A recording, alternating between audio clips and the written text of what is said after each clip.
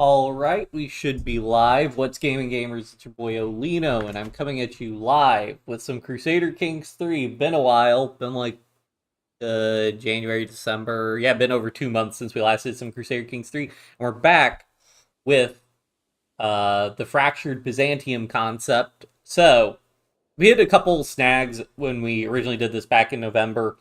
So redoing this, hopefully things will be a little bit smoother with what I want to do with this game. But essentially, what we do is the Byzantine Empire. So sort of at the start, the Byzantine Empire controls sort of all of this. And we have essentially gone through, we fight a war with the Oglobids initially, so we have to finish that war. But then we go through and we release all our vassals, and sort of narratively, so we have our custom character, our custom Olino character. Basically, in the history of the Byzantine Empire, you had this guy, Basileios. He murdered the previous emperor. So basically, sort of the headcanon for this alternate timeline is people were really upset about that, ousted him, installed, hello, Redbird. Ousted the emperor who murdered the previous emperor. They were technically co-emperors, but whatever. Installed one of their own, but we're basically a nobody, essentially.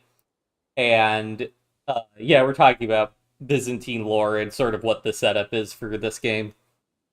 So, basically the idea is that all the nobles of the Byzantine Empire, all the landed gentry or whatever, they're not going to follow, like, a no-name emperor, essentially, so the empire's kind of sort of dissolved, but we still have Constantinople in the nominal title of emperor, as basically sort of an up-jumped commoner.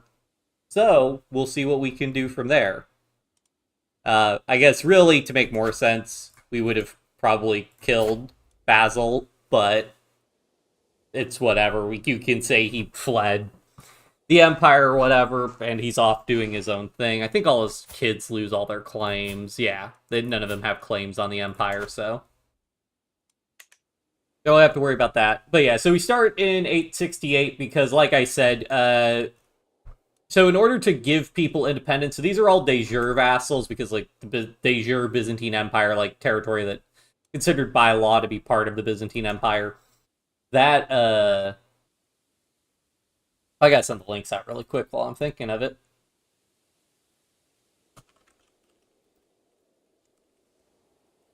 CK3. So yeah, I know people are bummed that we're not picking up the other one, but this is, I think I'll go through, there's a couple other stuff I want to go through, sort of, because we're in 868, we're technically a year and a half into the game, so a lot of stuff could be different. A lot of stuff happened in that 1 year, so why is Southern Italy a part of the Byzantine Empire? So, historically, the Byzantines actually controlled Southern Italy up until, like, 750, I believe. Like, up until, like, 750, I believe they even still controlled Rome. It's the period known as, like, the Byzantine papacy. Let me pull that up.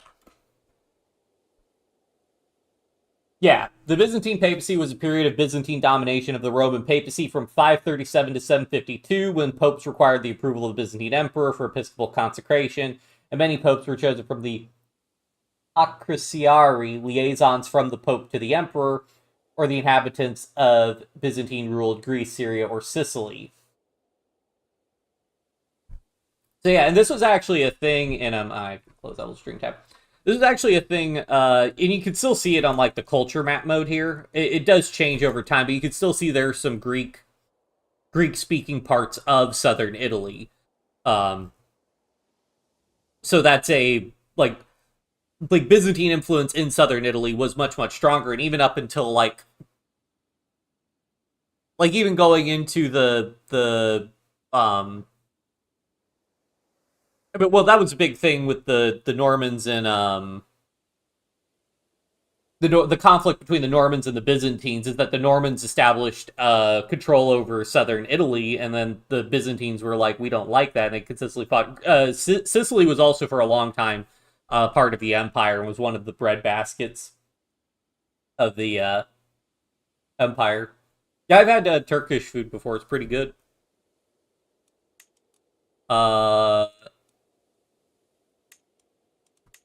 So yeah, so that's why I don't know. We're also in 867, so it's sort of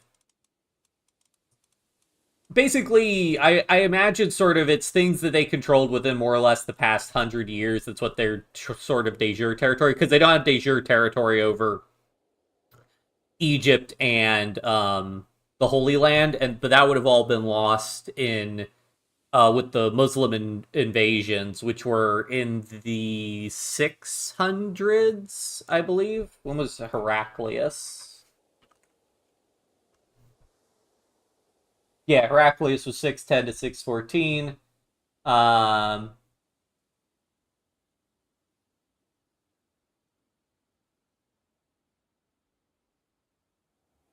yeah, so basically, like they've lost, Egypt and the Holy Land for 200 years, but like southern Italy and stuff's only been lost for like maybe 100 years or whatever. Same deal with like and Venice is kind of weird because Venice was nominally part of the Byzantine Empire, but it's one of those things.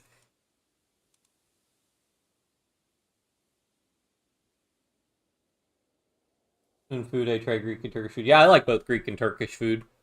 Um, it's one of those things where Crusader Kings 3, there's a limit to what they can portray with the sort of vassal relationships because a lot of people were, they were vassals.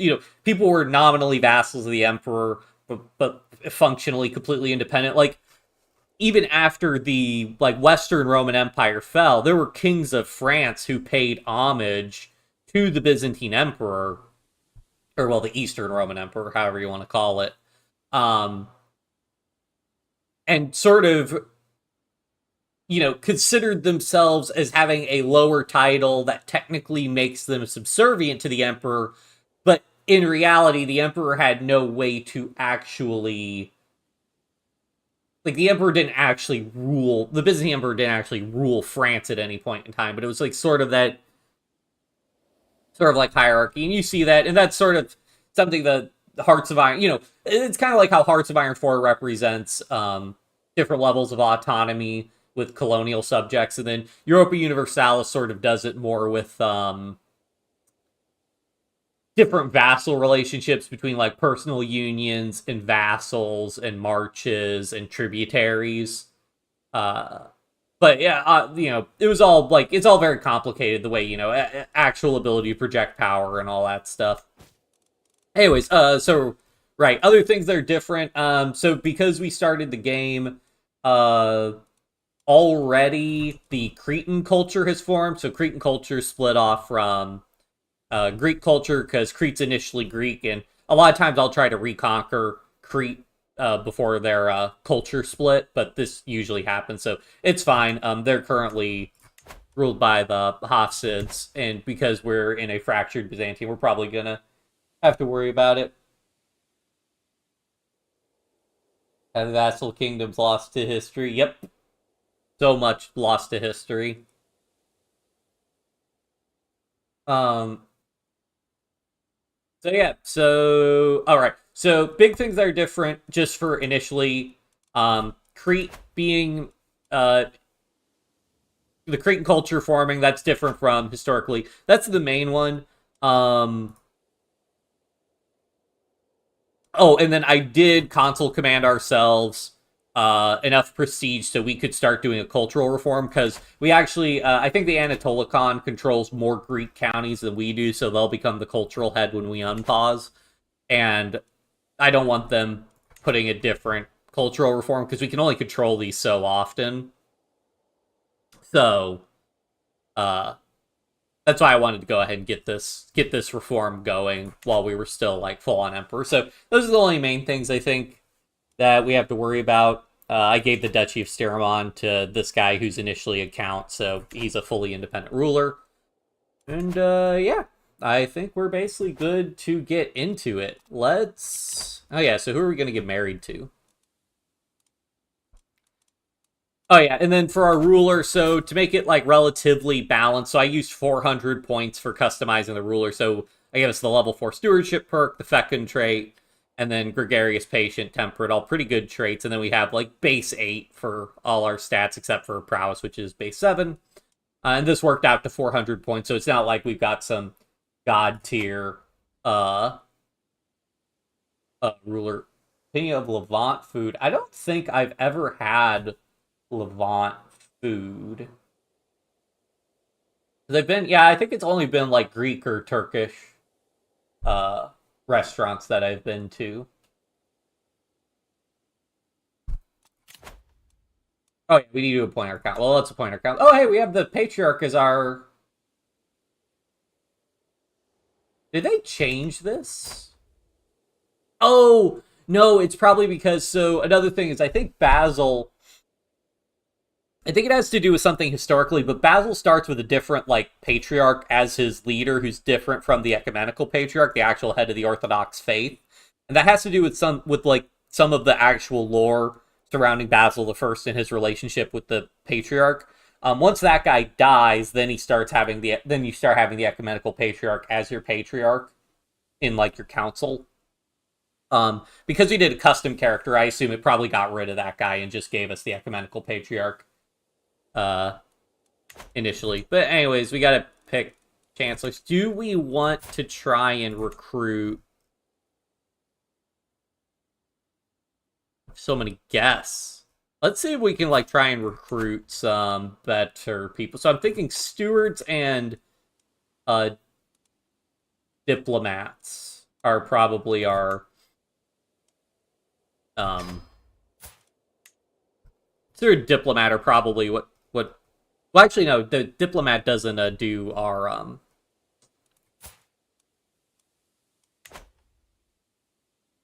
the diplomat doesn't justify war goals, so we actually don't care as much. We would like somebody with better martial, though. We don't have anybody with really good martial.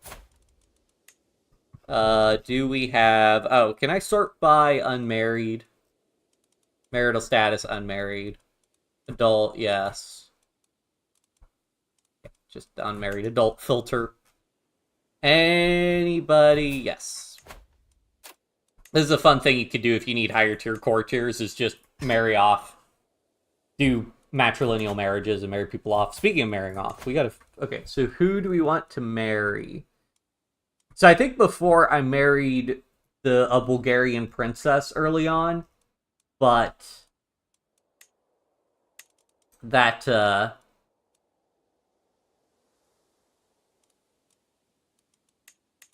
that we're so weak, I don't think the Bulgarians want to marry us, or they might have already gotten married off. Try to find somebody with good stats, because your spouse does buff you 32. We would like to have a lot of kids, ideally. Quick? That's not a bad, she's not a bad ruler. Have them give us high stewardship would be good, because then we make more money. 39.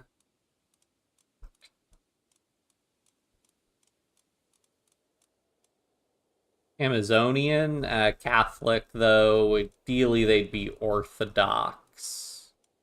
Ideally, they're not a sadist.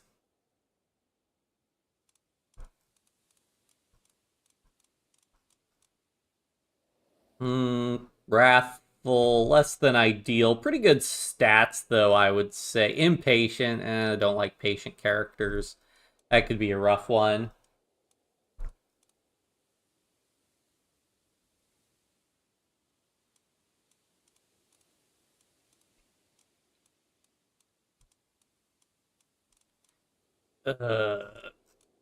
Pretty temperate. Chase, though, that's a problem, though. They're not going to have a lot of kids. Impatient, again, they just do not. I think with the block lady we saw is probably the winner. Forget what her stats were, but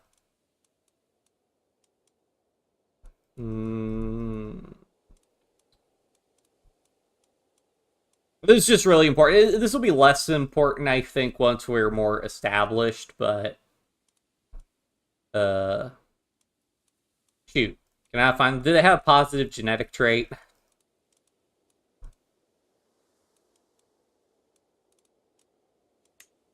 We're seeing them by stewardship.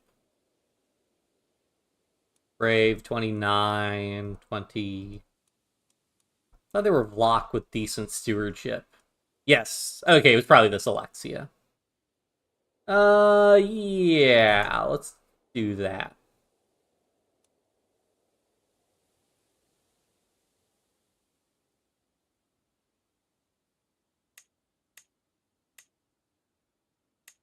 Okay, let's not worry about that. Let's just get married.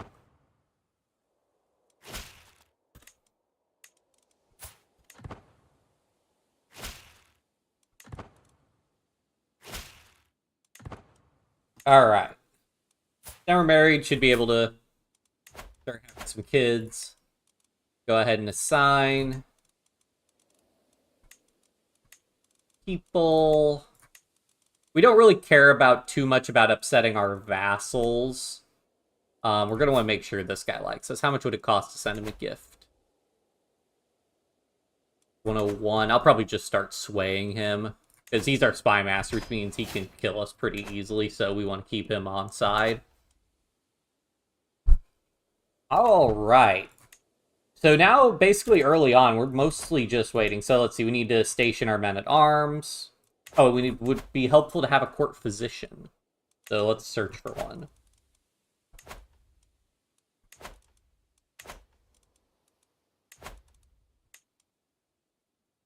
Change station holding.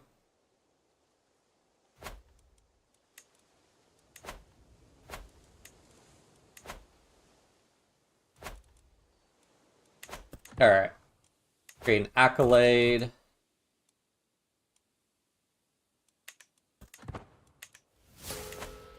Yep. So yeah, the Anatolikon guy, yep, took our place as cultural head. But, so basically he'll be able to change the innovation, but he can't, he won't be able to cancel our cultural reform in progress. So that's the main thing I wanted to avoid. Experience, aptitude is good. Sure.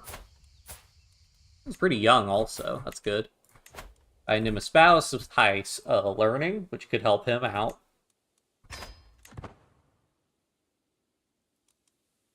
Also gets immediately drafted. Go on demand his conversion. I won't worry about it. Alright. Okay, we're still on the unmarried adults filter. I hate having all these guests, and I do not like how small this courtier window is. Yeah, you can go through, get all your courtiers married, and then they will start having kids, and then you just have a bigger supply of courtiers. But it can be difficult to manage this, so pros and cons of doing this. And then the guests, we can't control who our guests marry, because they're just like guests. They don't show up, and you're like, hey, get married to this person. They're like, you're not my boss.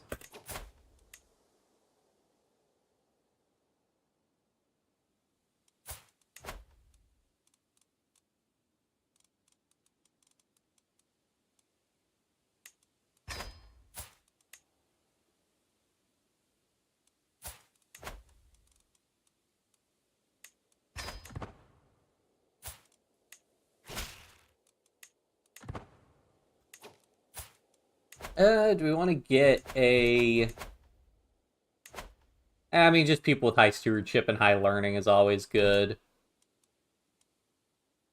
Oh, matrilineal marriage, because otherwise, if you don't do a matrilineal marriage, when you marry a woman to somebody, the woman will go to the man's court, but if you do a matrilineal marriage, the man will come to the woman's court.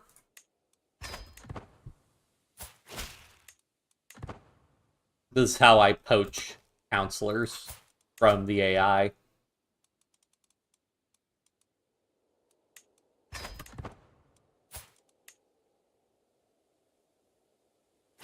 Alright, that dealt with marrying all of our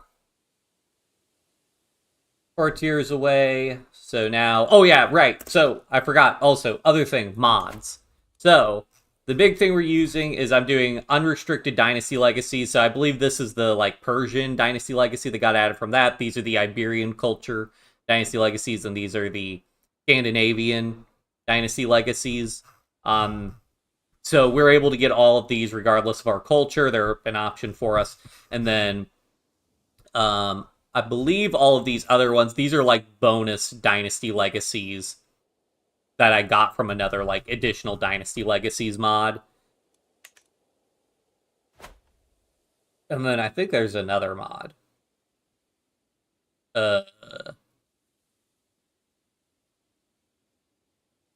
Unrestricted dynasty. Oh, scrollable dynasty. Like, so that just lets us scroll here and scroll here, I think.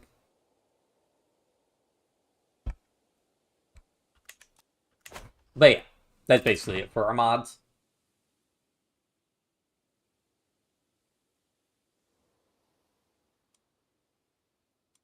Yeah, another thing is, so we gave everybody independence, so we've got a truce with them for 10 years, so we don't really have anything to get up to, and we're doing our stewardship, wealth-focused lifestyle, just make money, develop our holdings. We'll wait until we actually have, we'd at least want cutting cornerstones, but once we can get, like, cutting cornerstones, professional workforce, and then combine that with improved development, we'll be able to develop our holdings very, very quickly. And we probably want to also go ahead and buff our men-at-arms really quick. Give us a little bit more strength.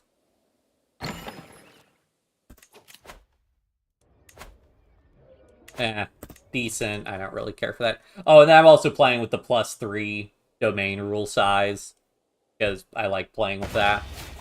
And we also have apocalyptic Scandinavian adventurers, so Russia and England might have a bad time.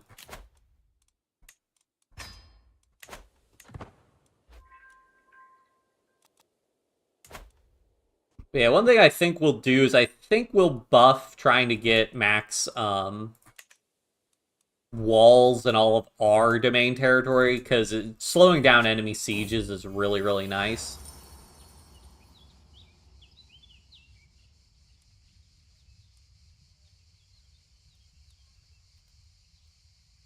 So, I think this has to do with the Byzantine Empire obscurity. I can basically just spend prestige and fame, and I can hold it together.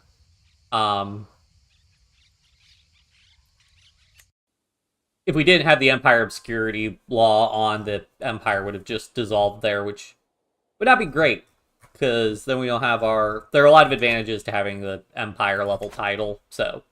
But we need to control 20%. I don't know, how much de jure territory does this thing actually consist of? That's a lot of kingdoms. 19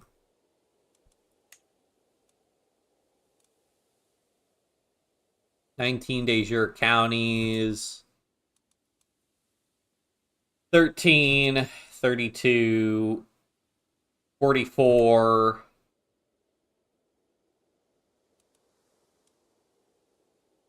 56, 71, 88, 95.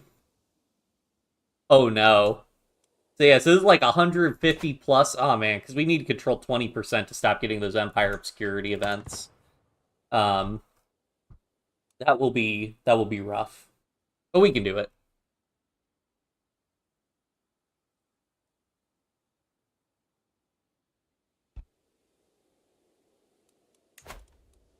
I mean, at the end of the day, getting those other negative events isn't too big a deal. I cannot wait to hold the babe in my arms. They better get born in the purple. We had some issues where our kids weren't getting born in the purple until like the third or fourth kid would randomly start getting born in the purple, and then that messes up our inheritance system. So that wasn't great.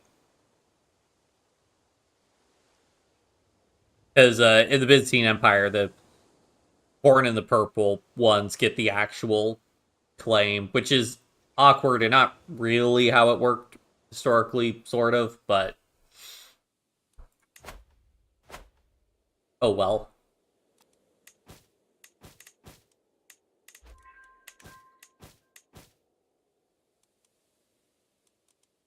Just our spy master likes this, and another nice thing is that, like, normally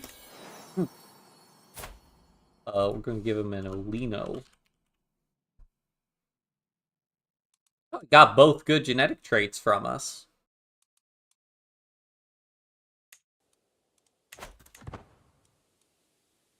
And he did get born in the purple. Awesome. Awesome, awesome.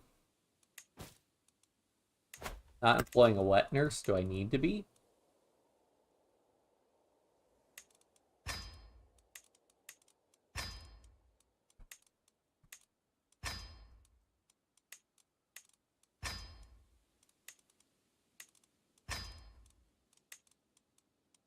Wait, might be dangerous having him. Might switch to swaying him then.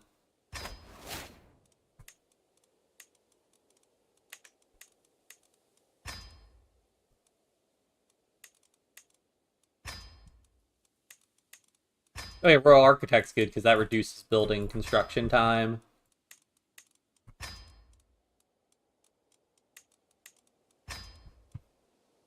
Cupbearer's bodyguards you want to be careful on because those guys can ruin your day if they're too upset with you. So gotta keep those guys with high opinion. They basically get a bonus if they're gonna take part in a hostile scheme against you.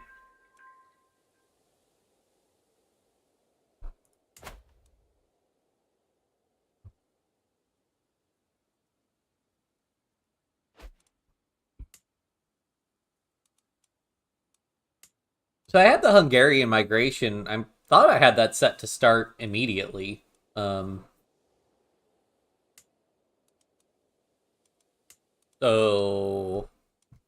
I guess we'll see what happens with that.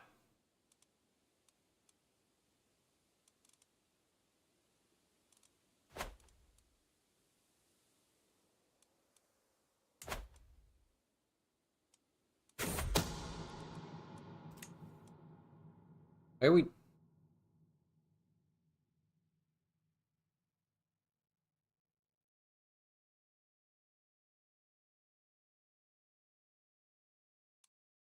assassinate the bearer of this letter? Yeah, I'm not...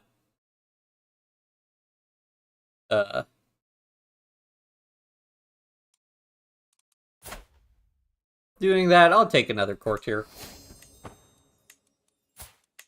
Who does that? Just be like, hey, kill the person, bury this letter. I'm like, what?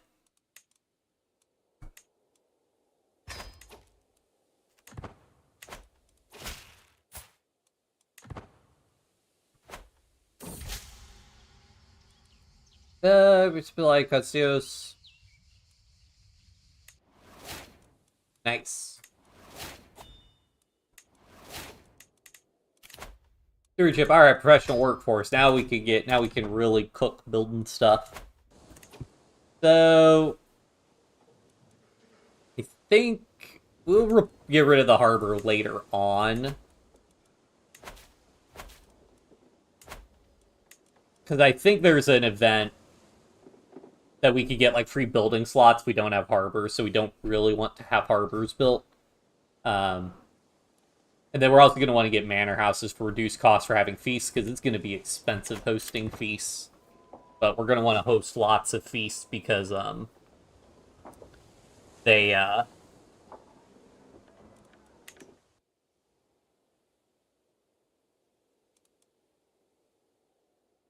generate us renown, which renown's like our most important resource for getting more dynasty legacies, which are basically just buffs for all of our characters going forward.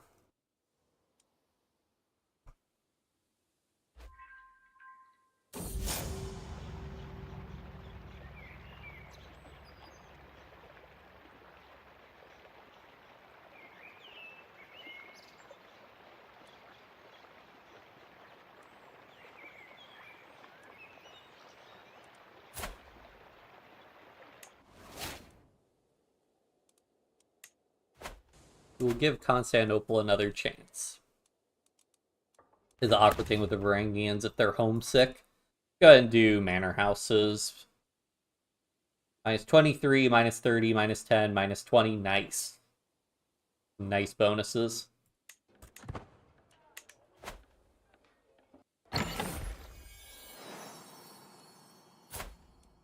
And then let's see, aside from Olino, I do like to give people names of historical emperors, preferably in the Greek form.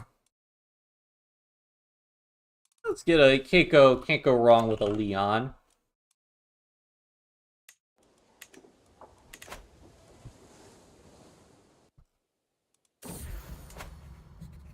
Hush now, Leon, don't cry. Oh no.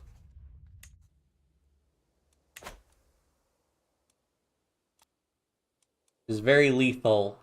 It's very dangerous being a baby in medieval times.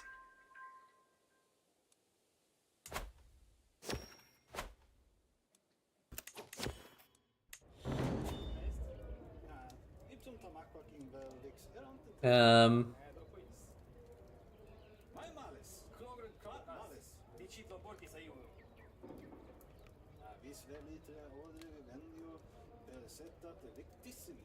oh yeah, let's get the hill fort, because I do want whatever the, whatever gives us more, walls. More fort level. Because getting your land sieged sucks.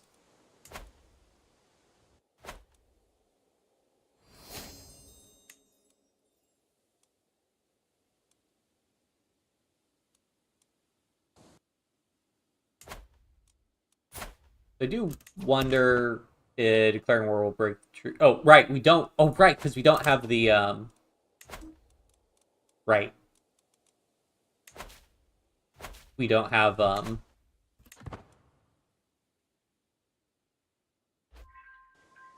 the de jure. There's an innovation. Casus Belli, yeah, this gives de jure county, de jure duchy. Which we don't have, so we'll just have to justify. We want to take this county in particular because it's got a gold mine. So we'll take that gold mine and then that'll generate us a lot of cash. There are a couple ones we can see, like, can we see... economy, yeah, it tells us. Yeah, there's also this mining settlement. So, like, these are, like, going to be the two counties we're going to want to prioritize the most early on, is grabbing those two mining settlements. And those will help us significantly. Is there a university here at the start of the... No, you could just build a university there. There's also this mining settlement you could get over here, but it's a different culture, and I think we want to try and focus on core Byzantine lands, both to get rid of the Empire Obscurity event, and also to get more control of Greek territory, so we get back to being the cultural head of the Greeks, so that then we can control cultural reforms and innovations and all that fun stuff. Looks like he's still doing mustering grounds, which is good. That'll make our men at arms strong. Can I? There we go. I don't really want that open. Did we get manor houses built? Yes, we did. Okay, let's go ahead and upgrade walls and towers. Walls and towers are also nice because they buff our heavy cavalry, and we're going to be basically just be using heavy cavalry.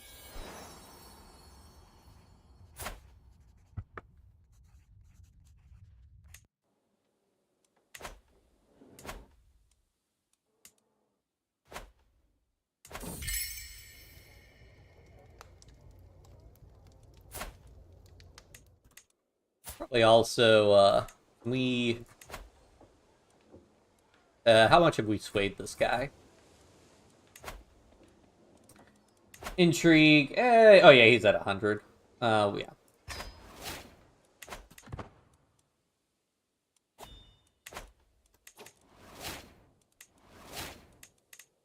Generally, it's easier to seduce somebody, and then you can romance them afterwards, and you get a bonus to that. Although you might be able to do the reverse also. Not 100% on that. We want to get Architect, because Architect gives us another, like, minus, yeah, 10%, or minus 15% construction time. We get to build stuff almost immediately.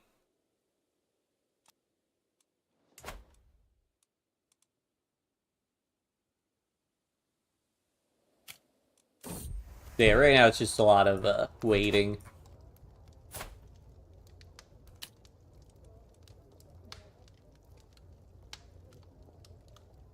Hmm.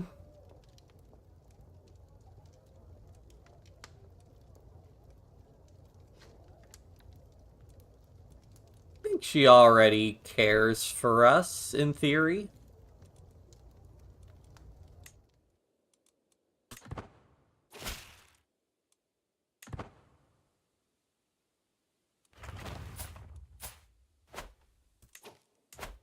Alright, then we want to upgrade manor houses. Does this reduce the cost for the feast further? No, it does not. But that's fine. It still generates us more money.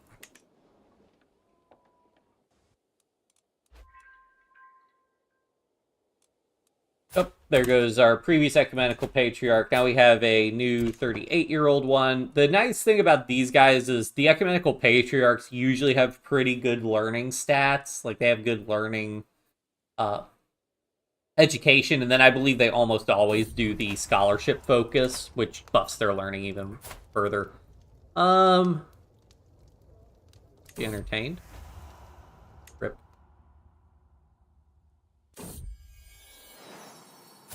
Another kid, another son, no less. What do we want? Yeah, I gotta have a Constantine.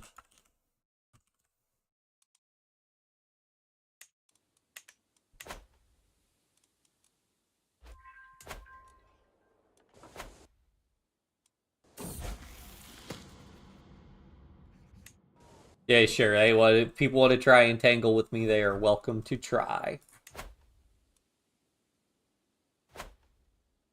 Probably actually want to save up some cash.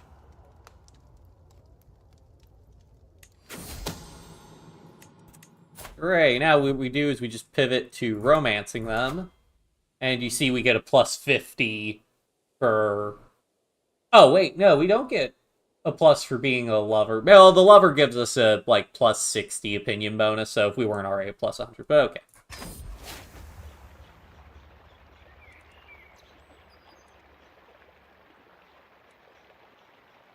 I have no idea.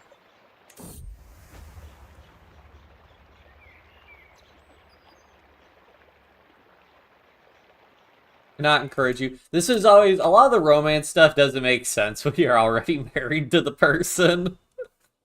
Alright. And of course, we're doing pillage because once we get to making a killing, we will have infinite amounts of gold. And the prestige and fame from battles is also good.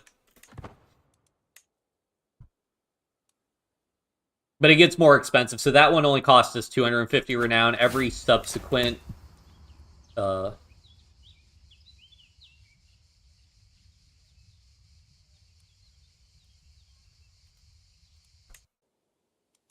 um the dynasty legacies get more expensive, so it increases. The cost is like plus 500 every single time. So the first one's 250, but then the next one's 750, and then the one after that's going to be 1250, and the one after that's going to be 1750, so on and so forth. So it'll get pretty expensive.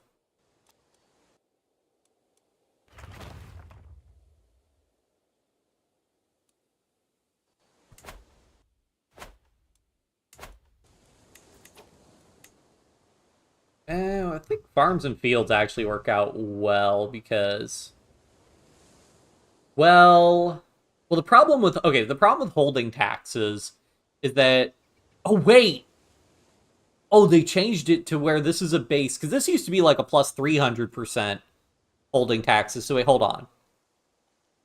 Maybe blacksmith is worth it because that would buff our men at arms, but then also the base tax amount is 1, 2, 3.5, 13.5. So plus 4% of 13.5 is going to be like 0.6. Oh yeah, this is really good now. Although I guess these ones would also get scaled by the percent modifier. But the extra men-at-arms toughness damage would be nice. And that scales up to plus 32% versus the farms and fields. Oh, but the farms and fields reduce the cost for holding feasts even further. Wait, do they? No, wait, I'm looking at the trade port line. Yeah. So we probably want this. Because the downside of getting renown from feasts is that it is expensive.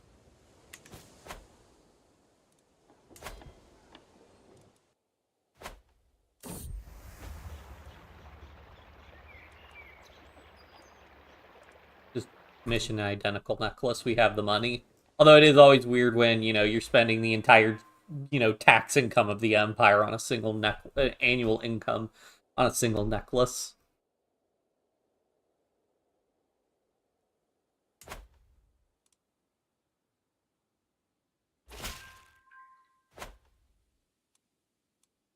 See it done. We cannot declare war until like 878, though.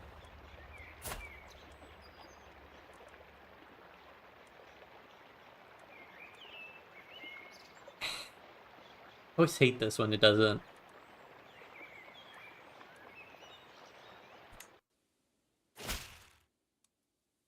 Okay, cool. Sounds really easy. It's like they have like the pious trait or the zealous trait. And you can be like, oh, your piety or something, or your faith. That's really easy. These other ones, not so much.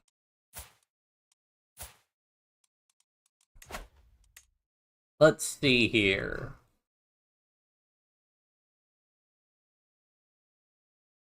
Dianos. Heracleonis.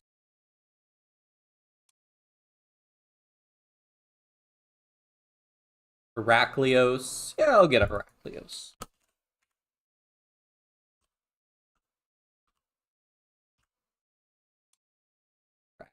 Heraclios.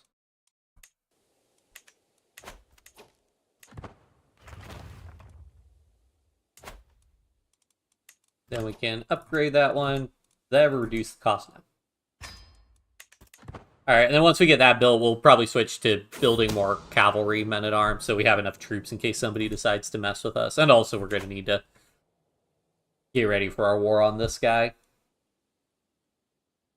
Oh yeah, what's our, what's our court setup to be? What's the... So yeah, we're an administrative court, which reduces building construction time. That is pretty nice. Warlike court. If we could get up to level 10, the size of men-at-arms regiments is really nice, but not really able to do that. How much are we spending right now? I think we could afford to crank everything up.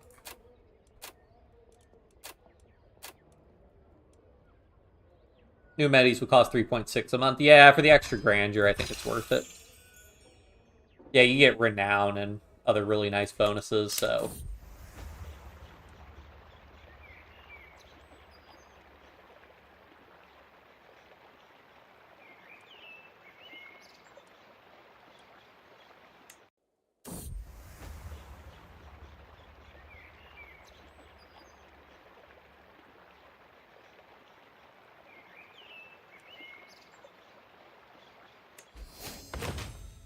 Hooray. I didn't rescue her from a wolf, I rescued her from a stag, I thought.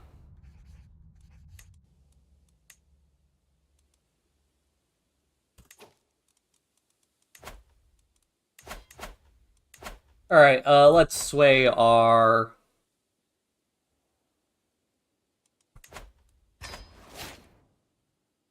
Wow, that is rough to do. But we'll try it.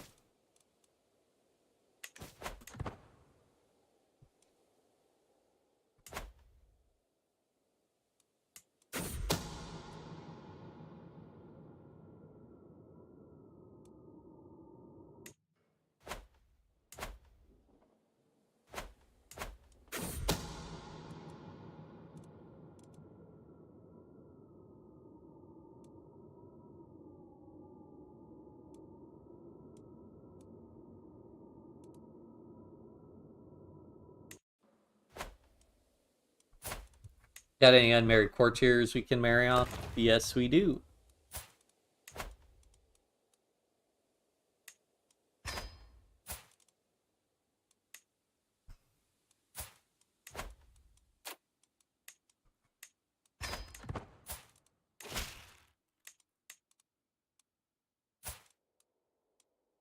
How do we end up with this monk in our court? Oh well. Belisarius.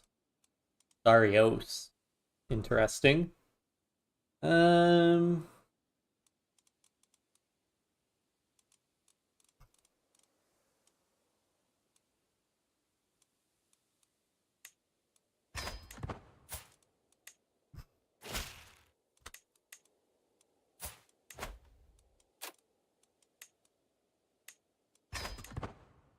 Oh yeah, what happened with the there's the one guy. Yeah. There's this guy, Prince Vladimir, who's like a heathen or whatever. Was he disinherited?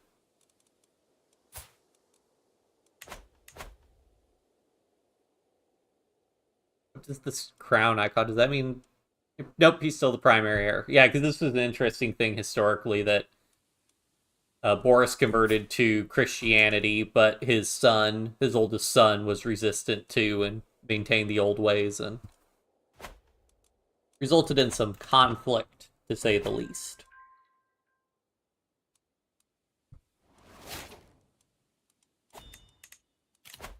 Another stewardship lifestyle perk. No real reason for me to push trying to get more money. I mean, avaricious would be good to get more holding taxes. But for these other ones. See, which will switch our steward back to collecting taxes.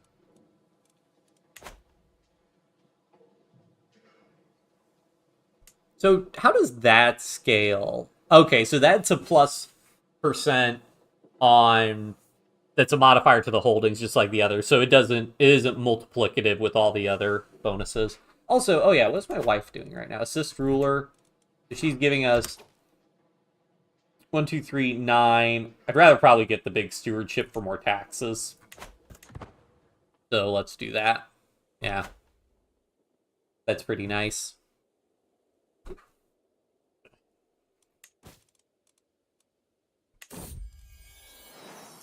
Altering the deal.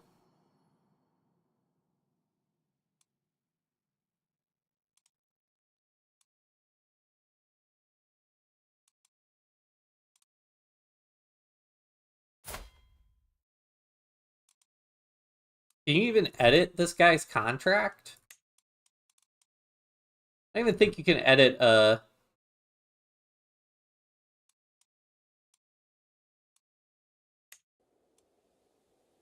baron's feudal laws. Like, they're too low of a title, I think.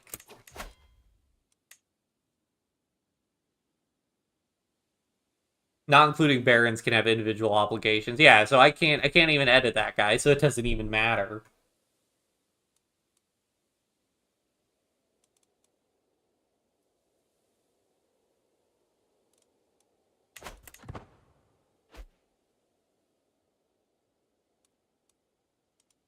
Oof, I take stress for being gregarious when I fail to sway people. Interesting. I want to switch off of that then. If I can't make any headway. I'm basically just fishing for events.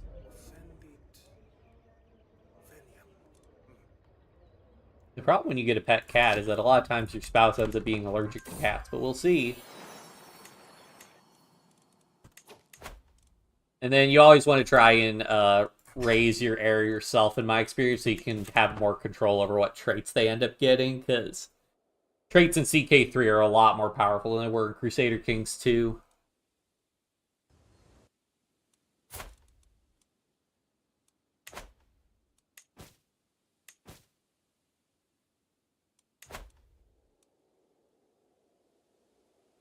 I have a truce for another 21 months. Then we can start doing. I guess I should go ahead and justify on this guy for his the county I want.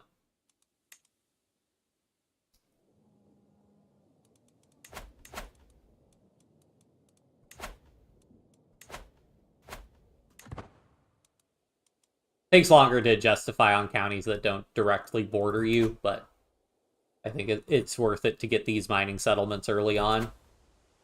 Oh, we'd have to build the. Well, that's fine. We can save up the cash. There we go. That's what we like to see. Yeah, Galvokine succession at all fractures.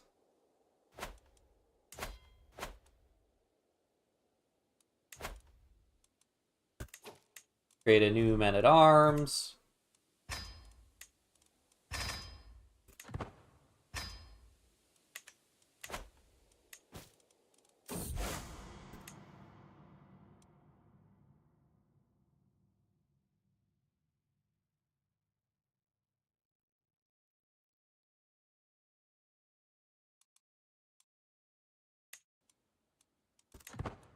Oh, okay.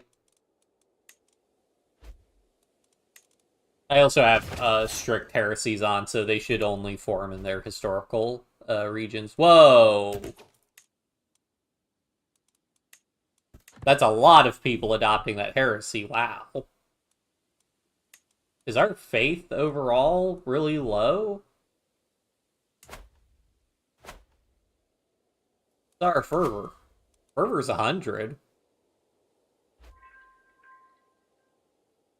Oh, well, probably because of all the heresy that just happened. So what's the fervor of their faith? Also 100. Ah, because it was just created.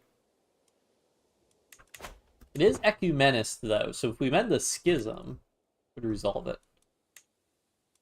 This is convenient for us because, well, no, because ecumenism I think means we can't do holy wars against them, so we're not. Yeah, we consider them astray.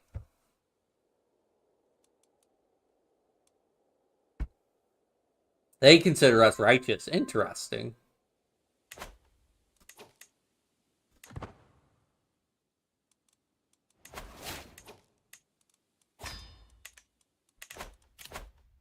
Keep going for that architect.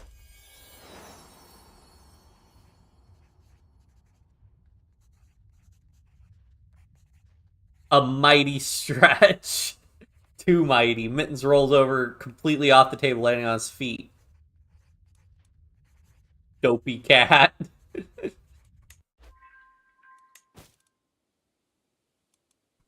And then we'll probably go ahead. This guy would be our like backup heir, so we'll go ahead and teach him also. The other kids, though, they'll have to get somebody else to teach him.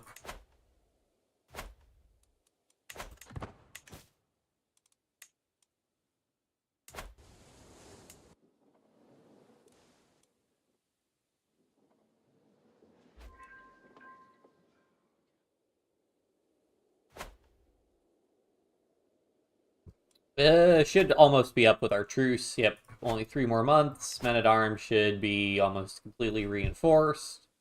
We'll want a little bit more cash because it is expensive raising the men-at-arms. We don't want to... And because in the spirit of the fractured Byzantium, we aren't going to vassalize people peacefully, even though we will have the option of doing so. But if we wanted to vassalize people peacefully, we wouldn't have fractured the entire empire in the first place. So...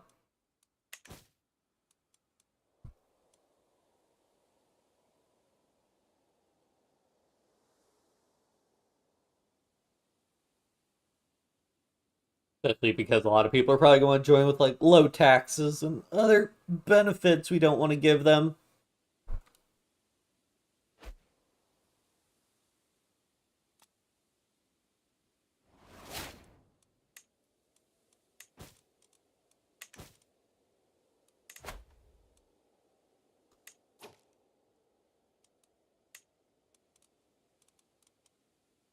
Interesting.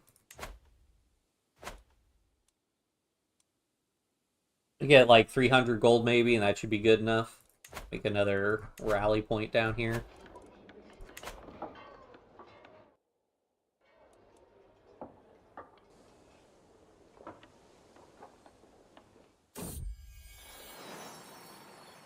Strat free, nice.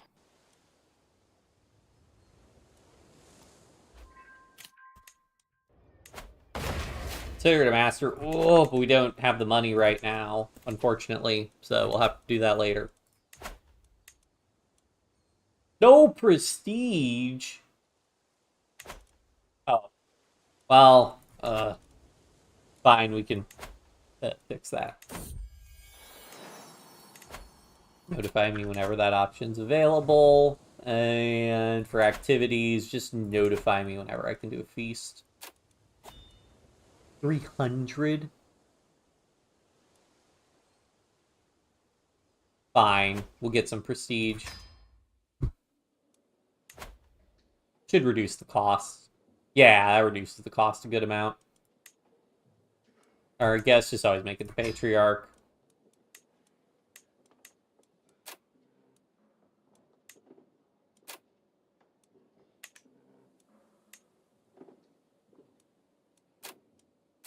Yeah, we'll do the moderate opinion gain. I care more about the prestige.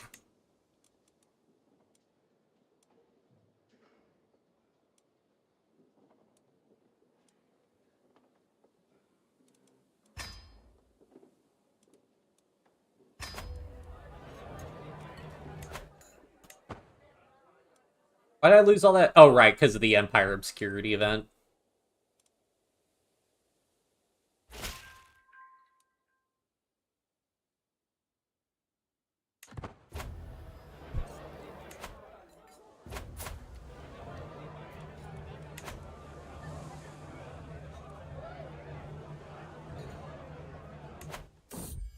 Yeah, basically everything that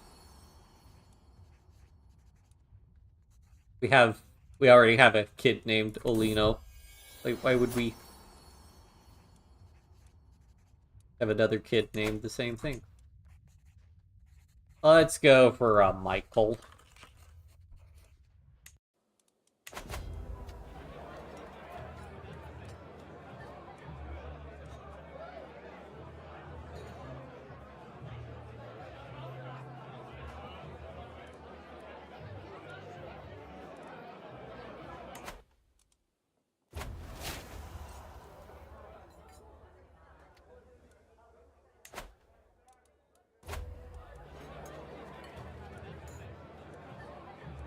I can afford to lose a little bit of opinion. I really need the prestige.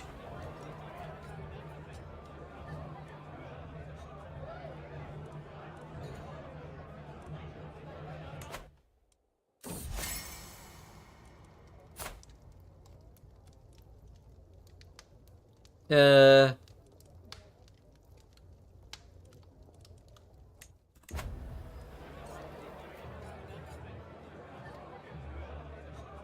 Yes! Nice. We could stop that sway scheme also. Oh boy, we can hold court also. Oh, but it costs prestige. Well, we might get some prestige, though.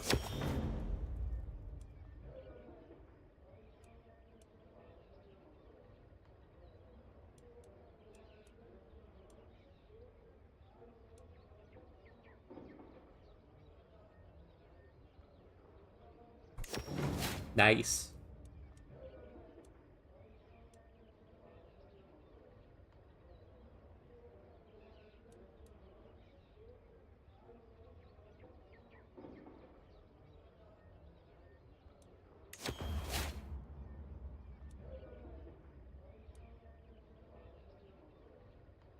Distracted tutor.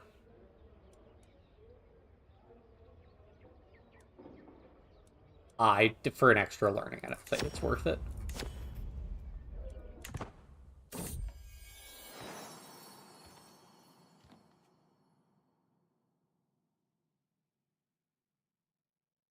Father, I lost a tooth.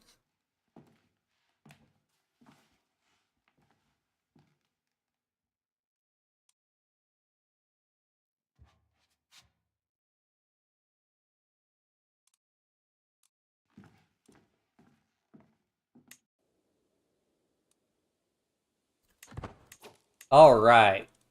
Again, we're not vassalizing neighbors, so now we should be able to fight a war. Hope I have enough gold for this.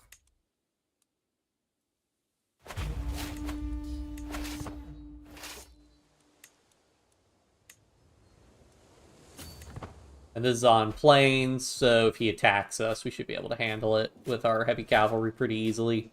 And because we got low troop counts, he won't amass his troops like he should. He'll just throw, he thinks like 1,700 to 800 I can win. But our troops are much, much better than his. Case in point. Oh, and we are actually still making cash even with our men at arms raised. Nice. That'll probably be more expensive when they have to reinforce, but we'll go ahead and ransom people along the way.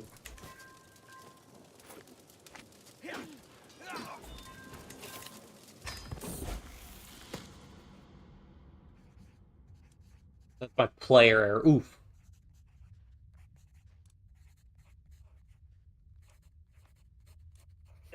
I don't really like generous because it's minus 10% monthly income, but those other traits kind of suck. Fickle can be good, but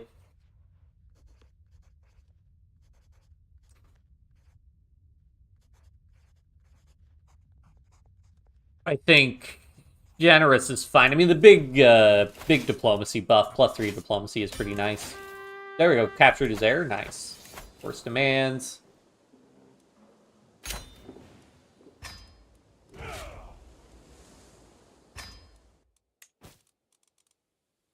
And then we need our marshal to go increase county control. Also, I should have him be doing train commanders. So yeah, now for this one, I probably want a blacksmith because this will buff the base tax coming from the mining settlement, which can go up to +9, which is pretty good.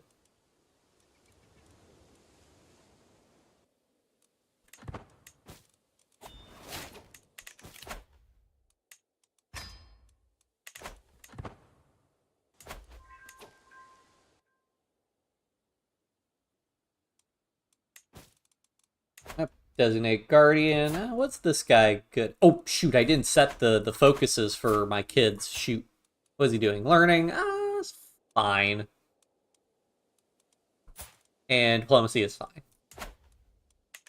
I think Pensive, I could have him do stewardship, but I think learning's good because we're going to want to tech up. Monies will be less important as we get later. It's really important early. It's less important later on.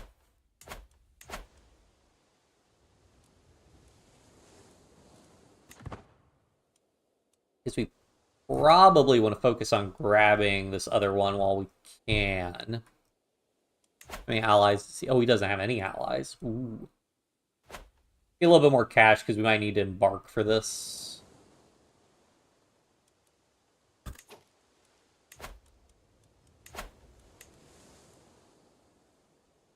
Yeah, we should be fine.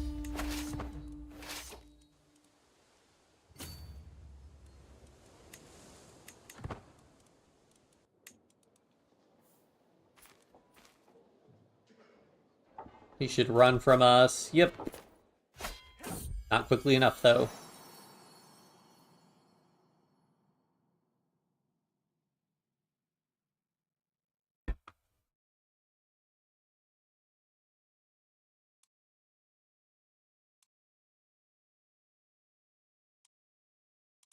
He's no trouble. He can say, yeah, sure.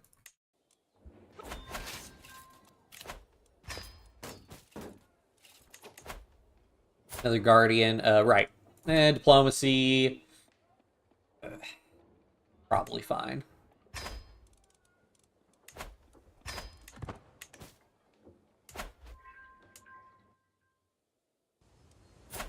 Like, we 100% want to ransom that guy because we're going to take his county from him, so... We,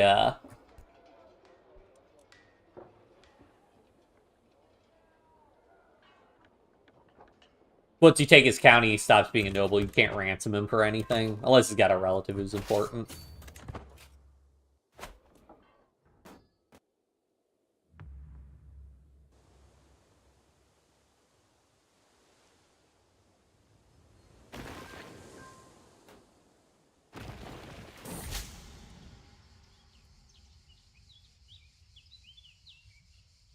Oh, nice.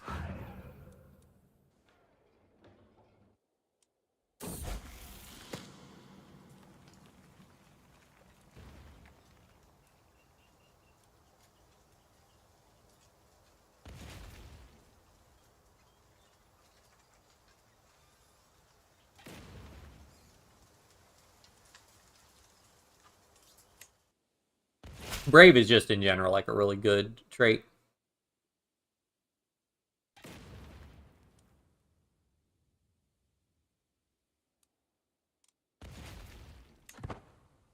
Yeah, we are not picking a fight with what? Bulgaria? Is that who you want me to fight? Because I don't want to fight Bulgaria.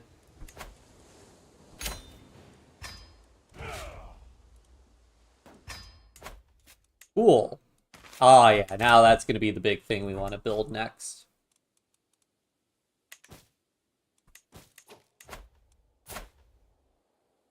Marshall, yeah, sure.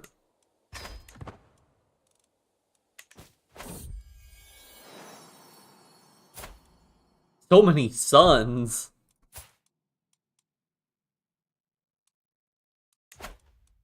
I'm taking a Tiberios.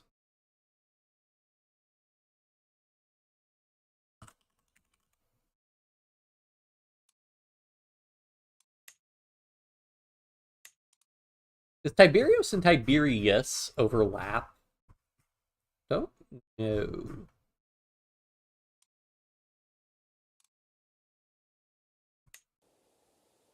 Yeah, we'll try it.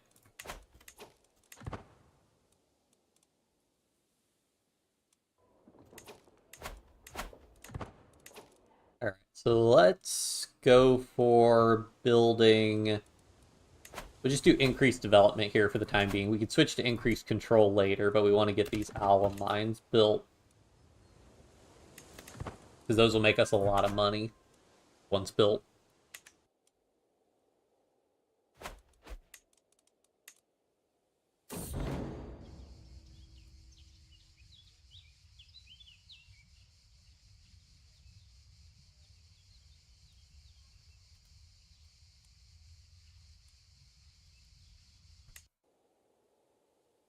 Grand Temple, yeah, I think this is for the... Maybe this is for, like, the Hellenic faith.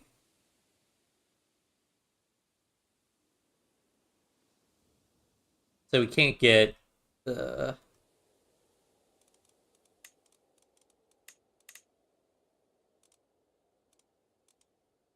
get the Hellenic faith, so...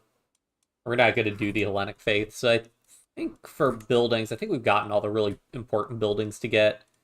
Antioch is still technically Greek, but it usually fractures into Antiochian. But we could get it and build a temple there, but then we'd have to go to war with the Abbasids, which I don't want to do. They'll probably just focus on trying to consolidate here for the time being.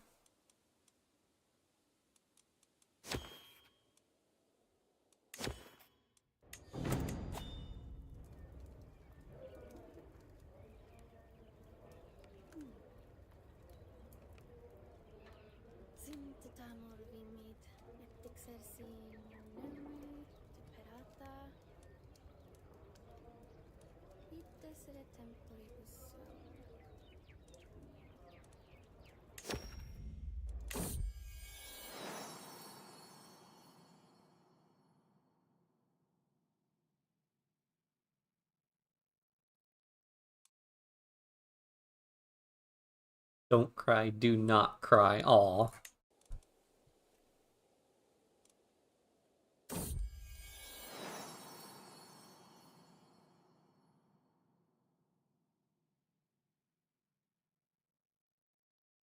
The meows.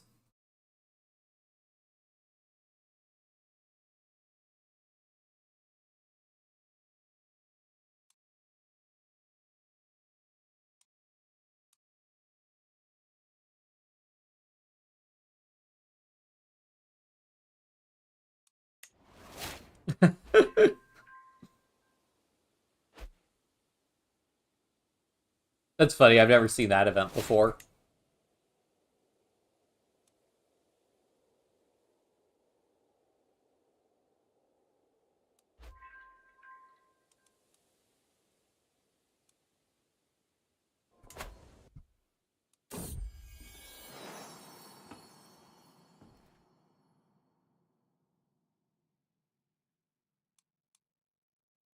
Is this at a gem?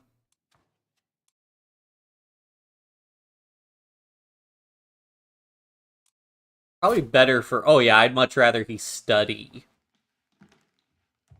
+2 learning, though. I'd much rather he further his education.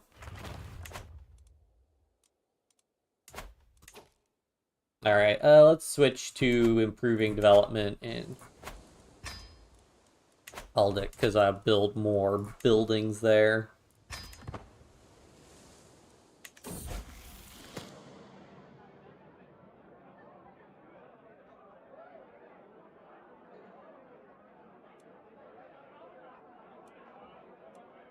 Shoot, there's my player error.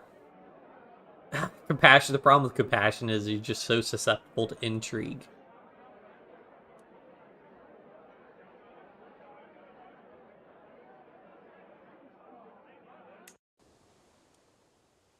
Oh well. At least it's a virtue.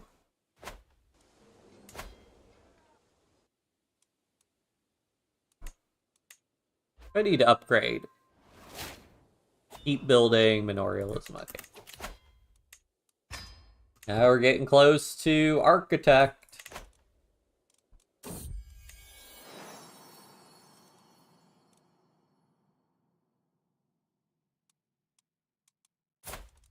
Another what? So many sons. What's the 7 sons at this point?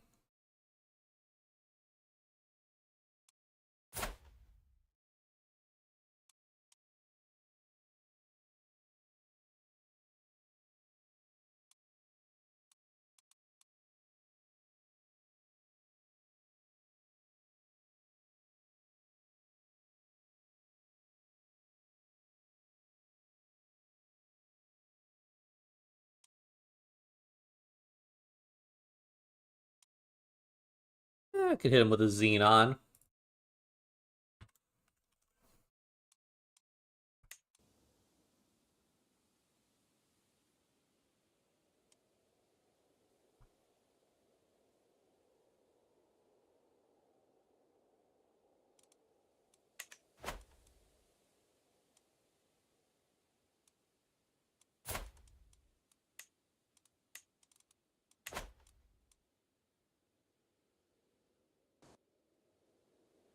Are we back to being cultural head yet? No.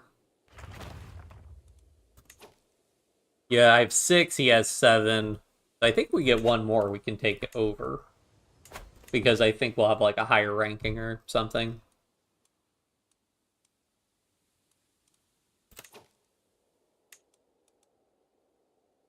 So the question is...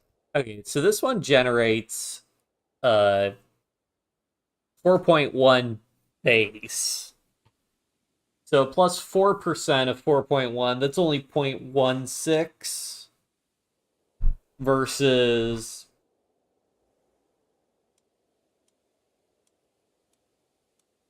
quarry would give 0.2, cattle pastures would give 0.2. This would also give heavy cavalry toughness, which would be nice. But being the blacksmith gives damage, so 1.3, 1.3. Pretty comparable.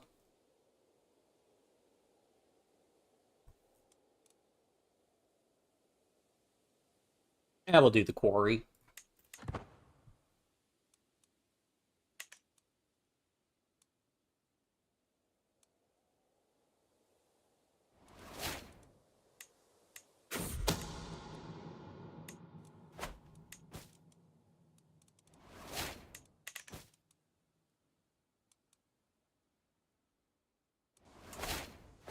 Oh boy, level splendor increase. And we got 4.8 renown. Nice.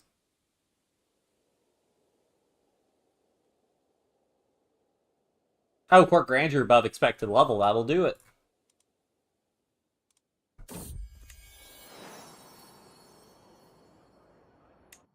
We found some coins for us. Nice.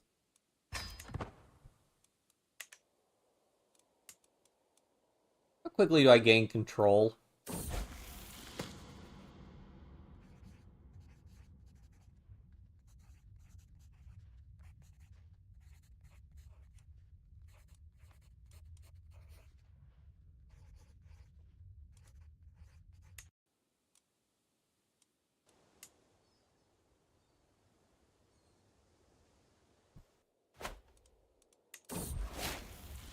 Oh, shoot. There we go. Reduce disease symptoms, nice. Do we still have that rat-free bonus? Yes. Hopefully we're doing okay. And then we will swap this one out because, again, I think there's a random chance that you just get a free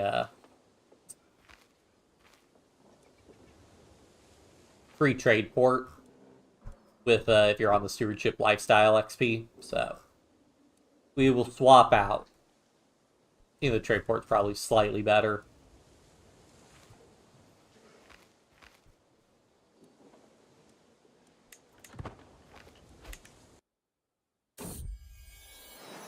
Another one. How many sons? We have 8 sons. What is going on?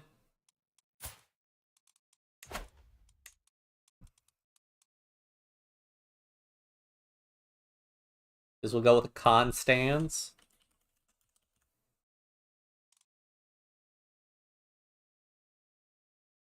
Or Constas.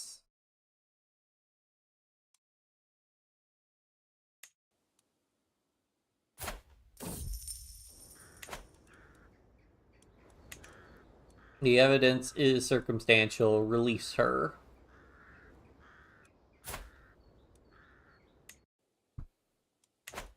Give me that lifestyle XP, please.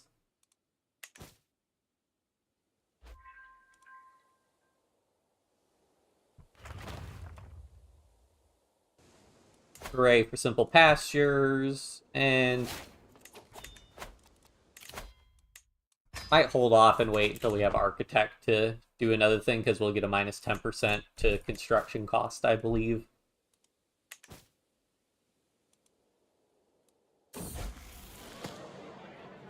Oh yeah, it never hurts to make friends. Wait. What happens if we give him greed? Because you can't be both generous and greedy. Would greedy override his generous trait?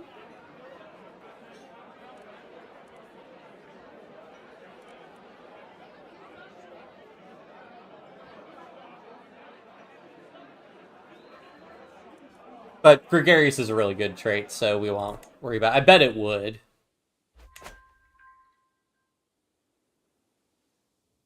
Alright, cool. He finished the task to increase county control there, so let's increase county control here, because we need to increase county control if we want to collect any taxes.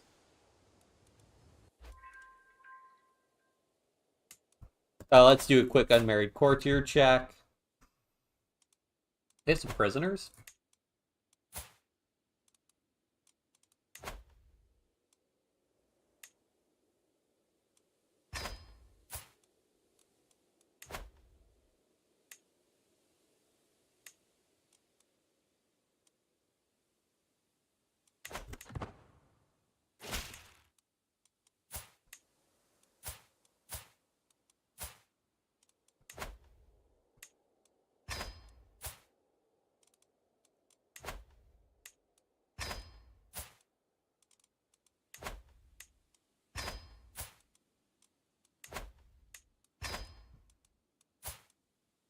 These are all regular Orthodox guys, so I may as well just have them join me.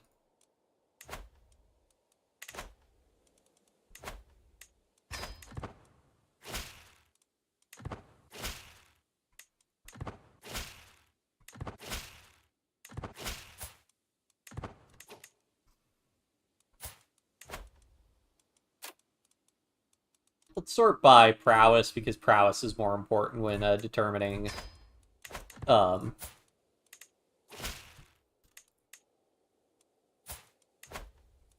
suitability for being a... I mean, it is what determines your suitability for being a knight.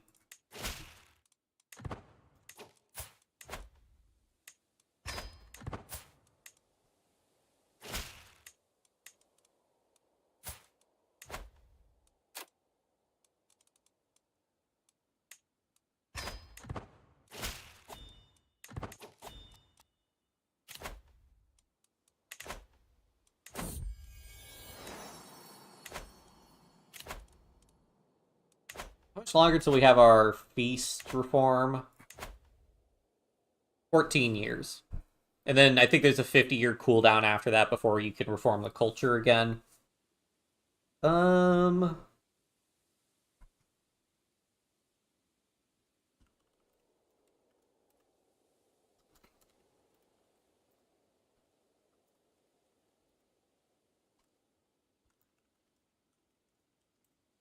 Gotta respond to something.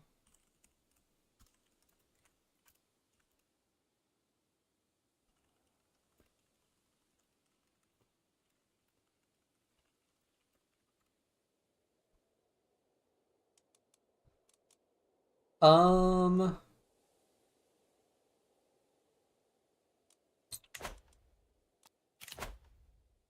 I want to go ahead and have another feast. I don't think I really need to right now.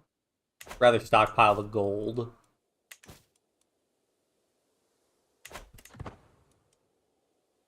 Guess I should be looking at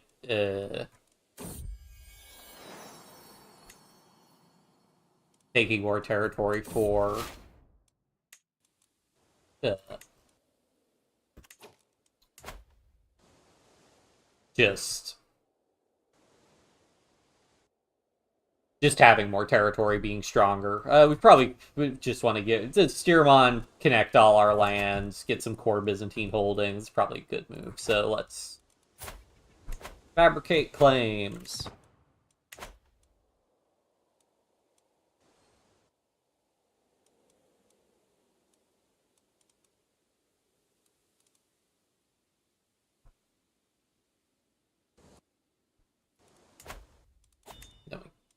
Do I want to wait? How much longer? We're pretty close to getting architects, so we'll just wait before building something else. Hold court.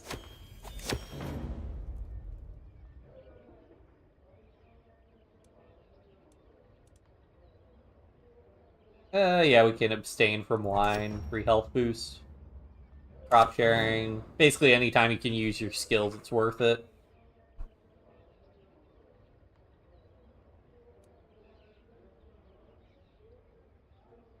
Monthly income plus 3%. Do the free artifact exhibit. I don't think I've ever had an artifact actually stolen from a scheme. I think I have lost artifacts from being sieged, though.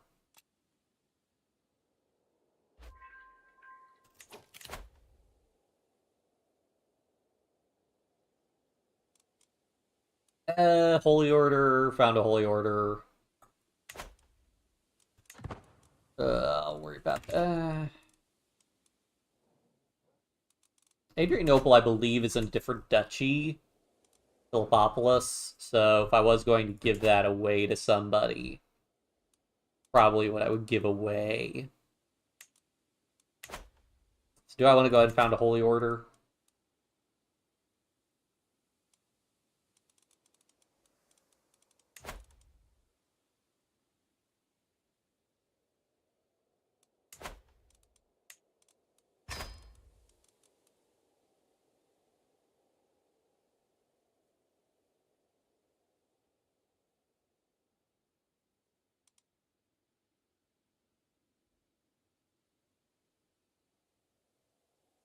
They will keep asking for holdings once they are founded, though.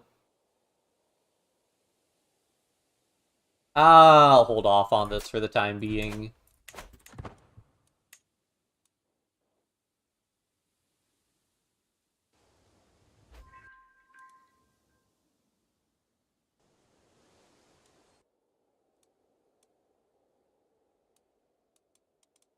What is the next legacy we'll get from this one? Always face the hold army loot capacity, max size. Okay, that doesn't really do anything for us. Gold from ransoms, more likely to imprison characters. That's really good, and then making a killing is the best. The prisoner one, though, that's actually really good, because if you imprison somebody, like you imprison the leader of the who you're at war with, that just ends it. Yeah, get gregarious. It's a really good trait. I think we can do a feast now, because I can do with losing some stress. Honorary guest. We'll do sure this guy, because he doesn't really like us. Buff the prestige gain. other one I don't really care about. Recreation, yep.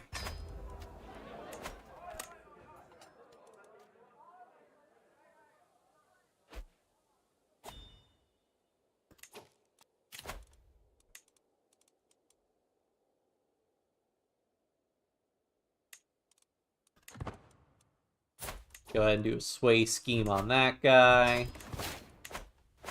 Because you always want your spy master to like you.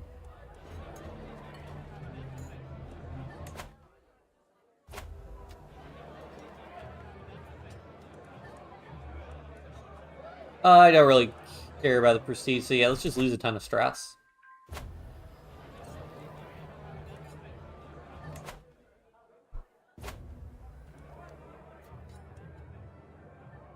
Ooh, I'd rather have the gold, honestly, than the prestige.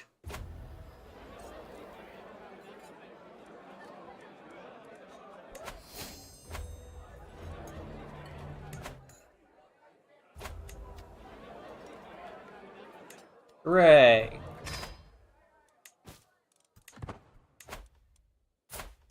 What does this guy want to do? Learning, sure.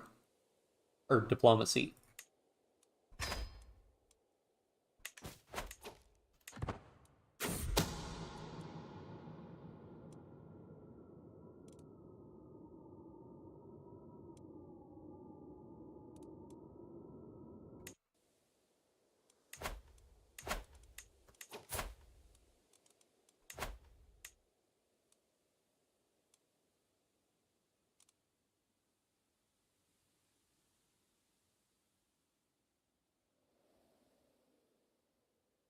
Hmm.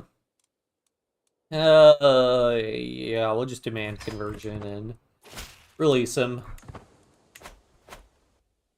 I'm so happy that in Crusader Kings 3 it's a cumulative task like this as opposed to a random chance.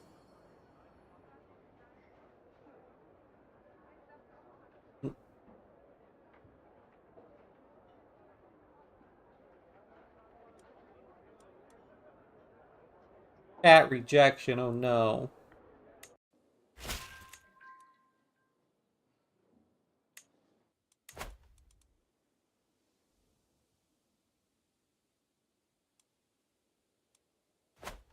Oh, well, let's hit bad time for him. What else? I mean, I'd probably just want to keep pushing into Suras. I mean, I guess it could fight uh try and get Philopolis. That would be a lot of counties. Is the problem. Because we're kind of trying to stay under the I guess what it'd be 1, 2, 3, 4 new count 1, 2, 3, 4 additional counties. So maybe I do want to do that for a holy war for the duchy.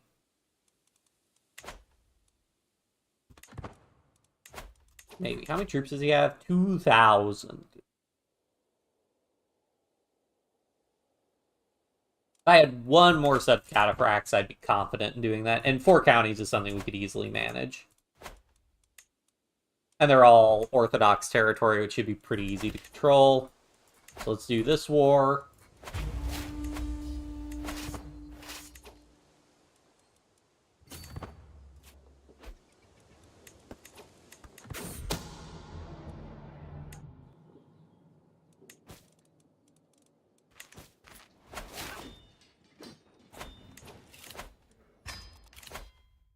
Hooray for Architect.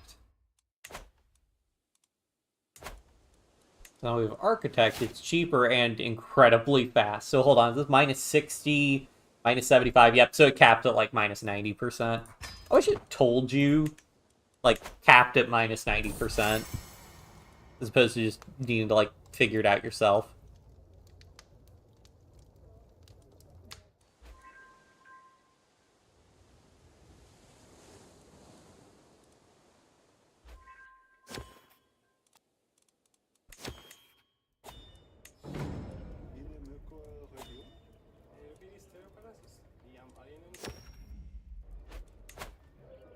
Book inspiration, sure. We have, like, no artifacts, so it's pretty worth it. Can I get... walk over there?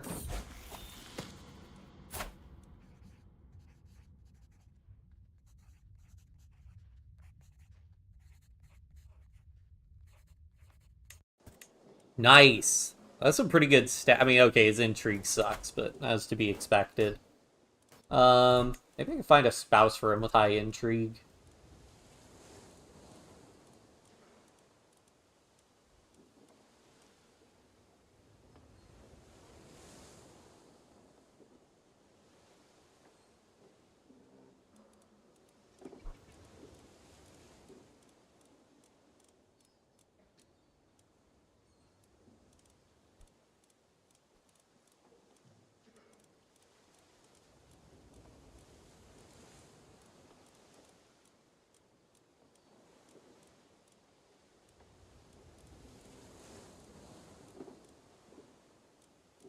Alright, we'll do some of all skills. It's much more important since he's our player. It's much more important to, like, have a pretty good, ooh, Bulgarian, brave, I mean, impatient. None of this conflicts.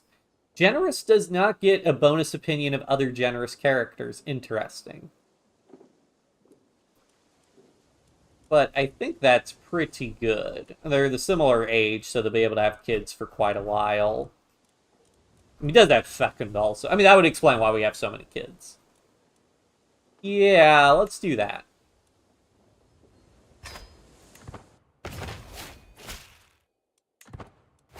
And, like, barons don't start wars typically, so... Wait, who did I get, an alliance with them?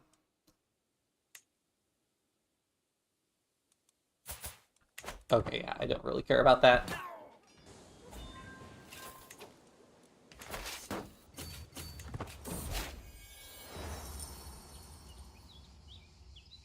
Buildings and taxation, law and administration. I think I'm interested in development. I'd rather have them get high quality. Fast.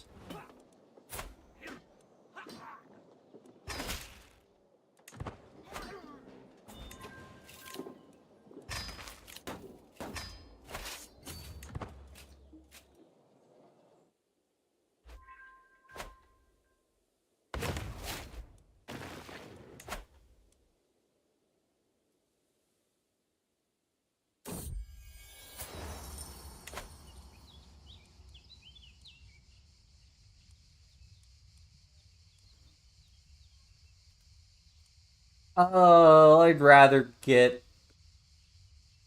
piety if we're gonna do a holy war. Now that really matters, I think. That guy gonna raid us? Cool if that guy raids us.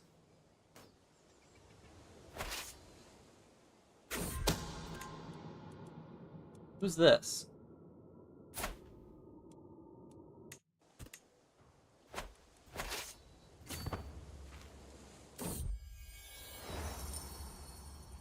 I have a few suggestions.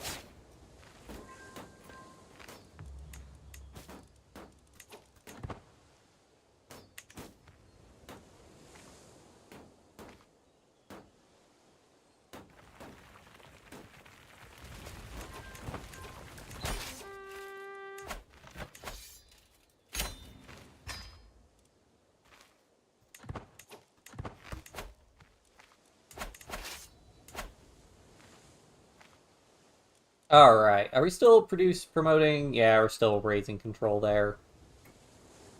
Oh well.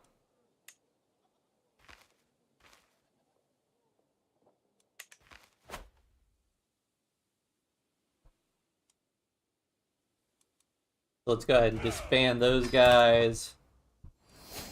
Yes, then we're the new cultural head. Nice.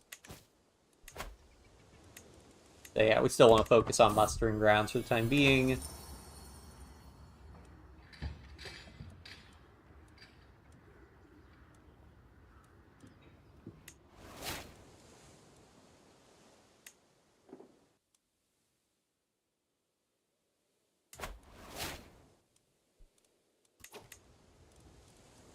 May as well move this guy over to here.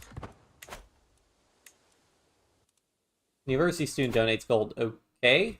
Do I have a university? Tiberius learning. Sure.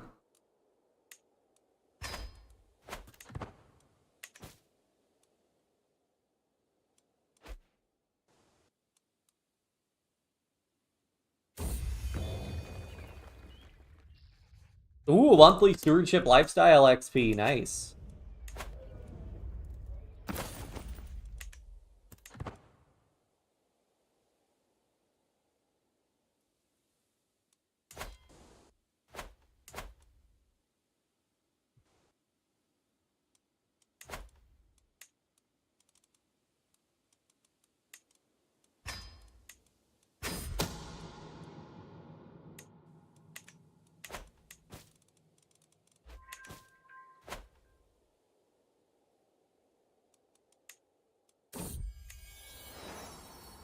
Oh, our first. Oh, wait, granddaughter. um. Sure. Greek name. Stefania, sure.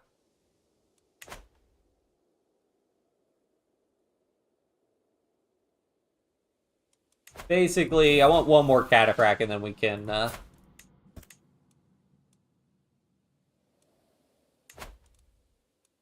um... marry him to a baroness.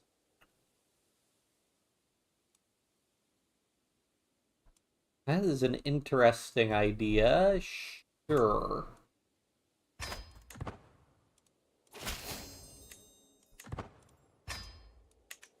Once I have like 1,000 cataphracts, his like 2,500 troops should be pretty easy to beat. I mean, it'll be a little tough if we fight him in mountains, but if we can like fight him in a plains province here, should be pretty easy. Yes, and another dynasty legacy.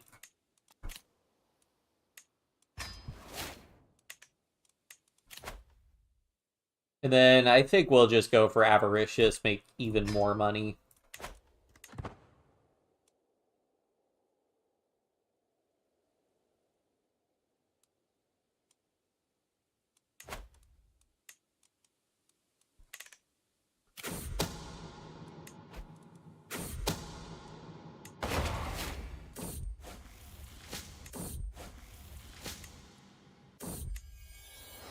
Uh-oh.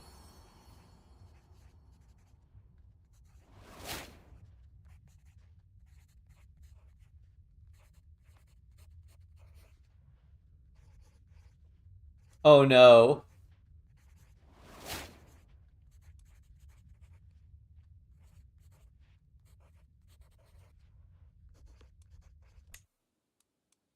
Did I succeed? No.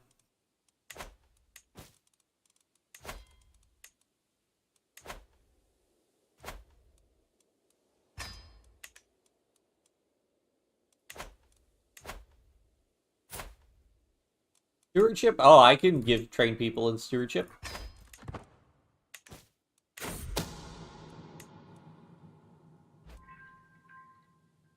Failed wound treatment. Uh-oh.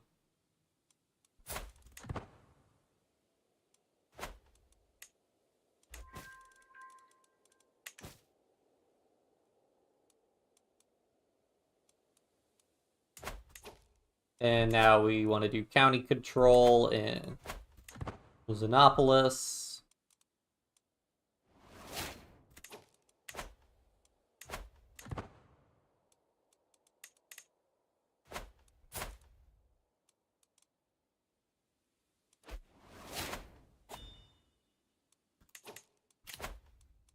There goes, why is my spy master always in such danger?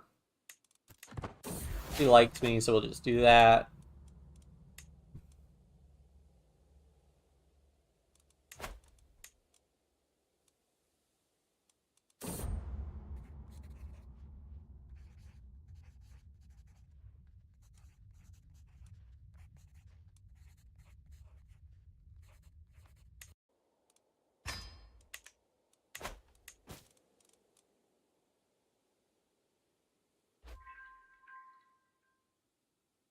Well, if we could save up enough money, because apparently it costs like 3 months' income. Oh, did he...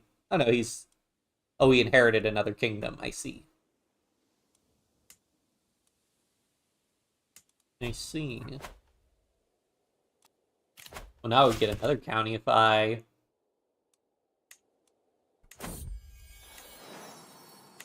were to declare war. What happened to his, brother? Died under mysterious circumstances. Interesting.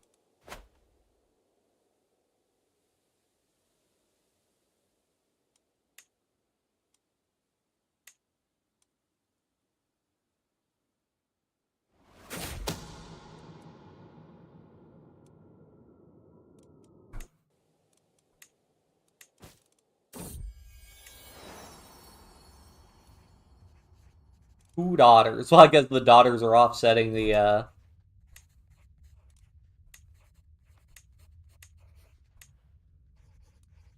sons.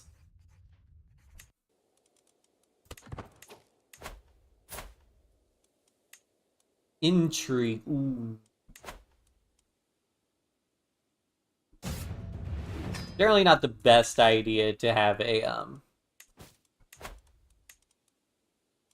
son with, a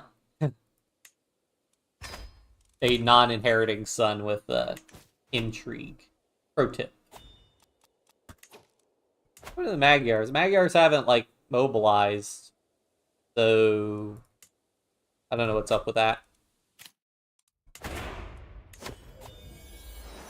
Pretty sure I haven't set to historic.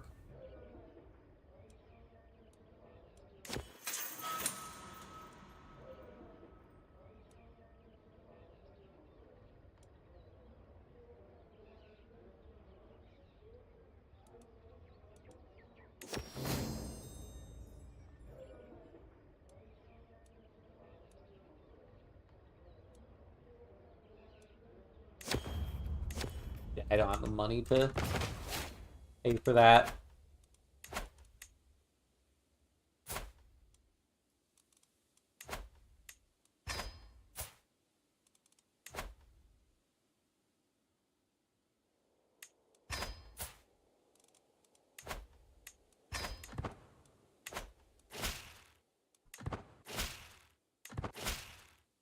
I get why it says farewell when I recruit them, but whatever.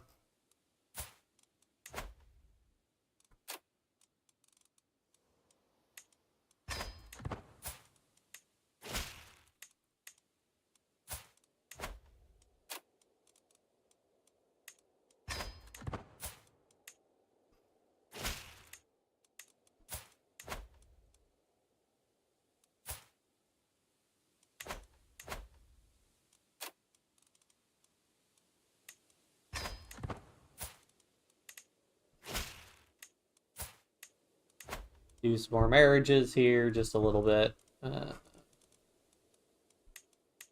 Good learning.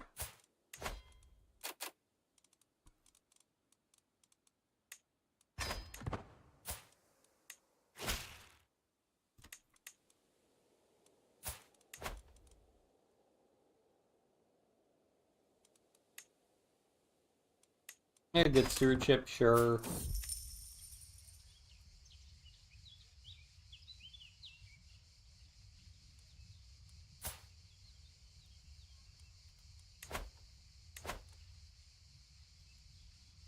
Roll level change by -20. Child, yeah, I think it's worth it.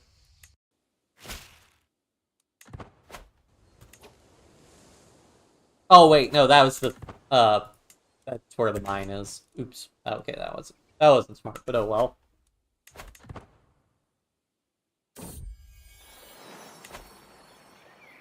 I am not paying an entire year of taxes from the Byzantine Empire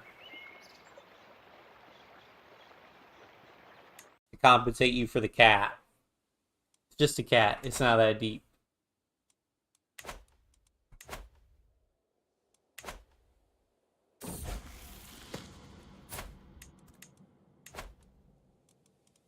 Get him married.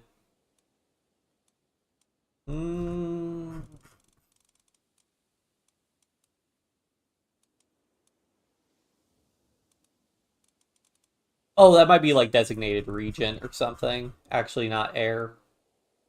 Some of us get really high martial. Wow.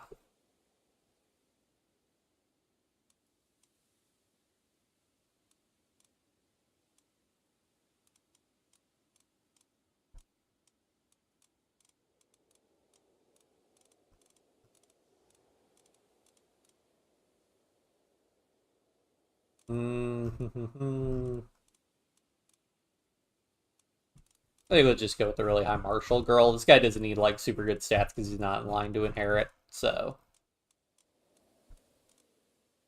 or wait, no, I did want a good genetic trait though, if I can.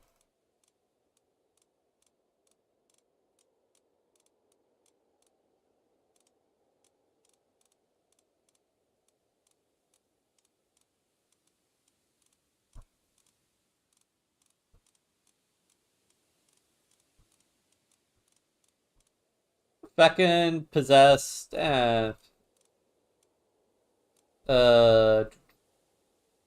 comely, sure.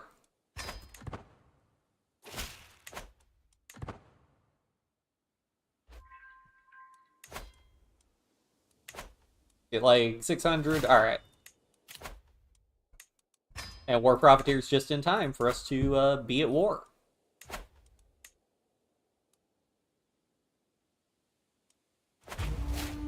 Do it.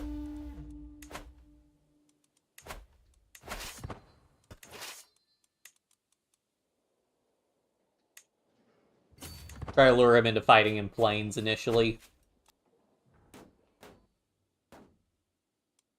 Yeah. Oh, the power of cataphracts.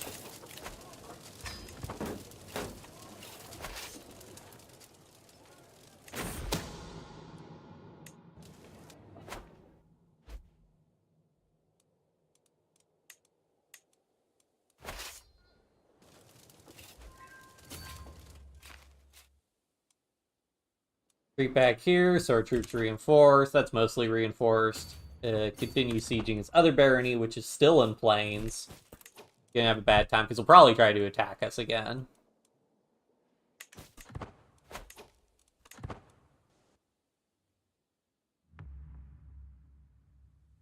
Yep. Or no, he's gonna do a siege. Nope, he's going for it again. And we got we stack wiped him. So took all his troops as casualties. Yep. Now I bet that people are going to start rebelling against him, maybe? Or no, he's just being raided.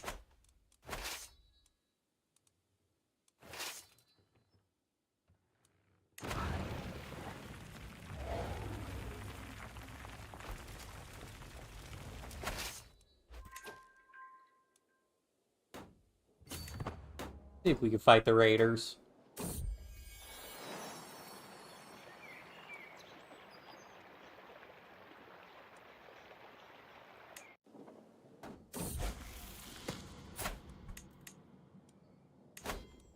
Got pretty good skills also.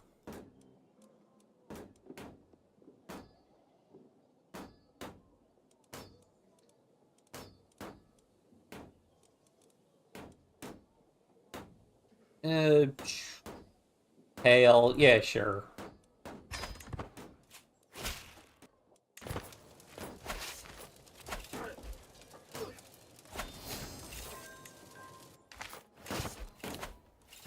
Yeah, because fighting battles when you're like attacking somebody, you only get fame from the battles. But if you fight like just hostile armies, you actually get prestige and sometimes piety for them, which is very nice.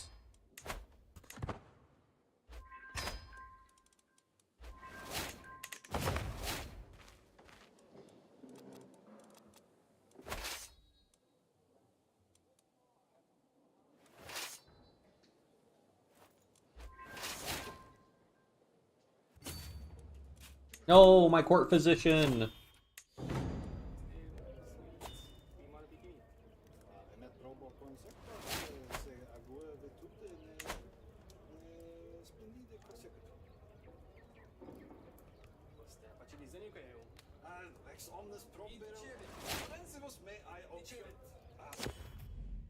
Actually, that's a good point. I didn't look at.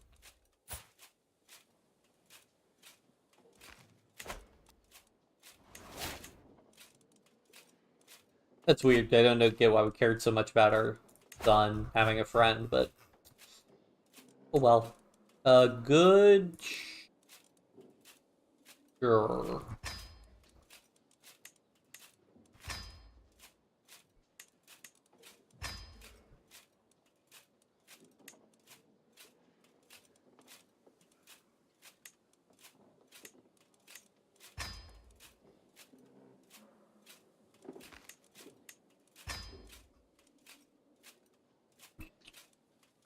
Alright, there we go. That fills up a bunch of our positions.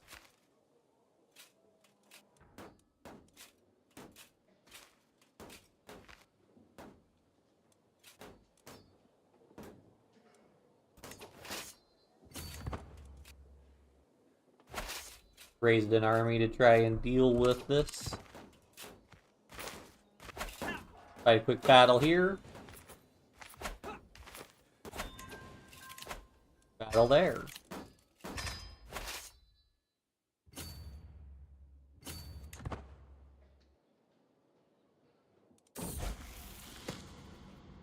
Sure, I can keep the Zealous Trade. Zealous Trade's pretty good.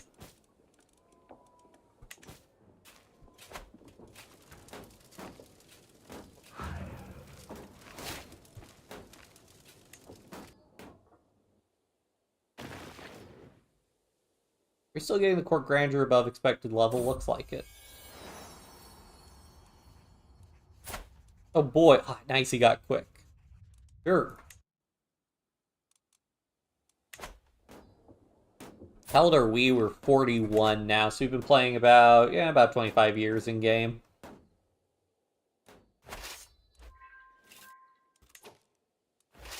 So close to this being over. Like, I don't know, do we have a ticking war score?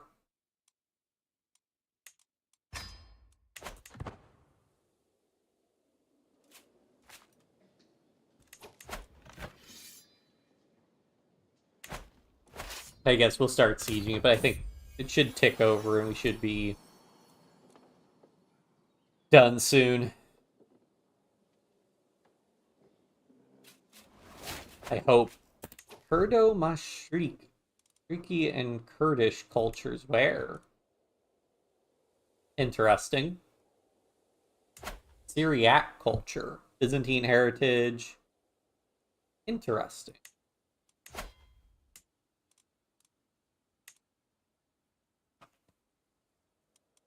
Didn't notice that culture before. I guess I haven't looked at the culture. Oh, that's probably part of maybe the Persian rework they added that culture.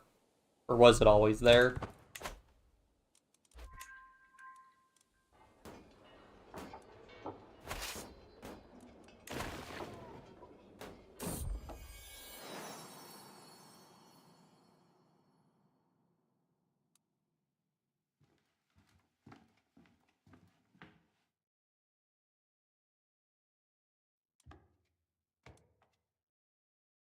He is a prince of fashion. Oh, you gotta give him a nickname.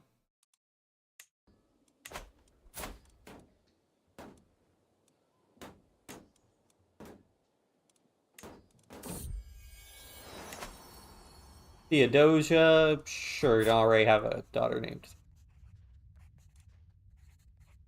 Oh, wait, it's different. It's Constantine.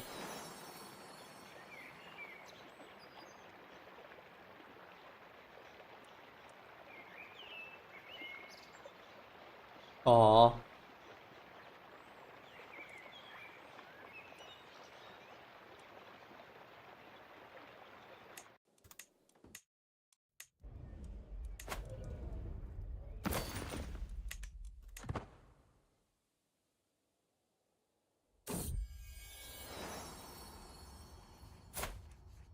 Okay, all these daughters balancing out having like eight sons in a row.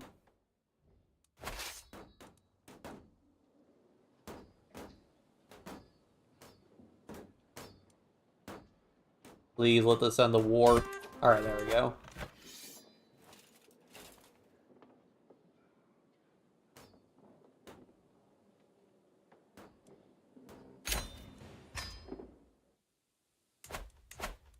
Oh. Right. Yeah, an Orthodox vassal. Not really what I wanted to do to get a vassal, but whatever.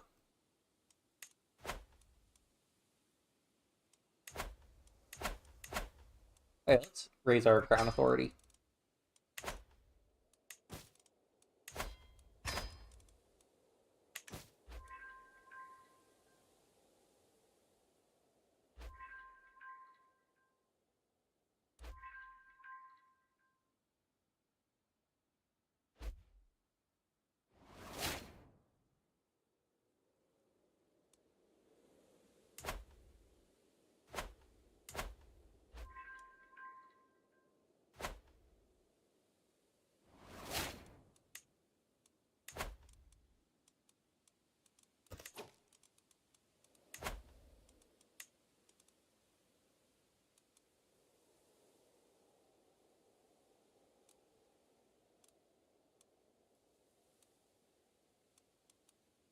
Yeah, let's try to revoke his title.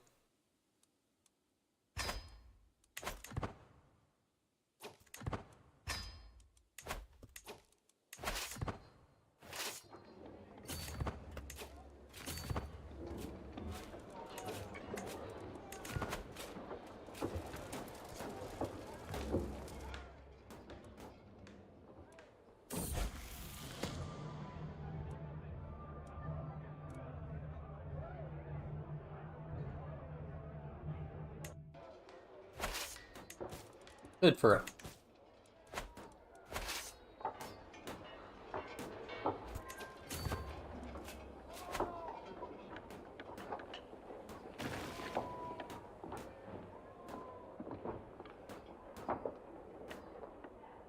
Yeah, if we could revoke that title, because I would like to control. I was hoping to control the duchy directly. It is unfortunate that it is not what ended up happening, but that's on me for not paying attention, not remembering that Holy Wars, you vassalize members of your faith, and it was that guy who inherited. That's the only reason they were used Tengri, so stood to reason that he had Orthodox vassals.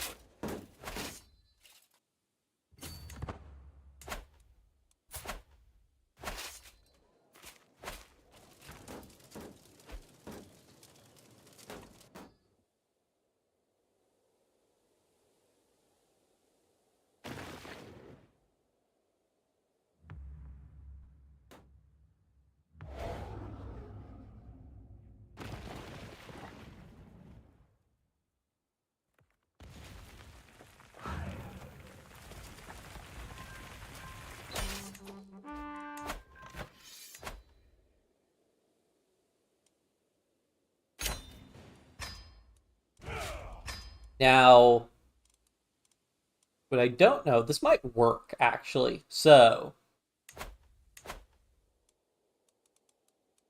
in theory, what I can do is prisoners.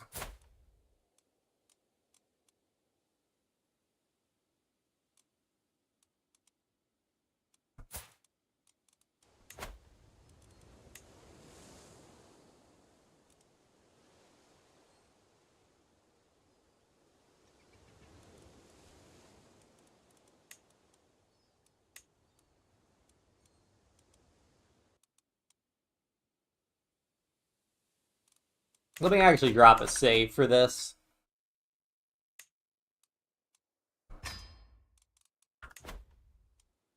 So I don't know if they patched this. What I could do, so I think it's fine to ransom that guy. What I'm gonna do is I'm gonna revoke a title on him. So I revoke, like, Burgess from him.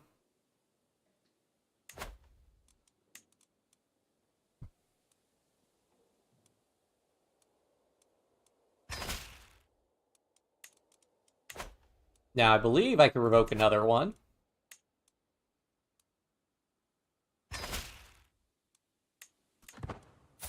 Ah, so they did change it. So now that just destroys his title. I see.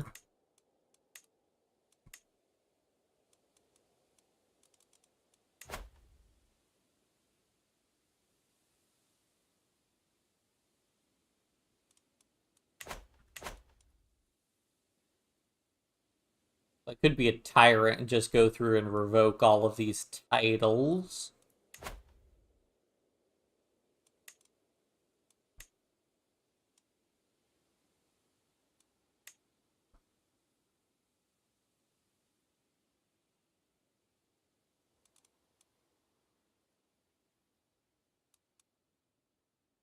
Yeah, I'll just eat the penalty.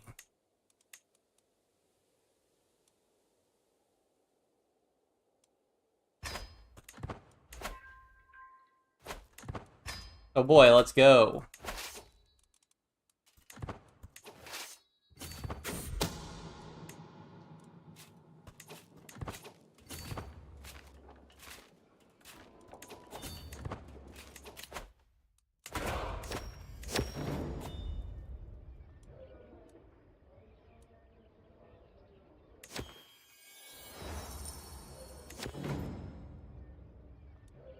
Stella, a temple holding. I was.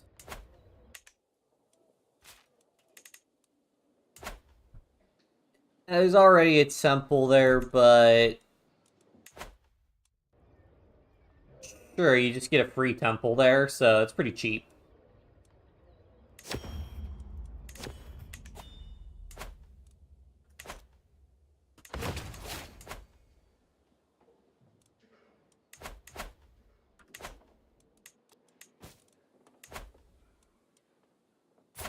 This guy, oh, right. Because, okay, so before what you used to be able to do, so for context for what I was trying to do when I imprisoned that guy, it used to be the case where basically if a ruler had vassals that controlled, like, so a duke has, like, counts as vassals. What could happen is if you revoked all of the duke's, like, counties that he held directly, what could happen is the duke would then just take one of his vassals' counties, so he still had a county to say a duke. Because you don't control any counties, you're not in the game anymore, or you're not a landed character anymore, so you can't control a duchy. Um, so there was some cheesy stuff you could do back in the day where, like, you would give somebody like a king level title and then imprison them, transfer, or well, you would make them a king level title, transfer all of your duke level vassals to them, give them imprison them, and then you could go through and just while they're in prison revoke every single county from them, which as you revoked the single county they controlled, they would then take one of the counties of their vassals, and you could basically just steal all the land in a realm doing that effectively, because people can't refuse to revoke a title, and all the free vassals, independent, like not imprisoned vassals that are losing land, they were just losing it automatically because of game mechanics. Um, but they got rid of that, which is probably for the best.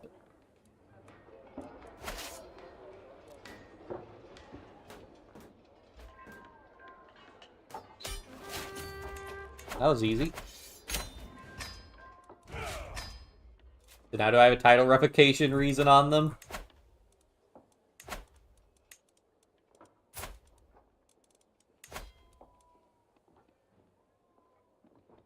That's the strategy, you just...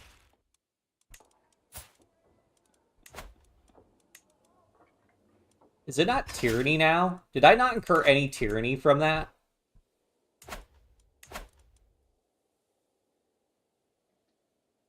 Yes, I did. Okay.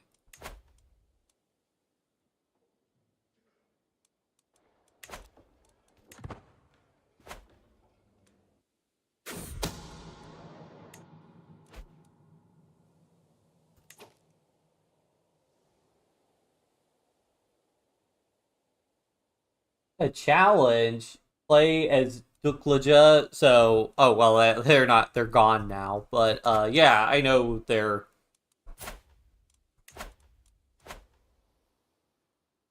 start interesting.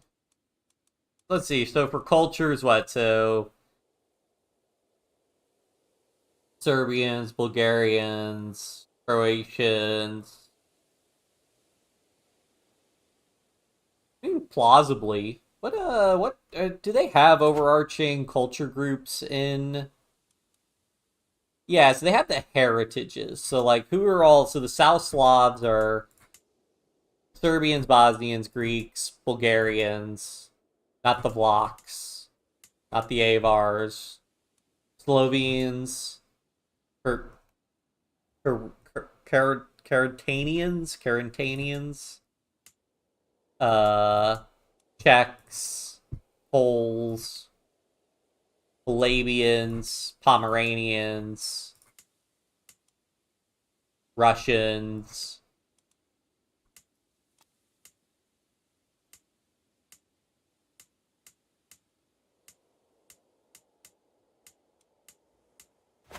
Yeah, so that'd be pretty. So basically, I mean, realistically, you'd probably end up grabbing Vlach and Avar territory also. Wait, what? Okay. Probably somebody doing culture conversion. I mean, also, yeah, this is going to have cultural drift. It would be something like all of that if you united all the Slavs. It'd be a pretty big state. Definitely would take a while, but you could probably do you start as like you start as pagan, so you would be able to fight a lot of holy wars. It would be tough. It would definitely be tough. But once you got some momentum going, maybe possible. I'll definitely keep that in mind for the next challenge then, because yeah, because it would be I really do need to do something other than Byzantine games. Do my barons get upset about the tyranny? Yeah.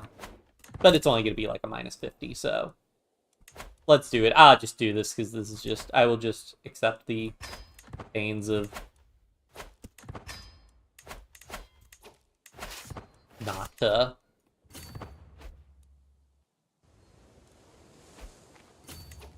not paying attention when I did my holy war because I want to.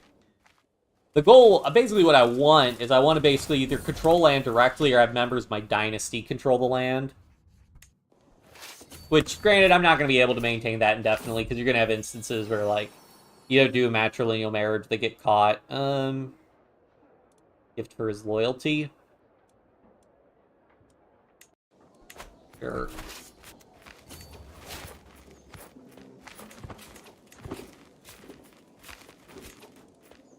Alright, wait for those guys to get locked in. Please, come on. You're killing me. Alright, that's we'll just raid, we'll just siege your territory then. Fine. We'll do it that way.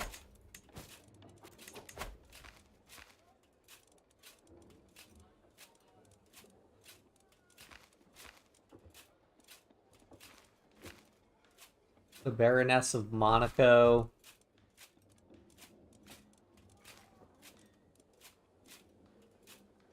Oh, she's got a good genetic trait. What are your traits? Lustful. Not too many conflicts. Should be fine.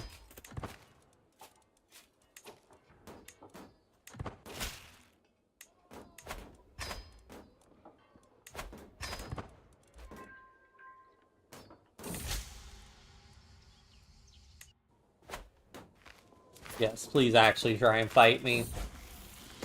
But I do like that they made it so the AI, like, they will desperately try to stop you from winning a siege that they know will end the war.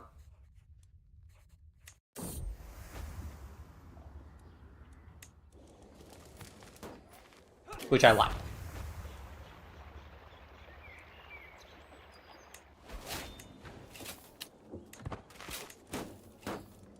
Oh, children like guardians. Stewardship. That's some crazy high stewardship. But I would prefer to keep my the free to tutor Olino. Probably going to be doing diplomacy, but that's fine. Uh, Learning? Sure.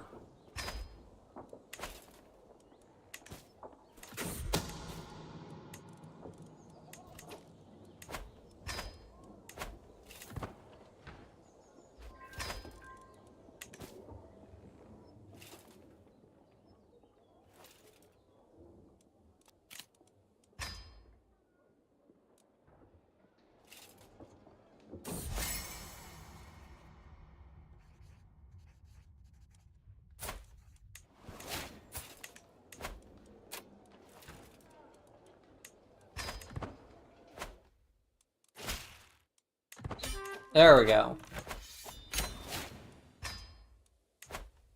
Give me your title. Now get out of here. There we go, and we resolved the whole having vassals problem.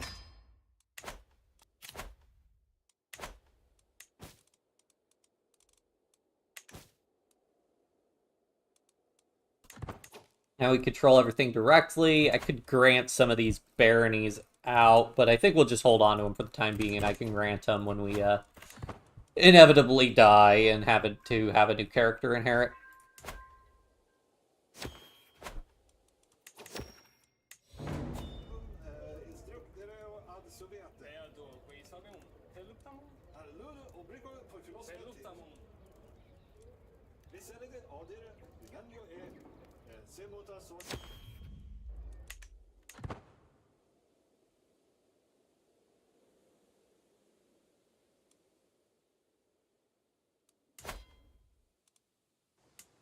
Okay, let's go ahead and upgrade these holdings here. Probably gonna be good to switch to the learning lifestyle soon. So how many baronies do I control?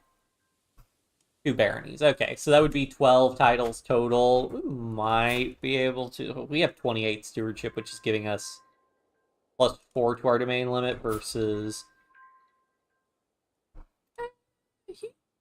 Good. We have a stewardship bonus that's giving us a plus. Might be a little rough. We'll see. We'll see how it works out.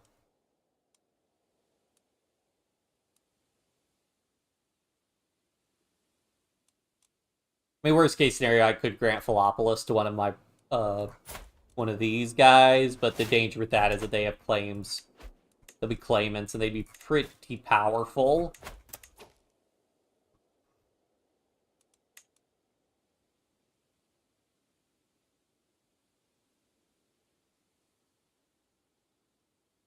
Yeah, I have no doubt it would be very, very difficult, but those be a challenge. I mean, I have some ideas for how you could do that. Because, like, what's the goal? To remain...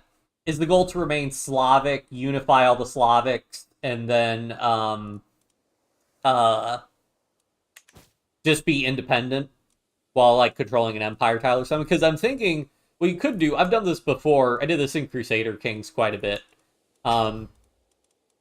You could try and vassalize yourself to the Byzantine Emperor, and then you just wage wars while you're inside the empire. Then the only thing you have to worry about are the other vassals in the Byzantine Empire declaring war on you, or the Byzantine Emperor losing a war that has your territory. Because if you do that, you can become a vassal, get bigger, and then once you're big enough, you just wait for the empire to be weak, revolt, declare your independence, and then, boom, you're back in business and you're a lot stronger then.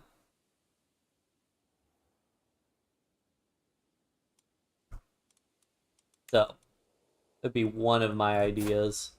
Just gonna get a bunch of these people out of here.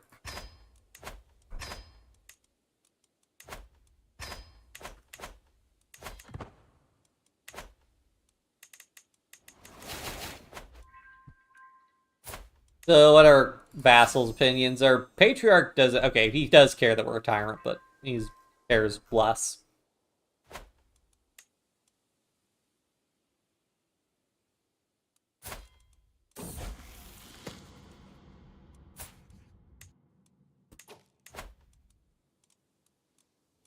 Tiberios.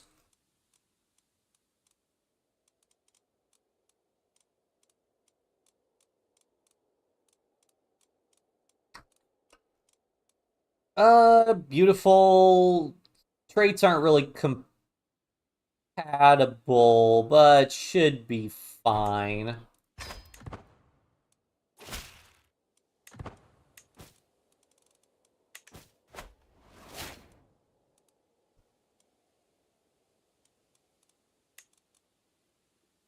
Where is that? Alpine Fraconian. Interesting.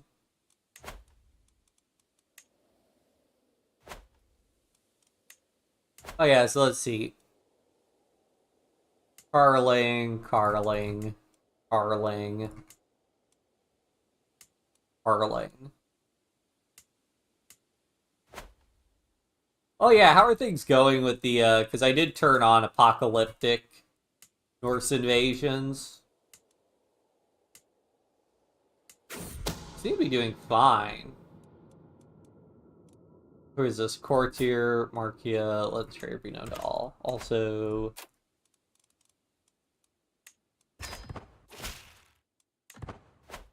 Okay, Athens seems to be becoming one of the more dominant players. Probably able to fight some wars, because, yeah, well, they can't holy war, but they're antagonist Christian. Why is France getting down here? Oh god, they're starting to holy war Muslims in North Africa. I guess I've seen that happen quite a bit.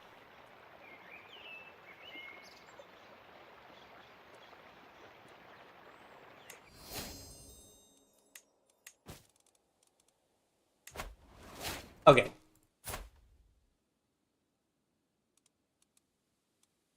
So, I mean, I'm not bad at gregarious diplomacy, so I think it should be fine. We do have a good court tutor, so you might not get, like, the best education, but it should be good enough.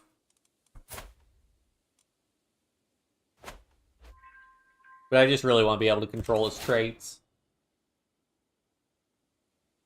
Do all my vassals hate me because they are Greek, or will I be so powerful? Hello, Mumupra. So the idea would be, you vassalize yourself to the Byzantine Emperor, and then you would basically still, like, you personally would be trying to conquer all the Balkans, and I think if you create vassals, you should still be able to create vassals who are, Serbian and of your faith. Now, the tricky thing is going to be how much influence the Emperor has in trying to convert them. Now, if you just convert to... You could just convert to Orthodoxy, and then if you convert to Orthodoxy, you can stay your culture, and then you'll just want to try and conquer all the Serbian territory, and it'll be added to the Byzantine Empire. But if you're able to form, like, the Kingdom of Serbia within the Byzantine Empire, and then, like, you just wait for the Byzantine Emperor to be weak, do an independence revolt, and get your independence. Once you form the Kingdom of Serbia, I would think you're pretty solid at that point. And then maybe you want to try and converting back to paganism. I don't know. But I don't think it would be... there'll be, like, cultural differences, but you could try... I haven't really used some of the cultural mechanics to try and, like, harmonize acceptance. But generally, I don't think if you're a different culture from your liege, I think you should be okay.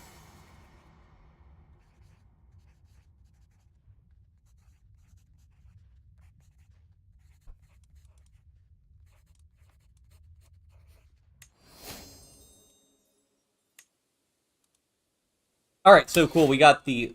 we lost our court tutor.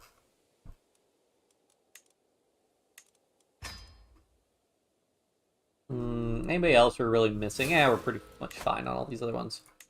Oh, we gained some stress. Well, now would be a good time to host a feast, to lose some stress. How much does it cost now to hold a feast?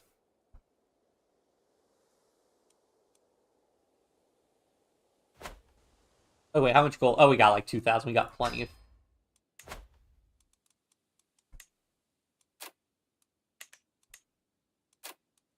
Yeah, I'm not going for great opinion gain. Honorary guest. Let's just pick one of the mayors who doesn't like us. You can't pick the patriarch? Oh. And we'll pick this guy. Recreation. Let's go. And then, yeah, when can we reform again? Like, I think formation fighting experts would be what I want to get rid of because I don't use spearmen or archers.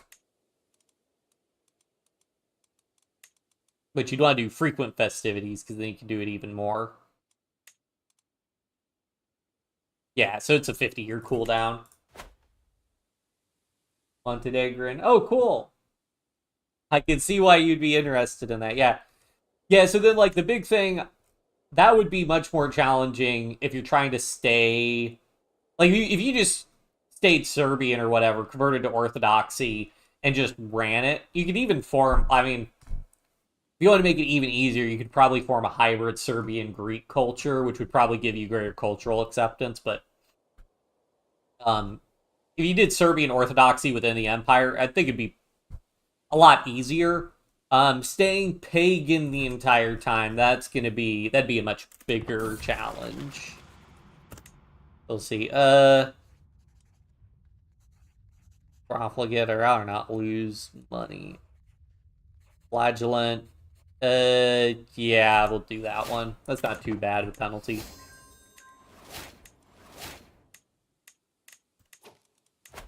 More people are gone.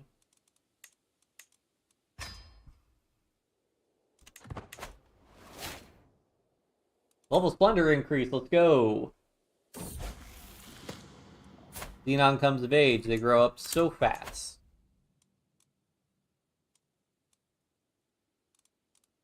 Really don't like getting alliances if I can avoid it, because your allies always do stuff like call you into wars and stuff that are dumb.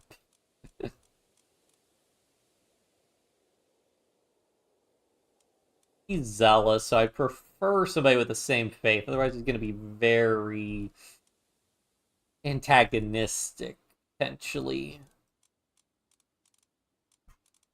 How do you like some of all skills?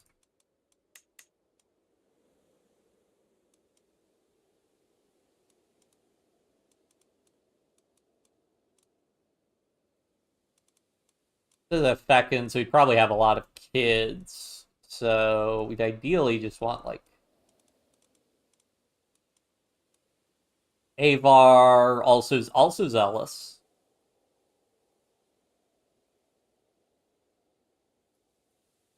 Gluttonous, impatient.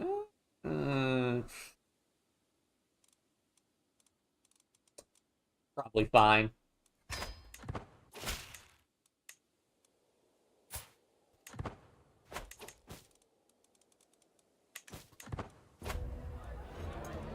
Welcome, friends.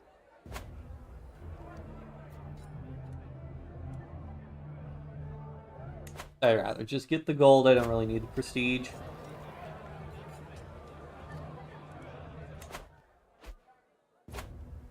Oh, my friends are... This is the problem with the early game, especially, is that you make all of your, like... Everybody starts around the same age in the game, so then, like, all your characters, you know, all your friends and stuff will all die at the same time early on, and it can be rough.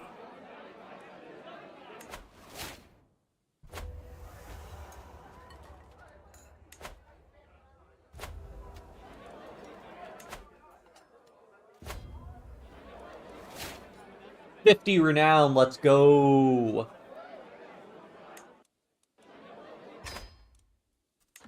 May not seem like much, but I think you can do that once every...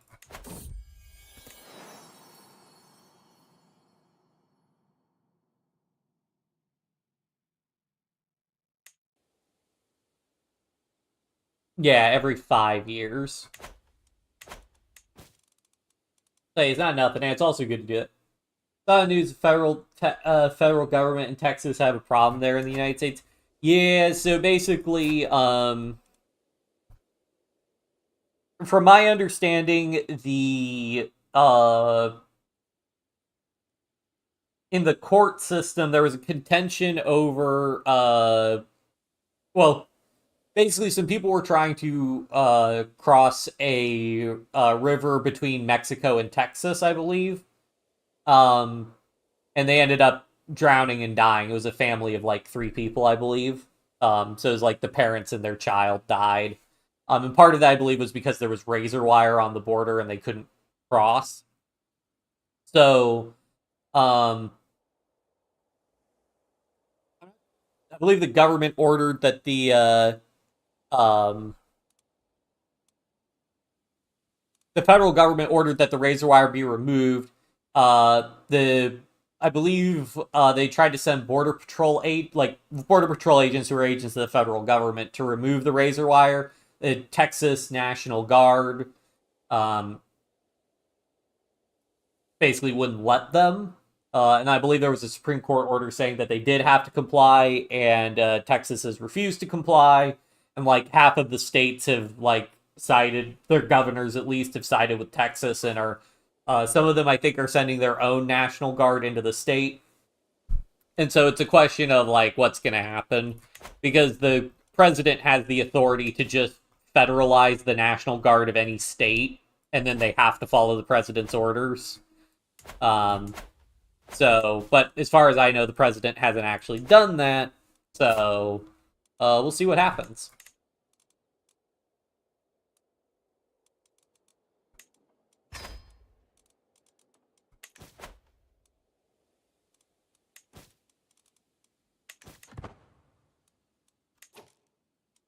Do I have? I am not improving county control anywhere.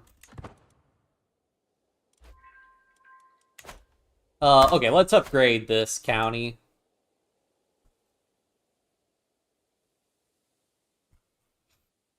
Let's do farms. Yeah, farms and fields give us a ton of cash.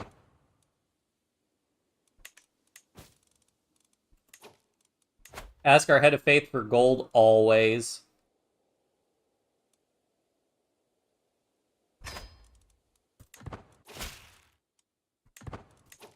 Praise St. Matthew, here comes the tax refund.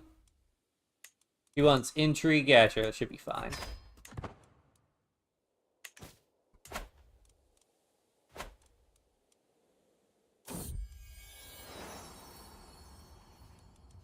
But yeah, hopefully that answers your question. Let's give this guy, I think for the first time, we'll always give him an Olino name.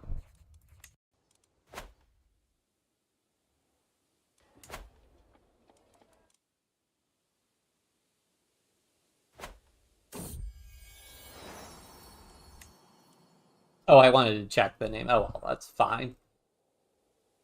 But yeah, so, yeah, we'll see. Also, simultaneously with this, there is legislation that the Congress is currently working on that will give the president more power regarding more power to do things on the border, I believe. Um, and so it might also just be a question of will they just wait to get that border deal done rather than do anything right now? We'll see.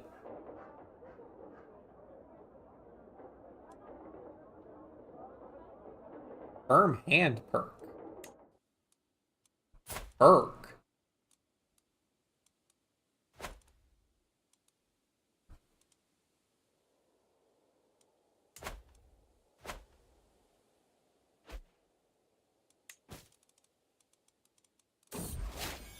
The lucky.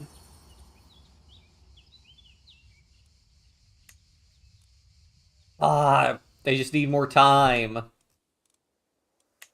mean, I grew our realm a good amount. I controlled 12 holdings, but the problem is the entire empire is like 200 some counties, so I need to control. Dude, I need 40 counties to control it. Oh, yeah, that's right, because basically I would like to get to absolute crown authority before creating vassals. Because then vassals won't be able to, like, wage wars internally. Ugh.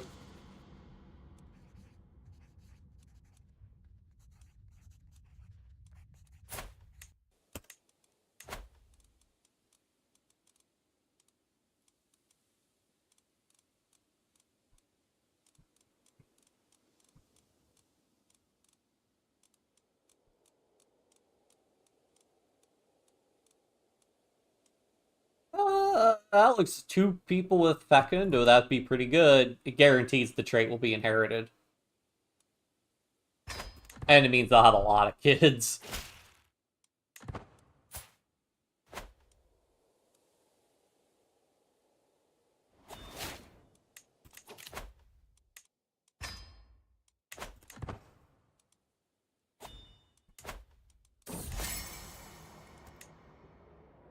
Let's see if we can catch it.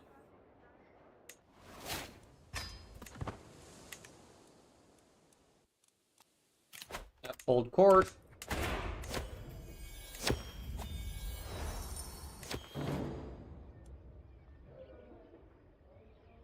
It'll increase the acceptance with Bulgarians.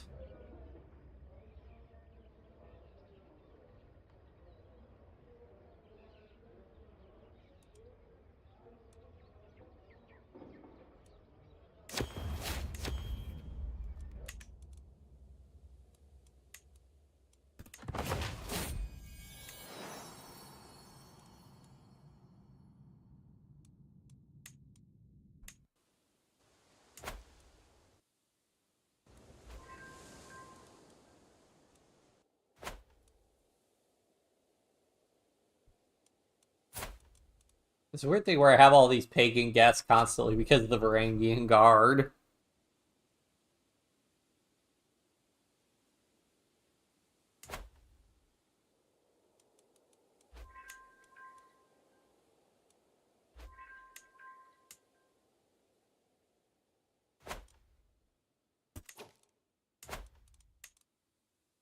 What do I want to do? Pastors, hunting lodges. I built walls. I want blacksmith. Oh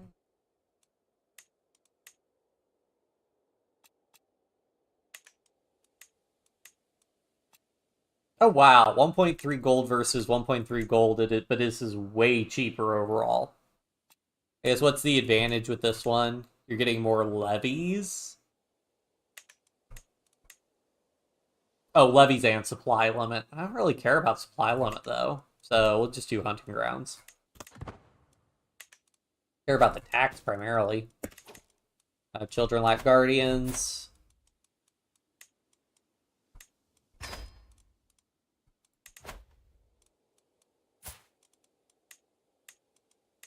Ooh, daughters with the martial focus. Interesting.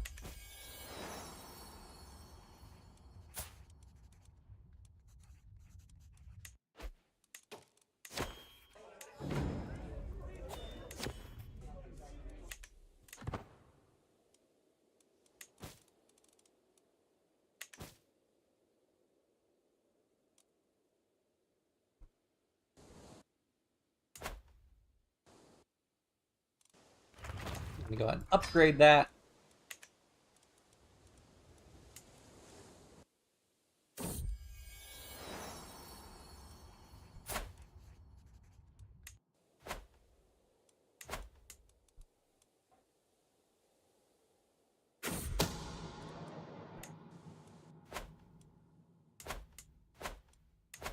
When can we go to early medieval? Oh, we're working on it.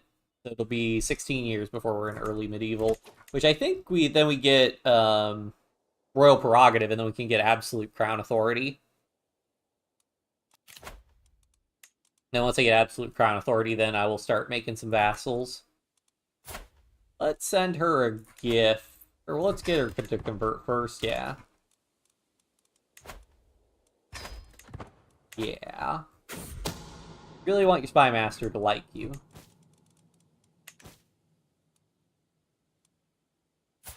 Oh! Might be a problem. What in line of succession, where's Prince Michael? He's 5th of the sons, and I already have... He might start trying to murder his way through the court to inherit. That might be not great.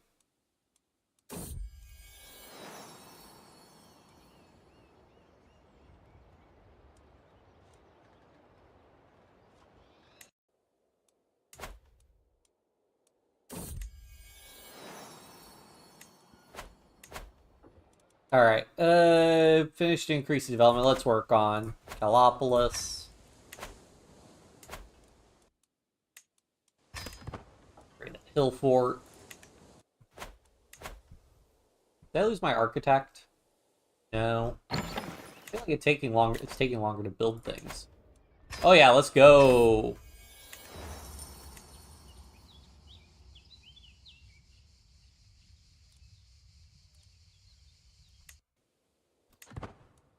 This is great, because once you get like really high tier armor and weapons and stuff, you'll always have like a plus 30 to your prowess or whatever. Which is really, really nice.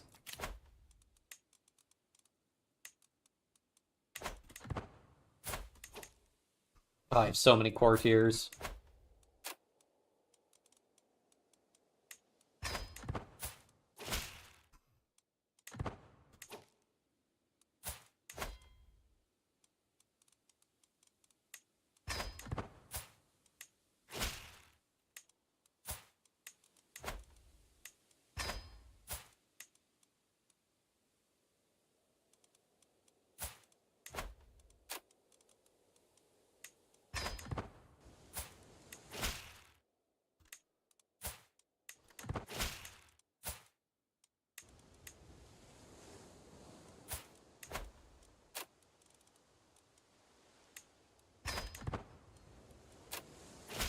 Doesn't feel bad because you marry them to like uh high prowess characters who then get put into your army, who then have a much higher probability of dying.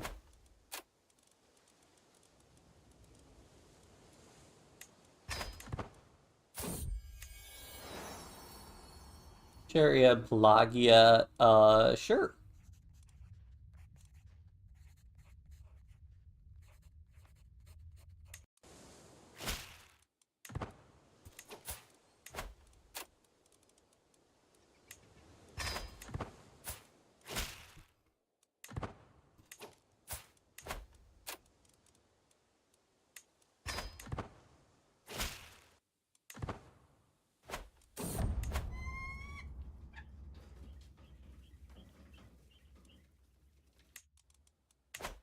Bird.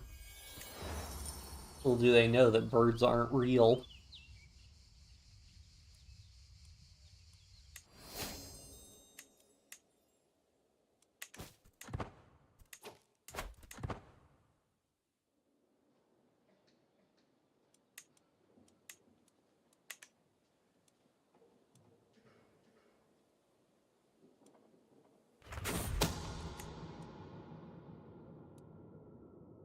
Ippolita, again, let's try to be known to all. Please stop doing that. I think we're probably, yeah, just gonna go for hunting ground, or probably hill farms and hunting grounds.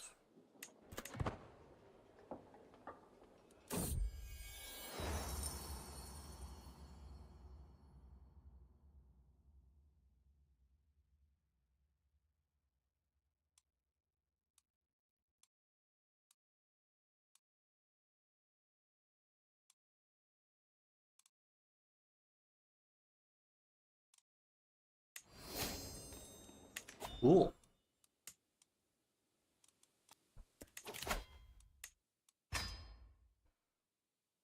Almost to avaricious, and then we can switch to learning to get more perks faster, or more techs faster.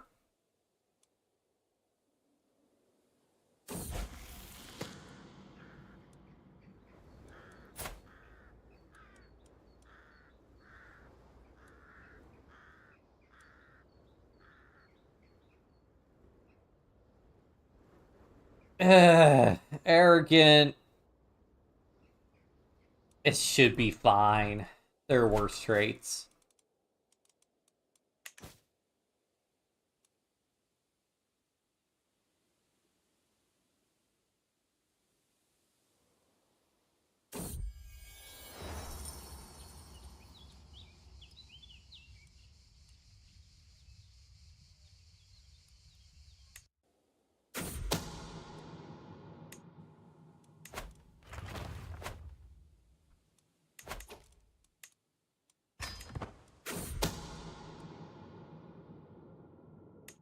There's also the problem of having a big court. So many schemes. Ooh, baby.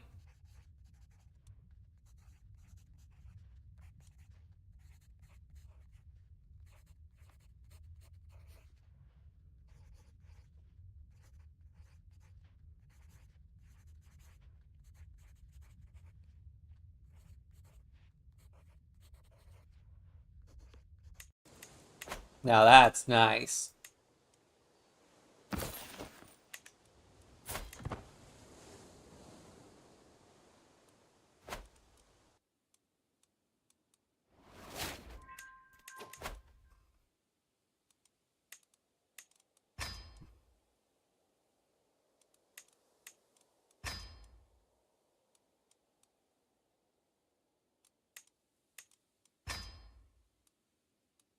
Can I give my player heir the cupbearer?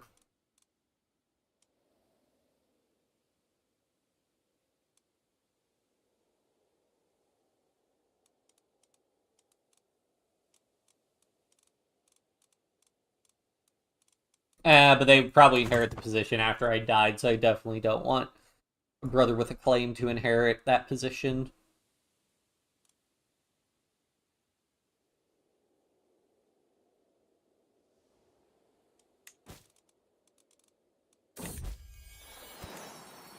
The dog. And I can ask for Head of Faith for gold again. Let's go. Free money. Can I start building holdings yet? I can only build castles. I can't build cities yet. Which cities just generate a lot more cash, I believe. Yeah, 1.0.8 versus... I guess it's not as big of a difference as temples. But what about when they're maxed out? 2.6 versus 2.0. Fair enough. Although... what do cities? Farms and fields. Yeah, whereas temples, I think, have more restricted... They could also do hamlets and farms and fields. Maybe it doesn't matter all that much. Now I should start building stuff in our other holdings, just because I have the money for it.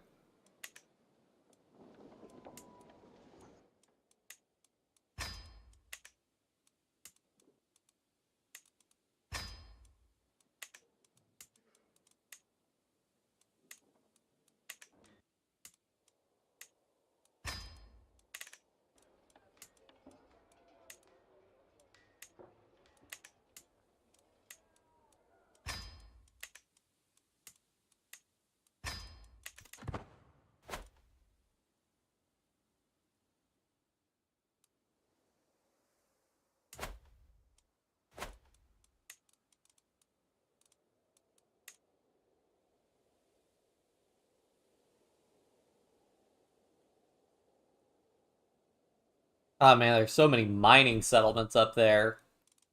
Are these already active? No.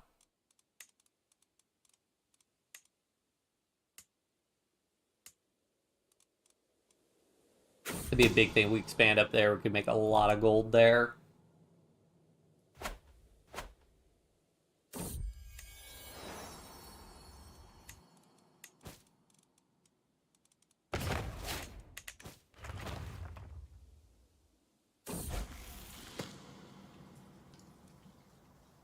Oh yeah, no, get the brave trait. Brave trait's so good.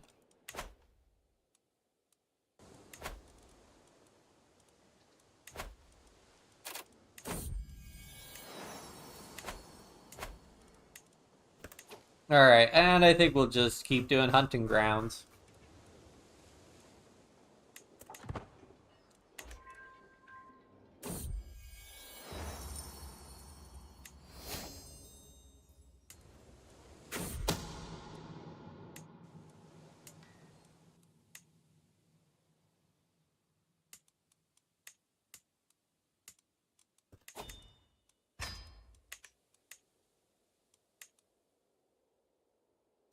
Sub-baronies.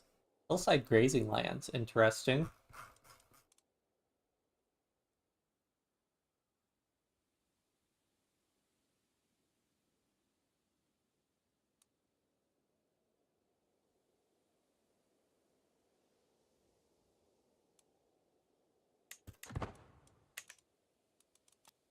Oh boy, another feast. Another feast means more renown.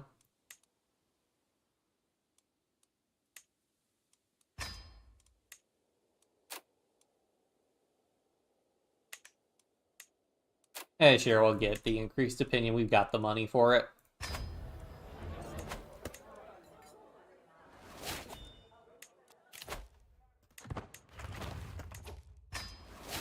Alright, now we can switch to learning. Scholarship focus.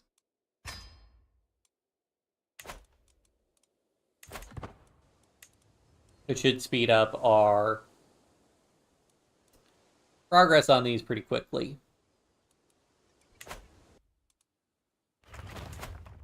In fact, one of the things I probably want to do, how's the Greek culture?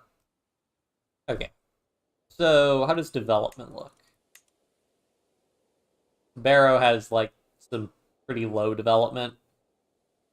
Or wait, is that tax? Development separate map. Okay, so we start buffing development there, and then all of these Greek counties should be spreading and improving the overall average development. So yeah, I probably want to put. Yeah, well, I'll let him finish since he's almost done on that mission.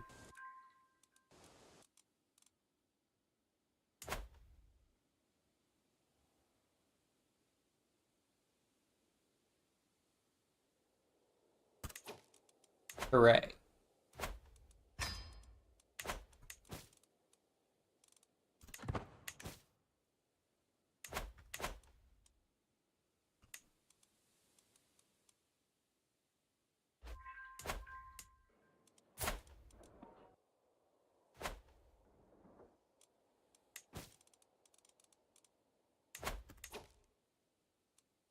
Cool. We can still do matrilineal marriages. There'll be downtime once we have like vassals and stuff that they won't do matrilineal marriages.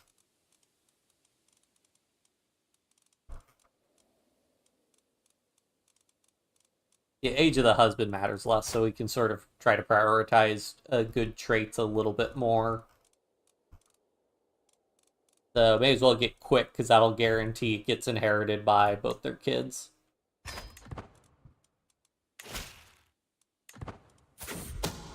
Any man conversion of this guy. Ionis Y.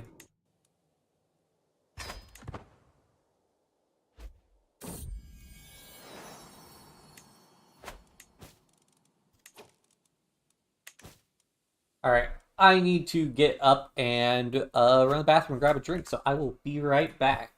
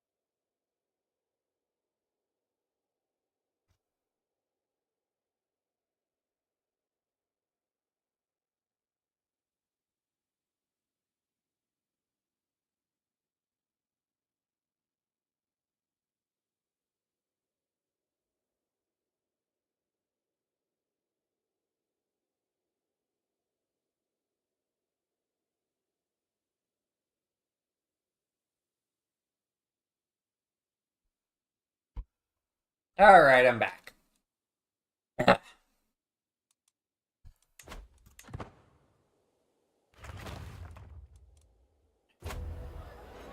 Welcome, friends.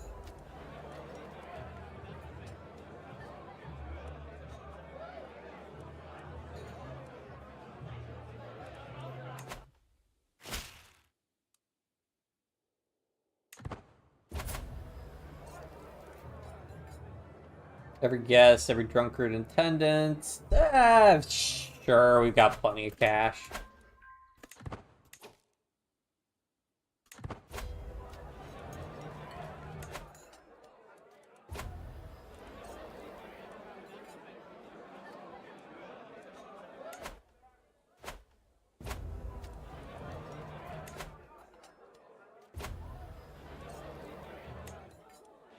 Hooray! We almost have enough renown for another legacy.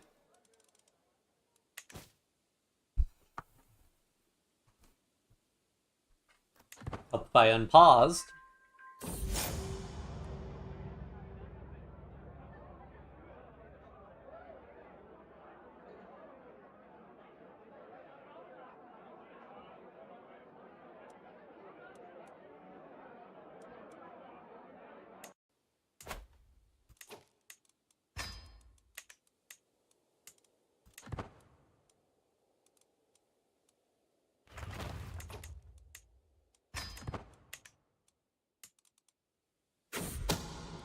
Might backfire on me building all of these walls and fortifications if my vassals that I grant this territory to rebel, but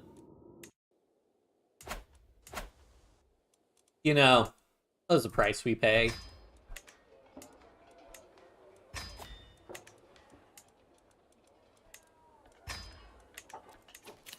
Hooray, practice kidnappers, let's go.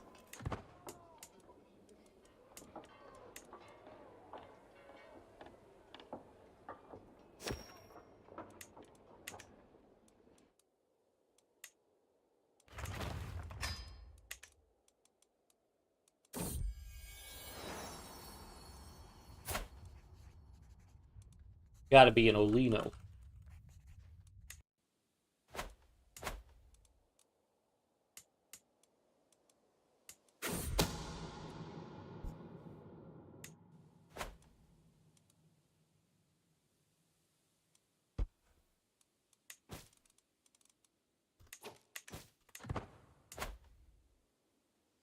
It's unfortunate he controls the county capital, Goofalopolis. Wait, which ones? This is Olino by Heraklios. That matters a lot less. What traits he has, because it's very unlikely he'll inherit.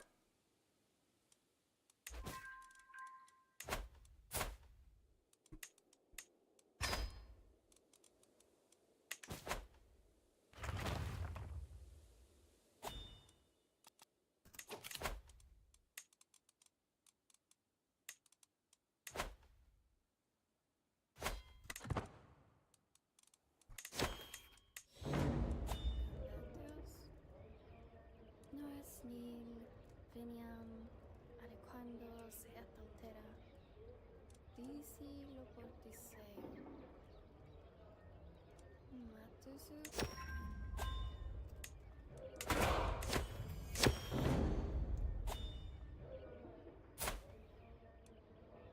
Sure.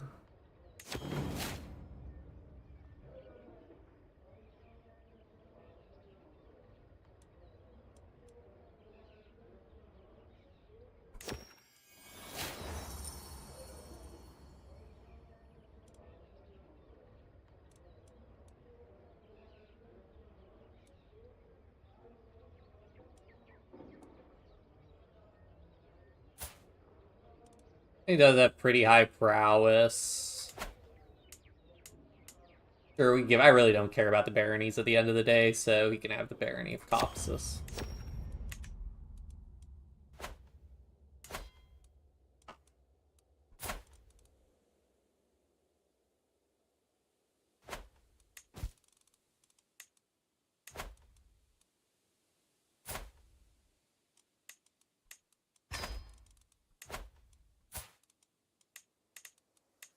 Alright, because they have the same tutor who's gone now because he got a landed title.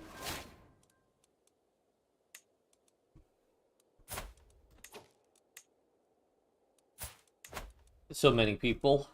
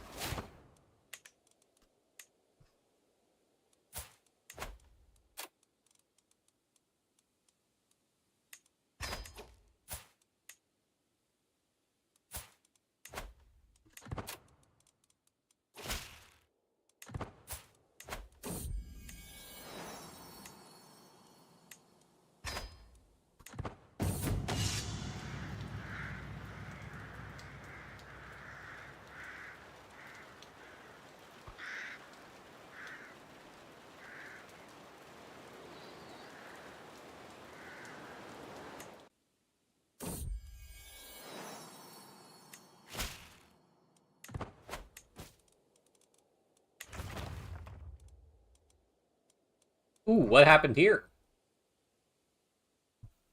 Velopolis got independence?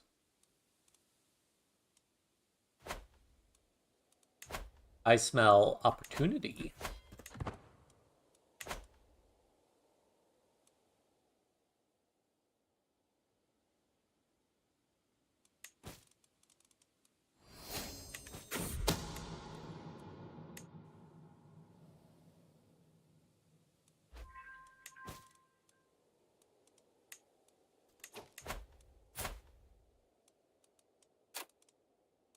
Do matrilineal marriages wherever possible. Find some good genetic traits. Giant, giant's a little iffy.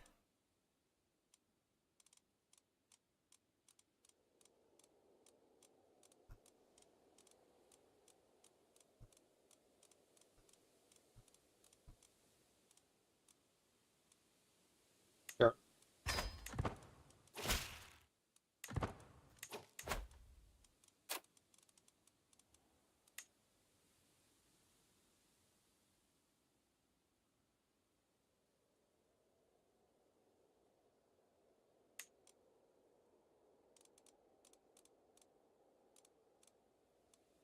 Preferably Greek.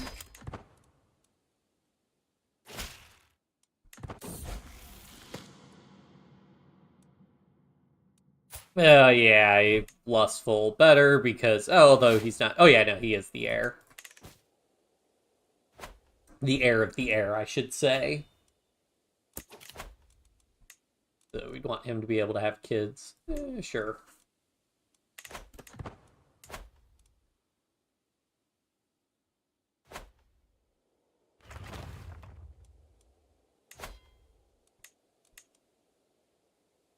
So 10 years to enter the early medieval era.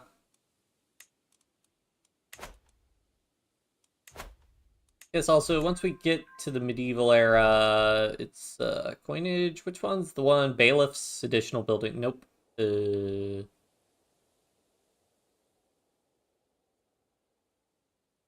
there one that gives you a domain limit increase?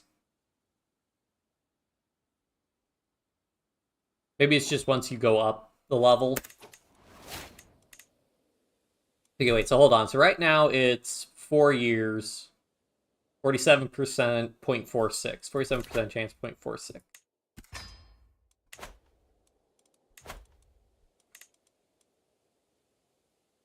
54% chance, 0.46. Okay.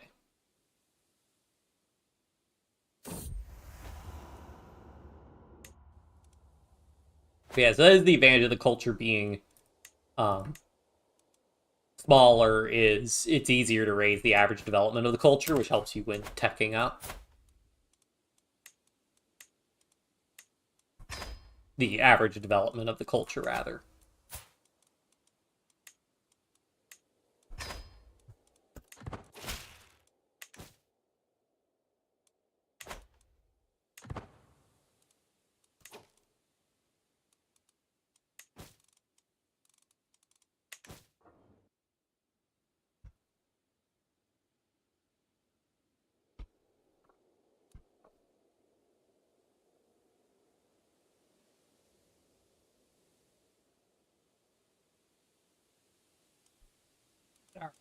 Because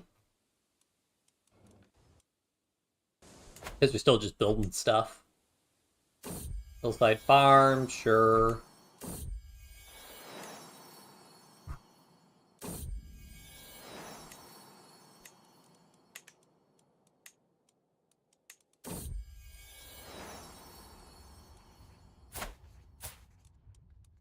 That's an Olino.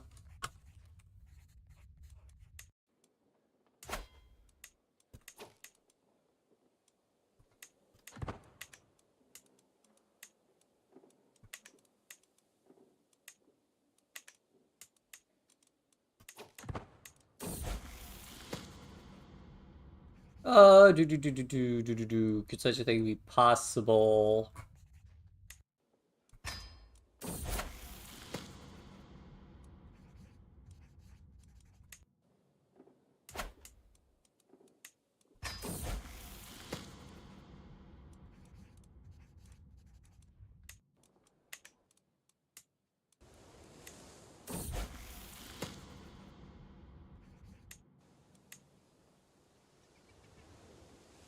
Yeah, we just go with hunting grounds.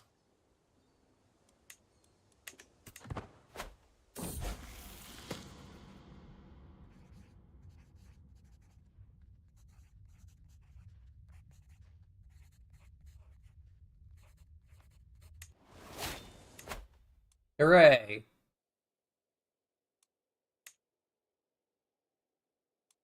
What scholarly circles, because that'll give a big learning bonus, which will help us teching up.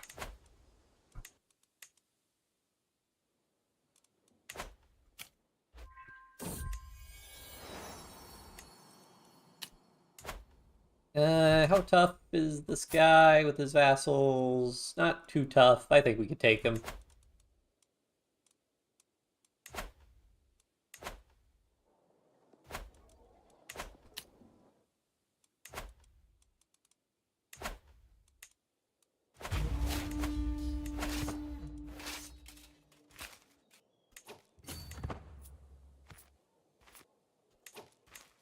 Get a siege commander if we have one. Yes, we do.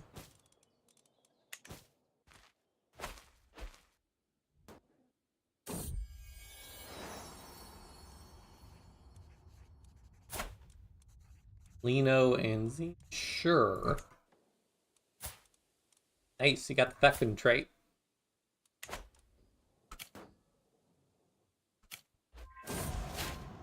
No! My wife. At least the memories remain.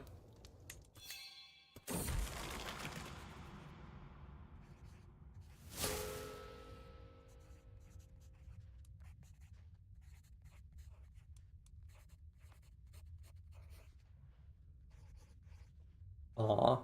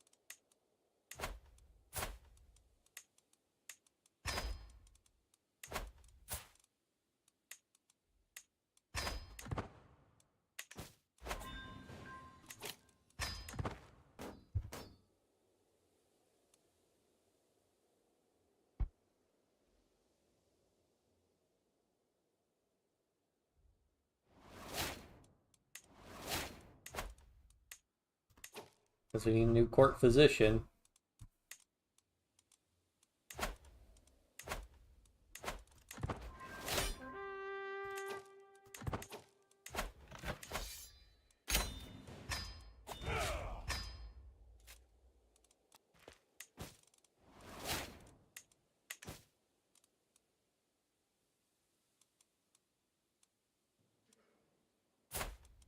Ah.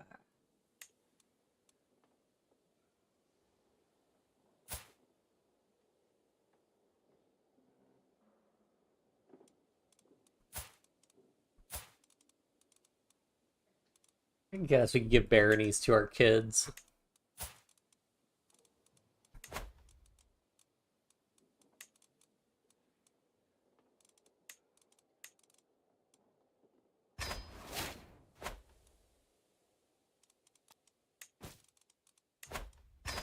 Ask our head of faith for gold always.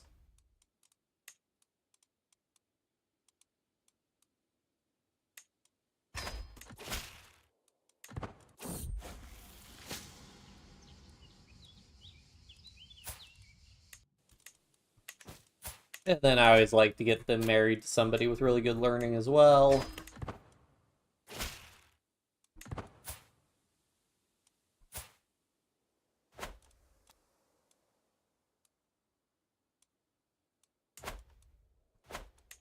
I'll go ahead and create that title.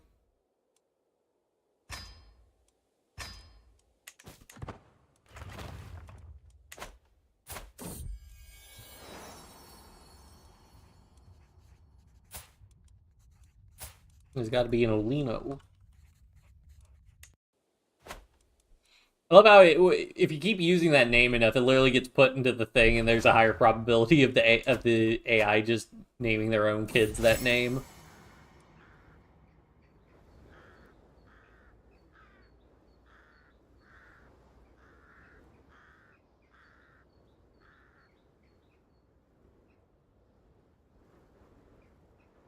Mm.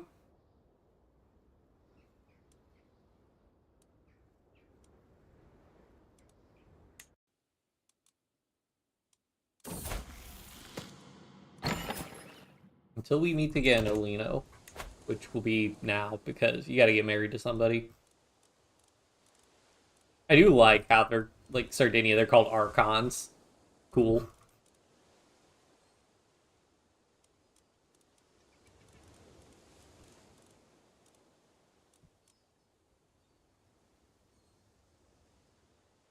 Brave, calm, arrogant.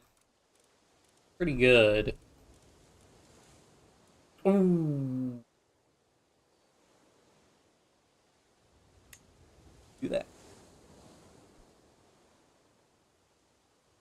Great might intensify. Let's go.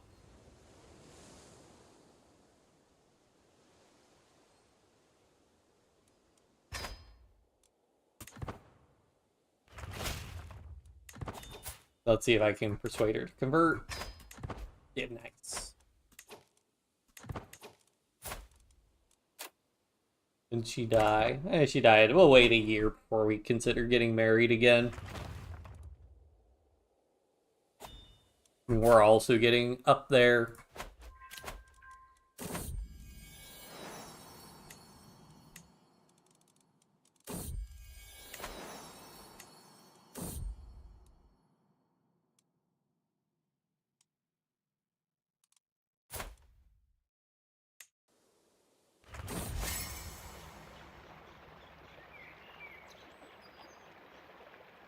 Oh boy.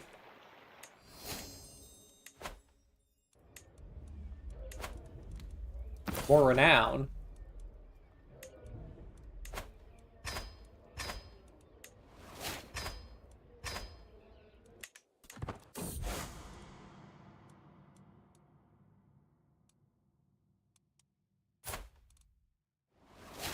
Father's time to shine. Wait.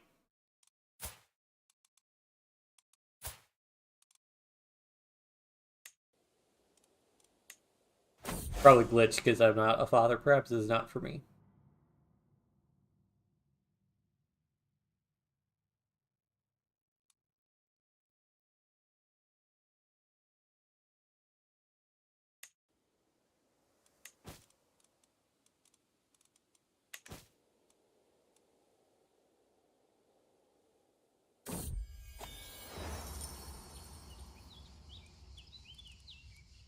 Oh yeah, if we can buff the patriarch's opinion of us, let's do it. Host another feast. Wonder how this will work with us being inept tactic.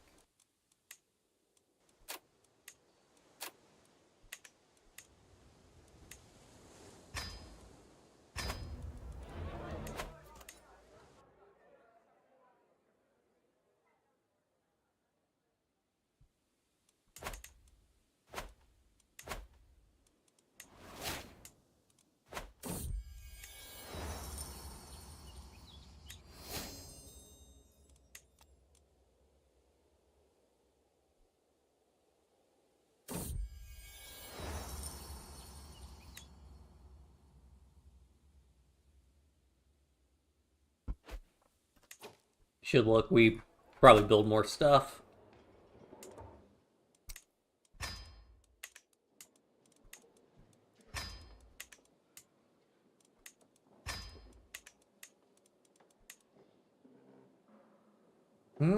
I guess cattle pastures.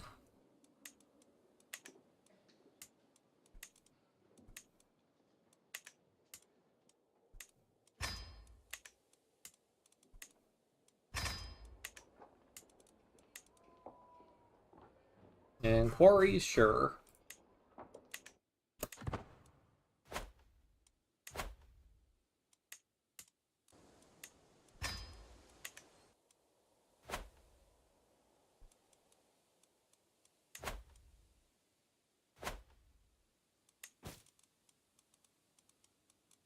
No more family members can get married, okay.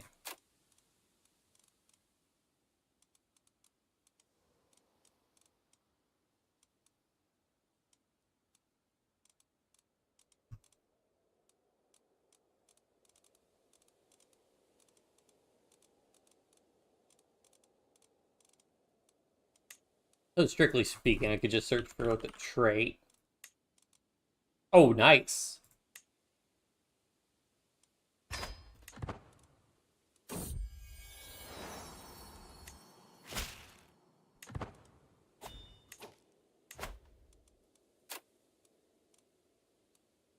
Those two probably aren't long for this world.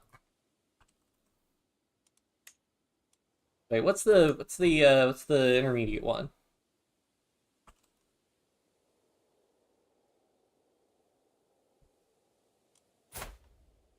The intermediate trait.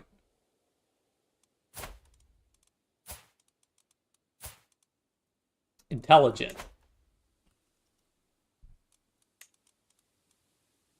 Oh, I actually have a courtier.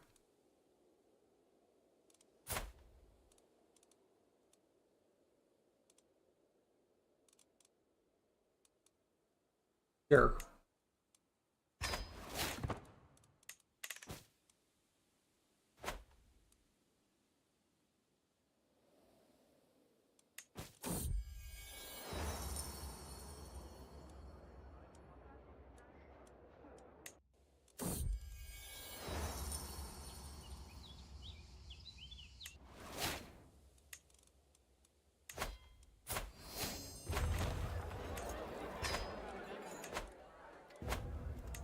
Nope, we got our mustering one. Wine merchant should still be in town. Uh, yeah, sure, we got the cash.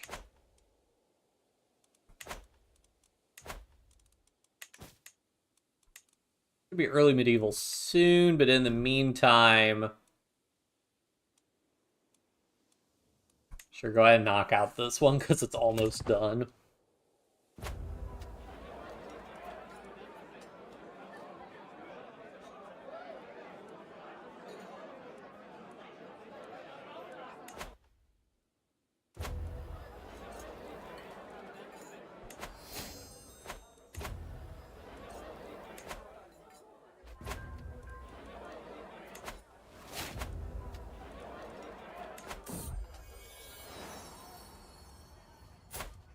Oh, that's an Olino.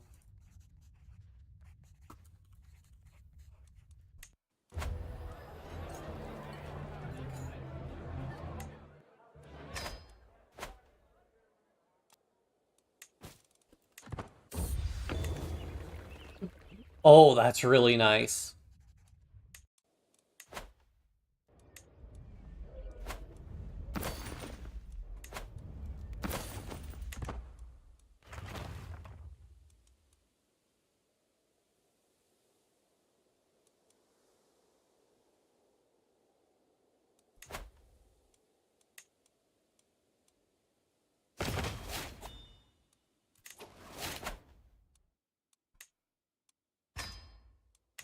Yeah, Scholarly Circle is basically like a +8 or +10 to your learning normally. Well, it's like an Emperor where you're going to have really high fame always. Oh, nice. Some Regalia, which also buffs our renown gain.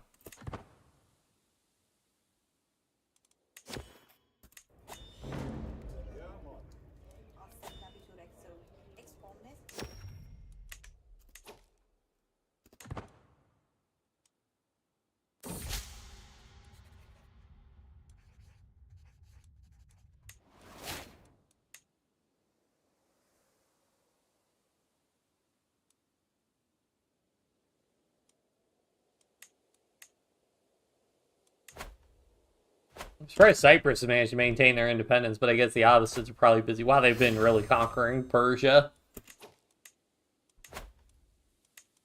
Another new fascination. Work on city planning. I think lets us build, like, cities once we actually research that.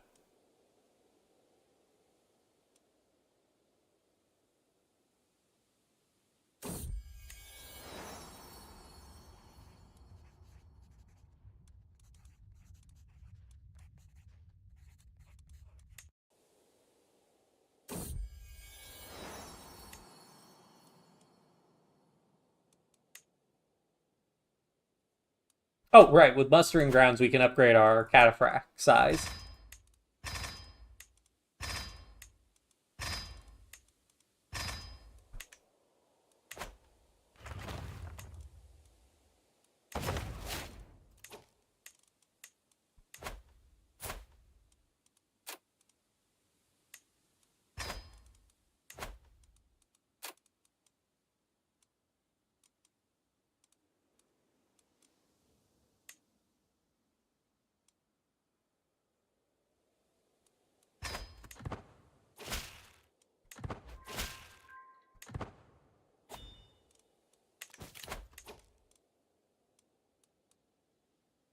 Wait, what? That's pretty messed up.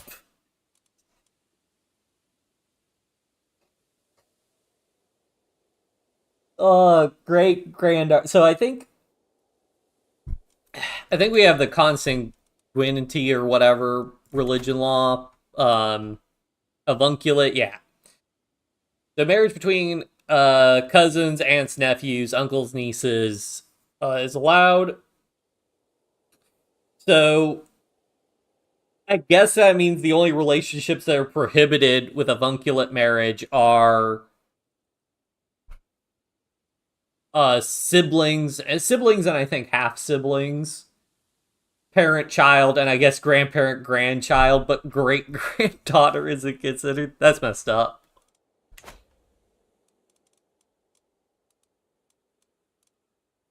Let's see, any genius? I honestly care more about just getting I really just care about getting like some good stats, and if we like do have a kid, yeah, Romilda, we should get along okay.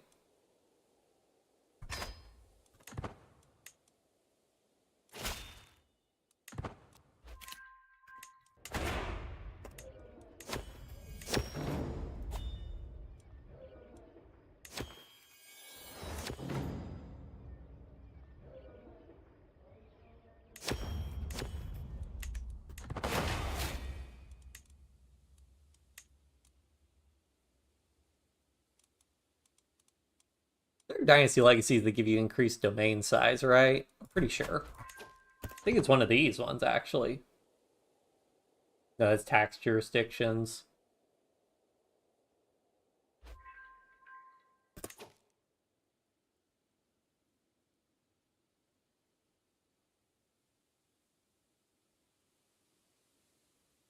It's probably just like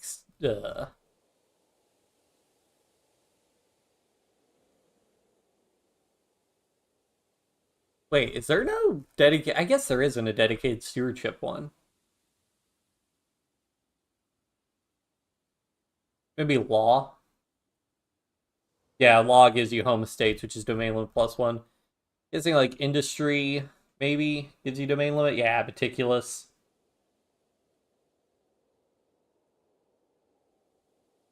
How about mercantile? Nope. I mean, it's 20% men-at-arms maintenance. That's really good.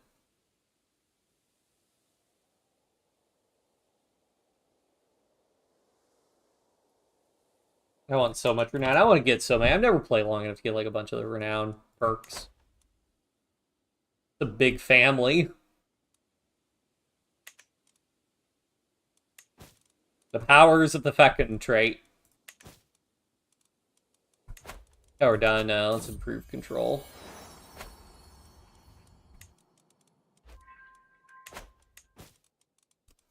Is she on managed domain? Because I might want her on just assist ruler. Yeah.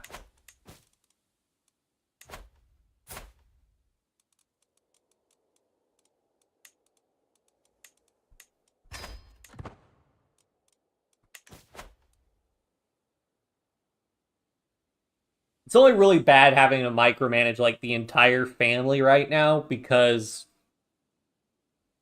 I'm trying to control everything directly because I just want absolute crown authority before I start creating vassals.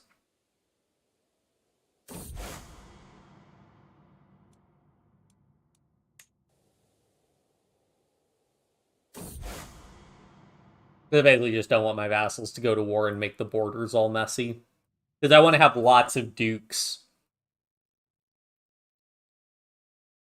of my dynasty who are ideally making lots of money and having lots of feasts to generate lots of renown and also paying homage to me.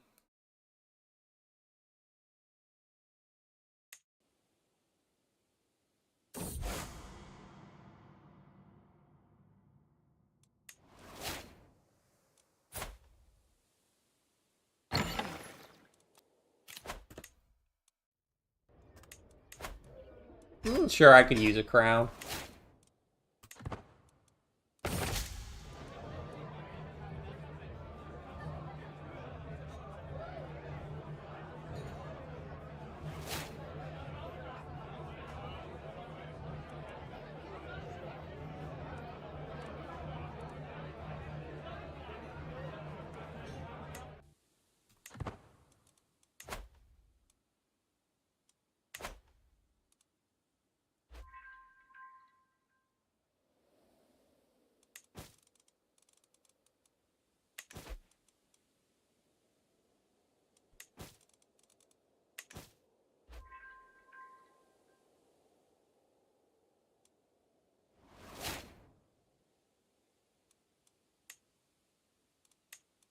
Yeah, Moja is also, but Philopolis and Moja are both really big duchies.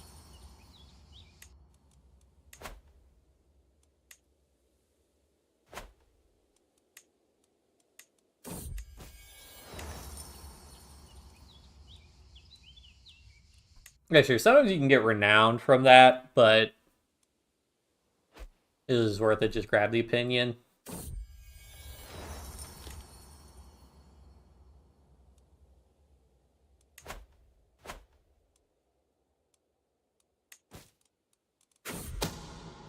More gold, please.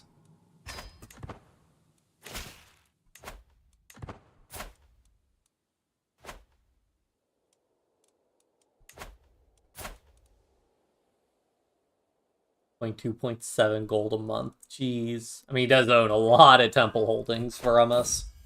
Or leases a lot of temple holdings from us, I guess is more accurate.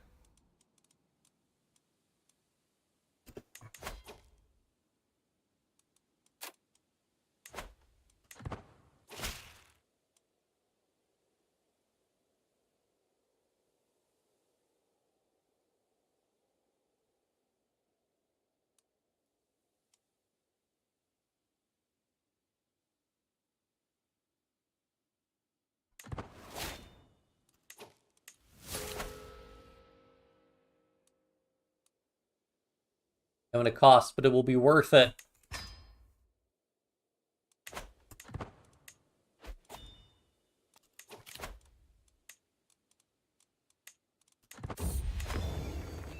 Ooh, nice crown. Men-at-Arms maintenance? Nice.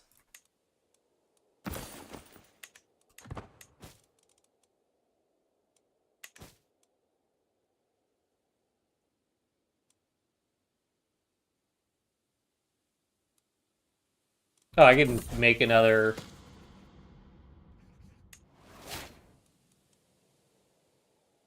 I think I want more onagers, because 1400 cataphracts should be good for most of the people I'm fighting right now, and onagers will just speed up the sieges a bunch.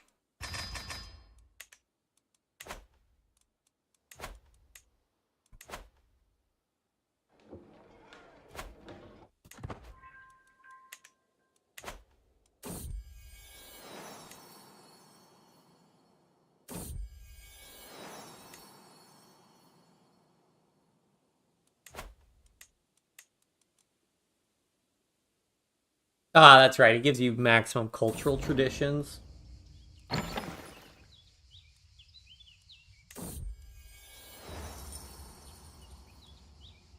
Ooh, brooch would be nice.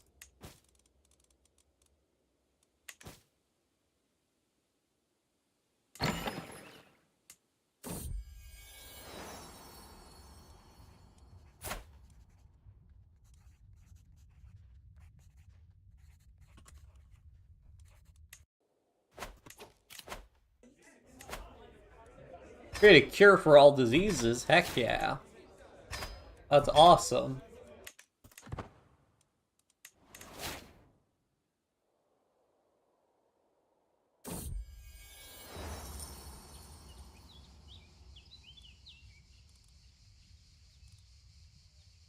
I think the animal skull or hide, I believe that's what gives renown.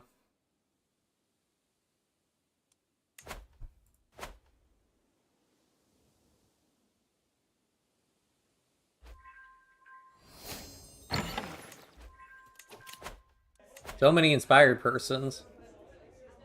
Sure.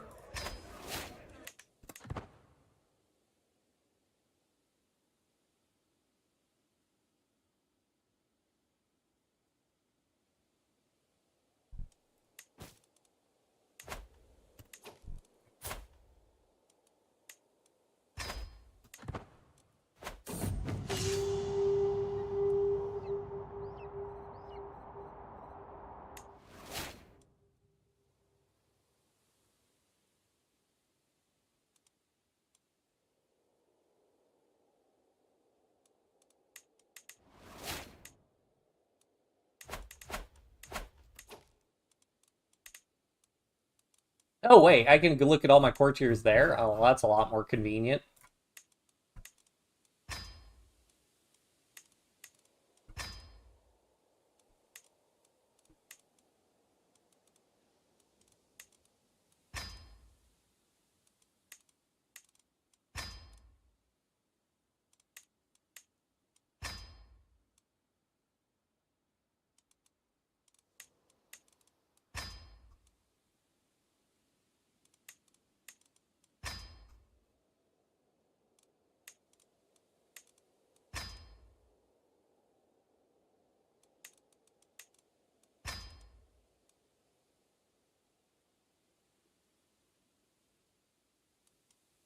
Um,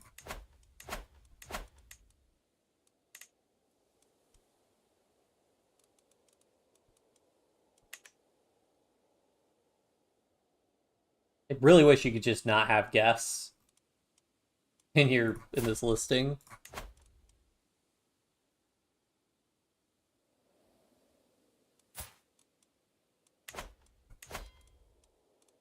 Ah, but if I do it from here, I guess it won't look.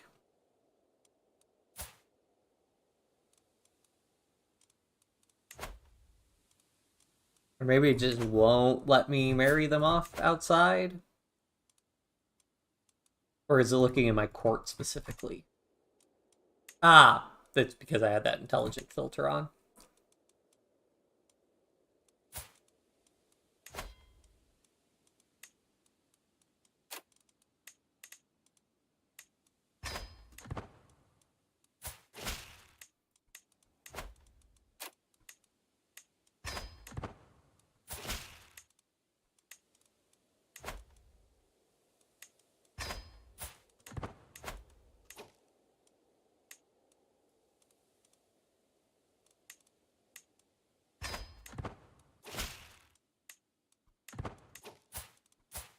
Oh, wow, this is much faster.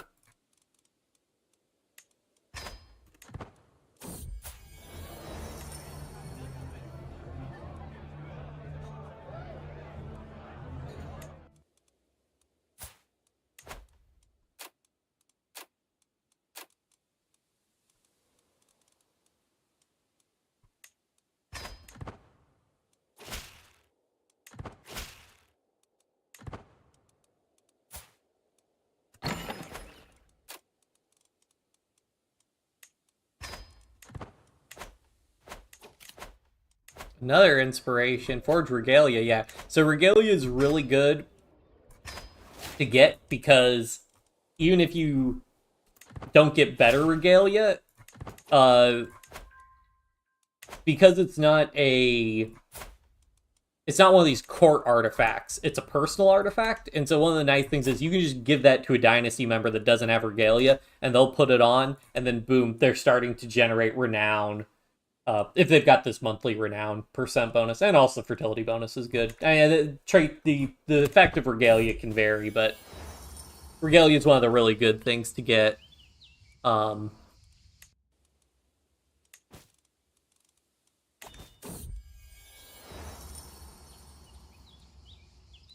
terms of artifacts.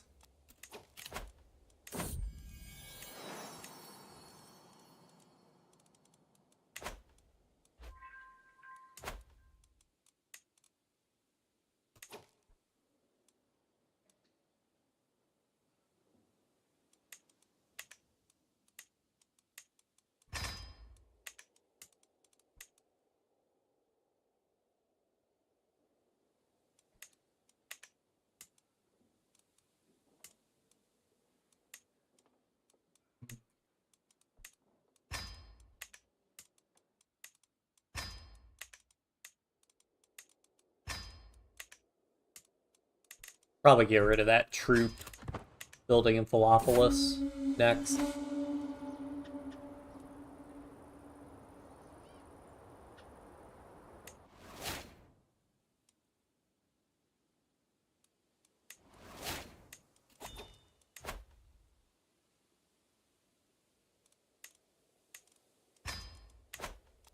Another feast, let's go.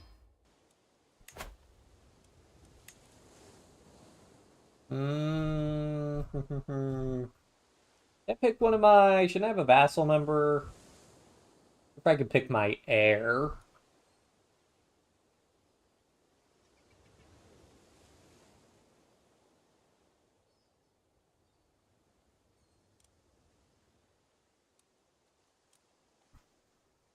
Over 40 guests have been invited. Oh, man.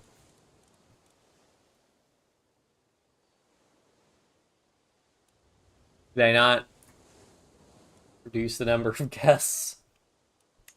Pick him then.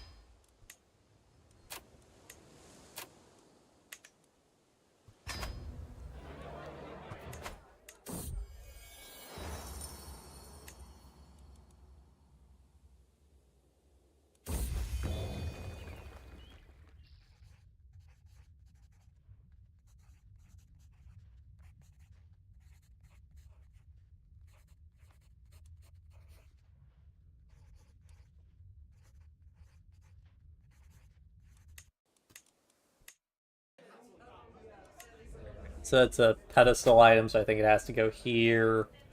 So I guess the Holy Thorn I can replace.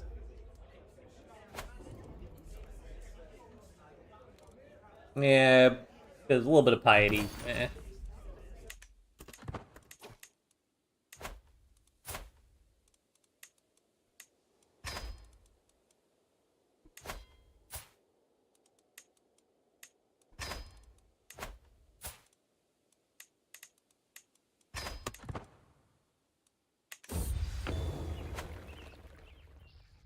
Not bad.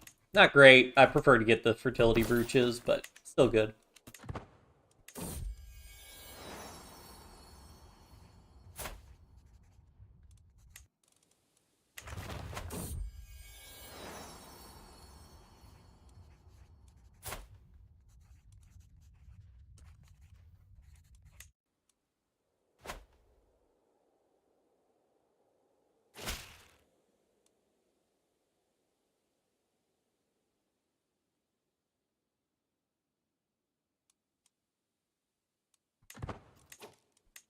What I get? Heavy cavalry toughness? I mean, better than nothing.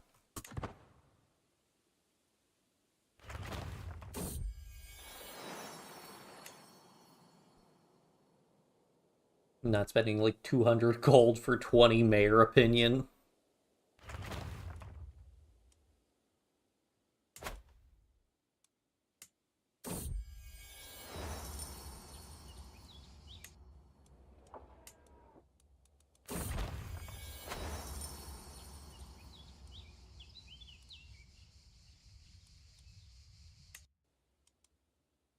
Do want to get my level of devotion back up. Have we entered the medieval era? No, like 3 years.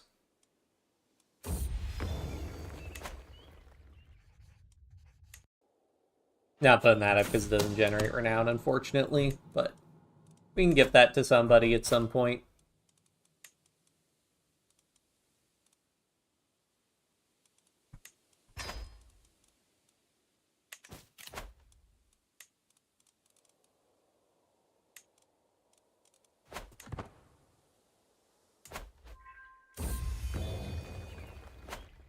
Ooh, oh, now that's nice.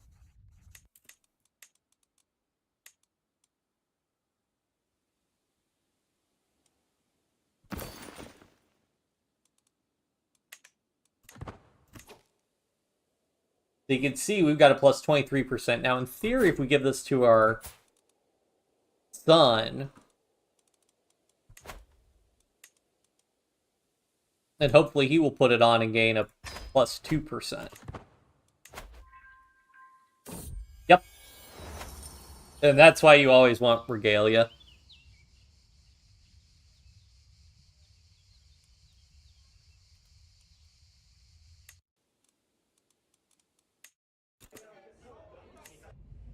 Oh yeah, this is the tapestry we don't want to put up. Because we'd rather get renown than prestige.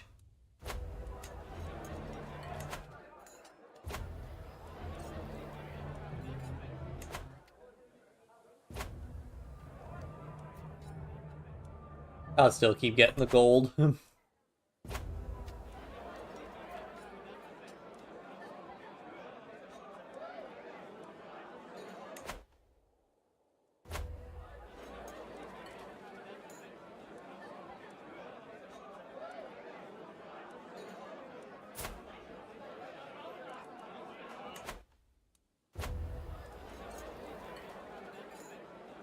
He gets highly esteemed monthly prestige. Yeah, that's fine.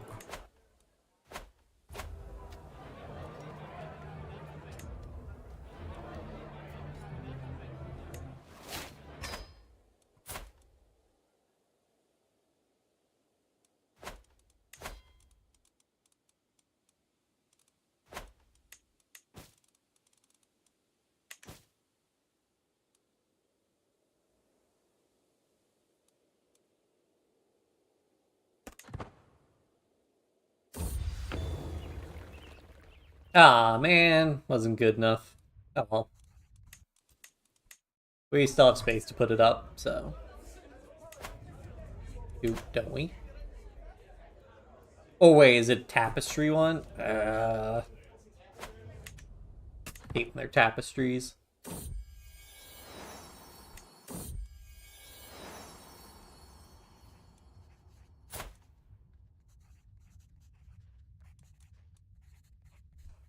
Now we can go for a Xenon.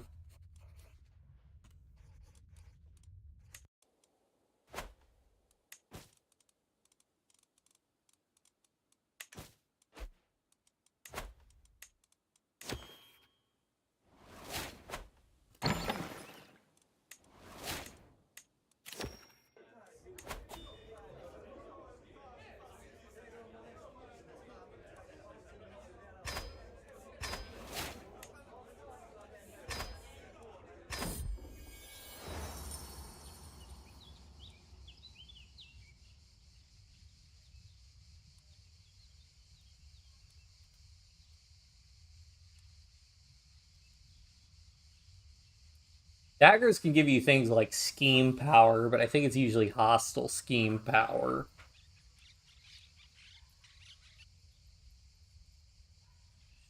Spear, I think, can give you mounted bonuses. We'll do this one.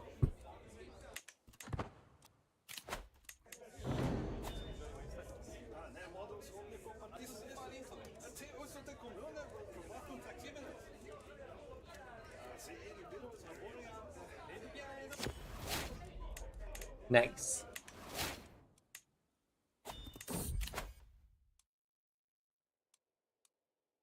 Another pelt.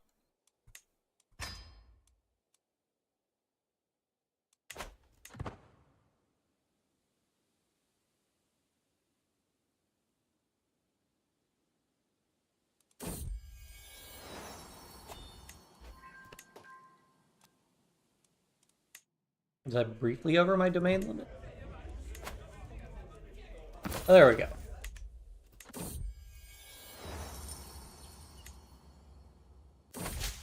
Whoa, what? Huh? Hmm?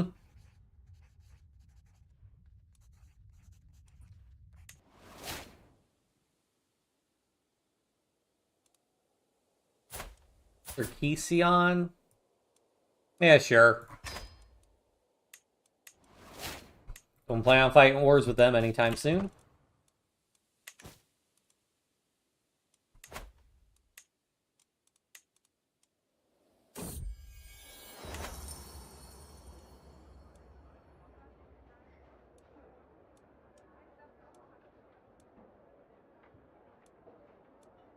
A 2% chance of just dying. Oh, the Magyar's making some moves. Not migrating to Hungary, though.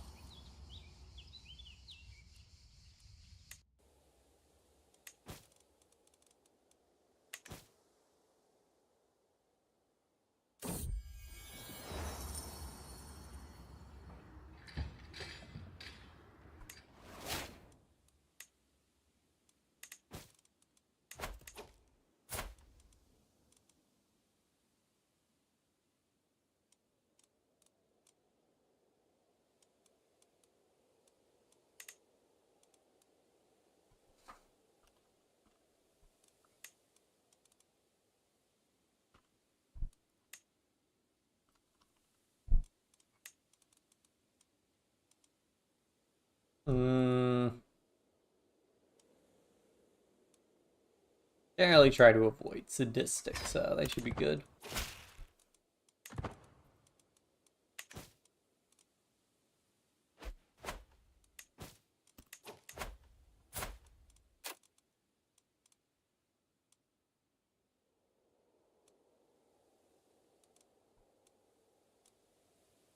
Um, vengeful and forgiving. Cancer. Oh, that's not great. All right, then sure.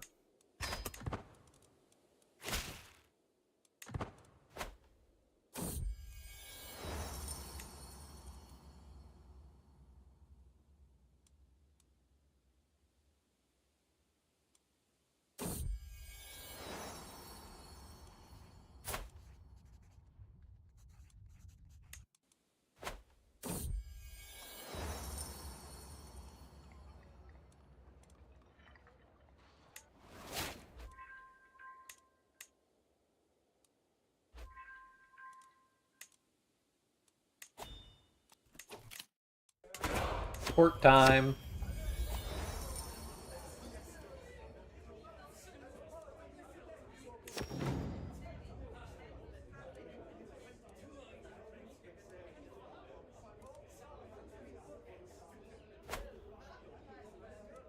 Oh, Patriarch's Avar. Interesting. Yeah, sure.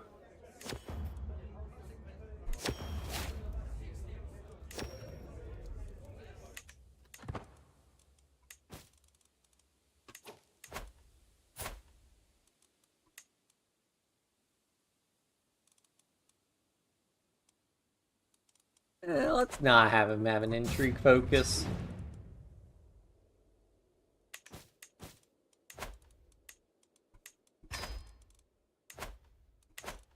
Ask our head of faith for gold, as usual.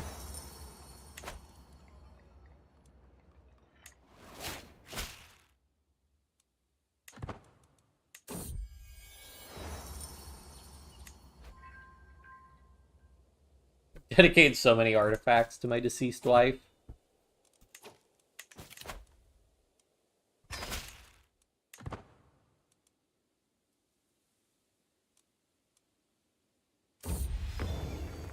Ooh, nice. Plus 2 knights again. I have so many knights.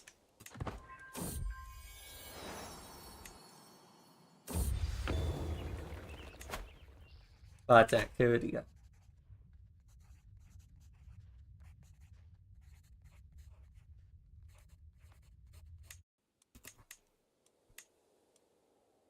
So 12 to 14, yeah, so this one's better overall.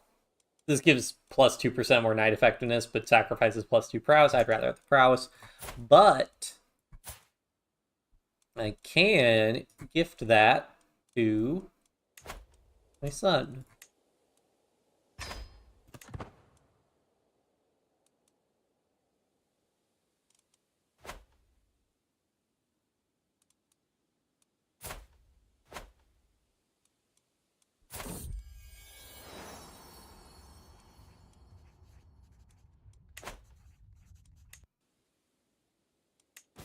If I had a kid with my new wife, nope.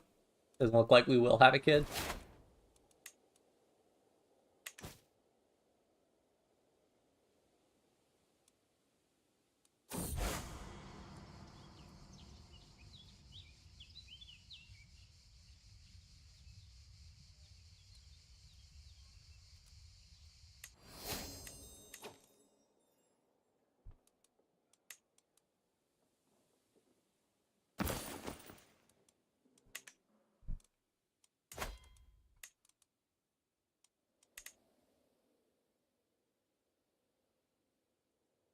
I think we'll just go with hunting grounds.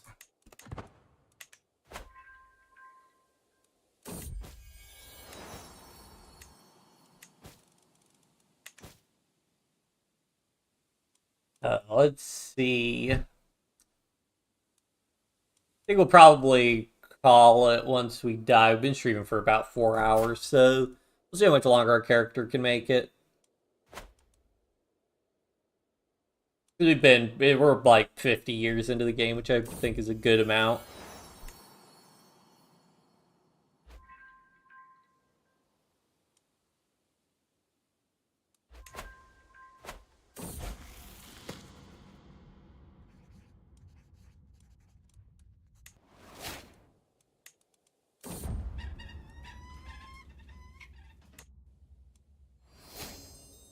Yes! That gave us another tradition, which is really nice. So we'll want to do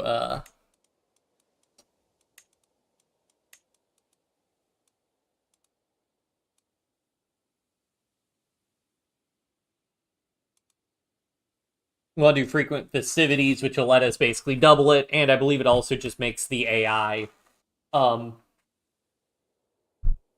much more likely to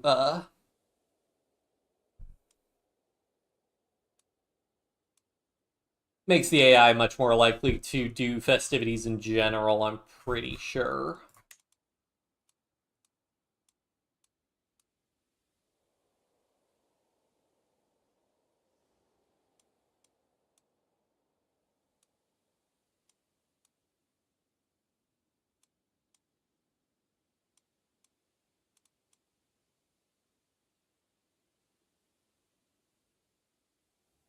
Yeah. I don't know.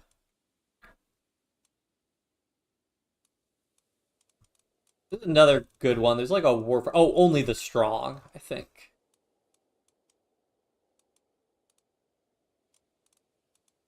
Yeah, only the strong. That's pretty good. Men at arms recruitment costs, but increased number of knights, increased knight effectiveness, um, and reduced levy size. Which that reduced levy size is really nice because then your vassals have fewer troops relative to you, so they're less likely to go to war when forming a faction.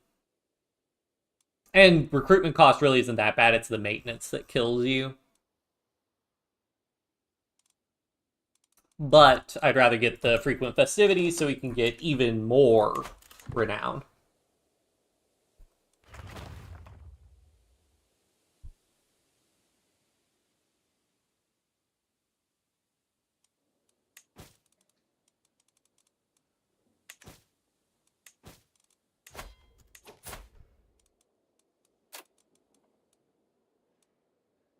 I'm sure.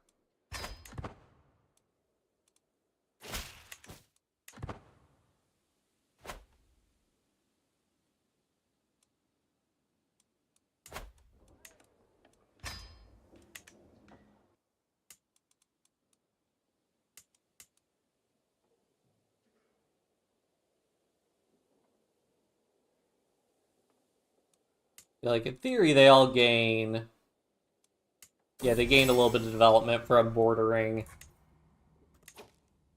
a higher development county, so... For ISIS, I think it's... Yeah, they get 1.6 because the disparity is 16. So they're gaining 1.6, and then that propagates on. But yeah, so buffing Barrow, which borders 1, 2, 3, 4, 5 counties. Pretty good.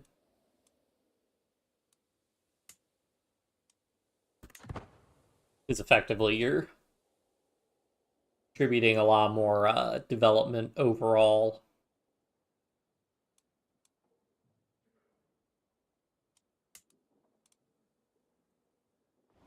Like every one development this goes up, you're effectively adding 0.5 overall development because 5 bordering provinces gain more development growth.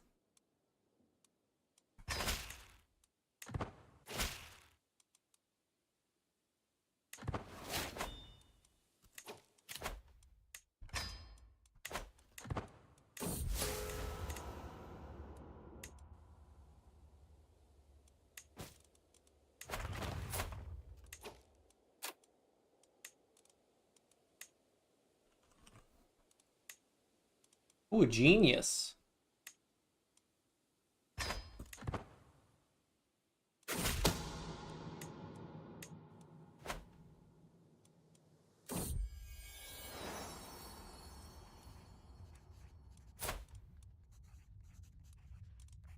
Do a Constantinos.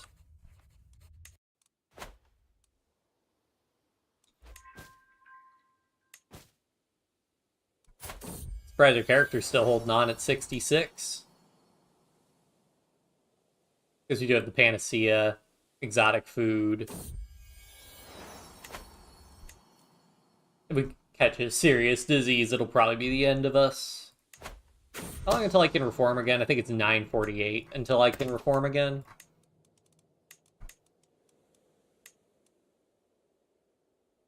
Yeah. Right, because 30 years, and then once the tradition's established, it's another 50 years before you can do it.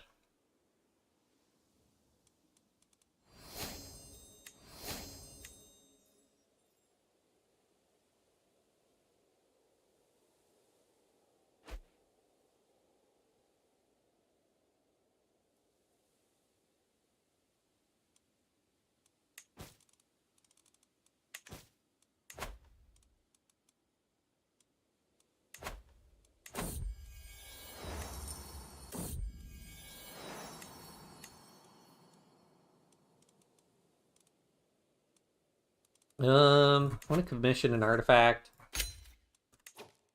I can get more regalia.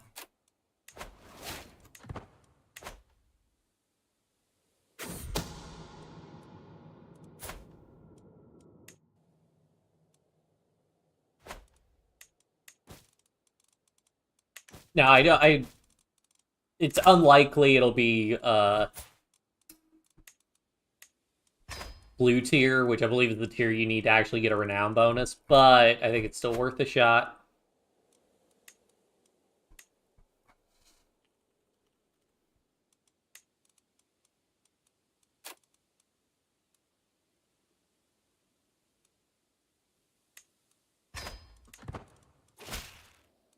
A lot of twins.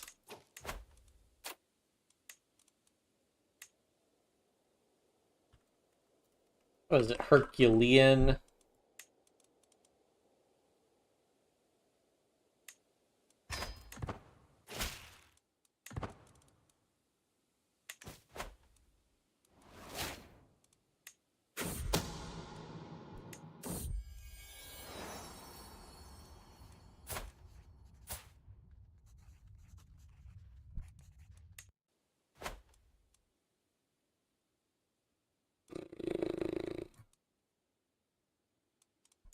Oh, shoot. I didn't switch us to, I want, royal prerogative.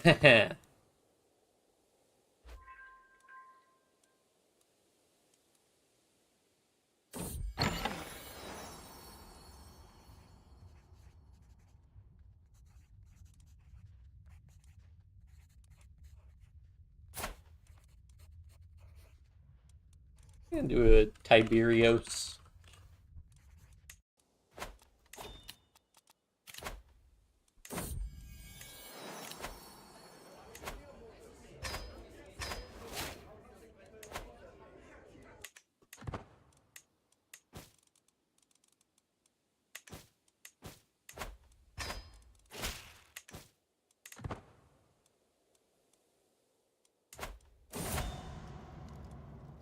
No!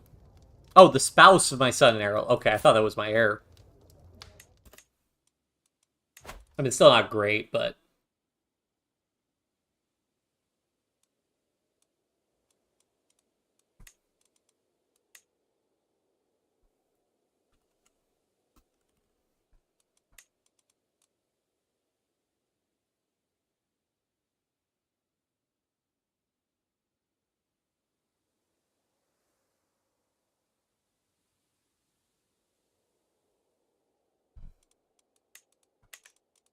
Wonder if I just want to get him a high stewardship spouse. Because a high stewardship spouse would raise it, because we do need to keep the domain limit high enough. We want to be able to control everything, so... 12 versus 25. Yeah, 25's really good.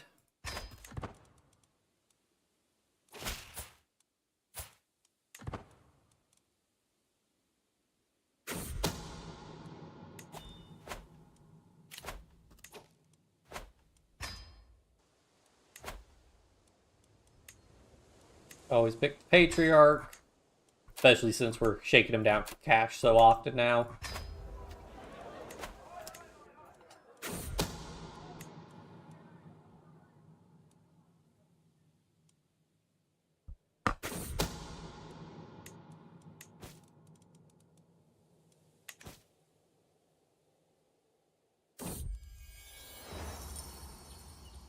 Oh, yep, always buff the Patriarch when you get the chance. Unless, of course, you could get Renown, because Renown's amazing.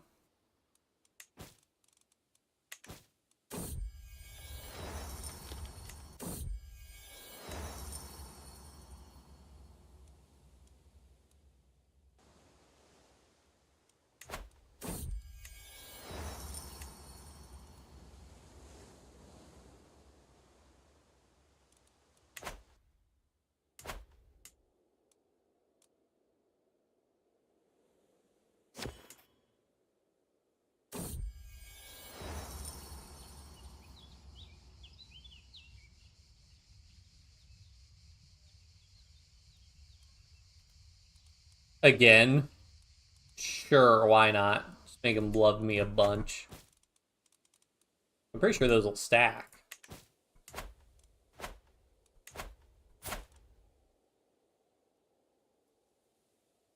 Oh, maybe they don't. There's just 1 plus 50. Did I imprison him at some point? He's upset about being imprisoned. Oh, impious. I see. That makes a lot more sense. Welcome, friends.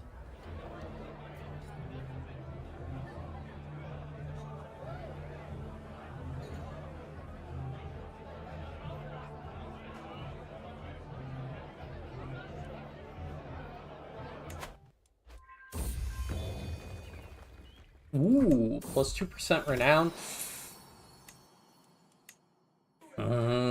It's tough. Temple holding, construction cost, clergy opinion, court grandeur bonus. I guess I'll replace this one with the goblet. I mean, those percentages will matter a lot more once we can generate a lot more renown from a lot more people.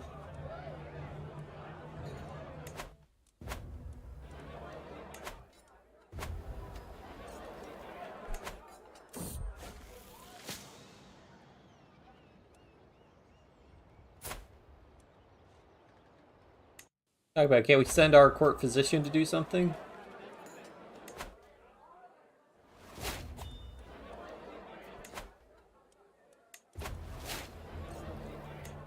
Oh yeah, I got 100 renown for that. Nice.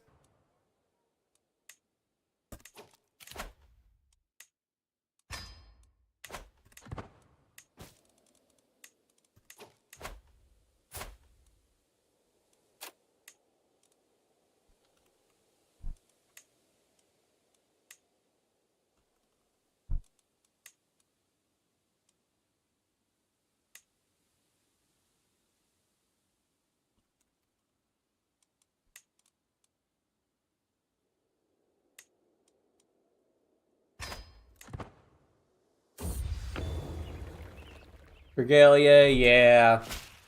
Fine. Give that to one of our sons.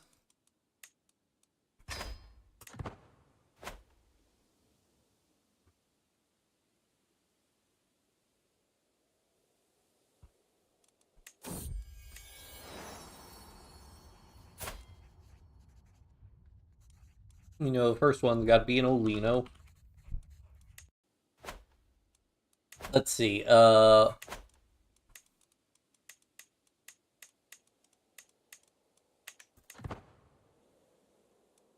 still kicking. We're almost at 70.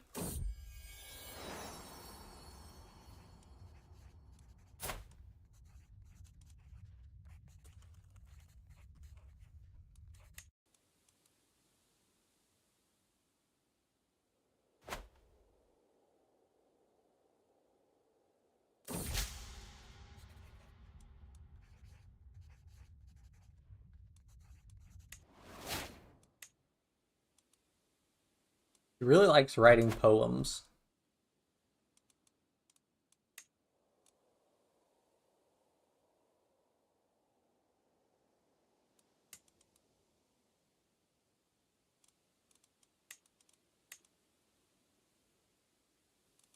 That's the overall Greek culture. So Antiochian still hasn't split off. Sicilian looks like spread to most of southern Italy. Aside from like what Naples and Syracuse still control Lotharingia. Okay. Oh, whoa. Something bad happened in Italy. Probably Independence War.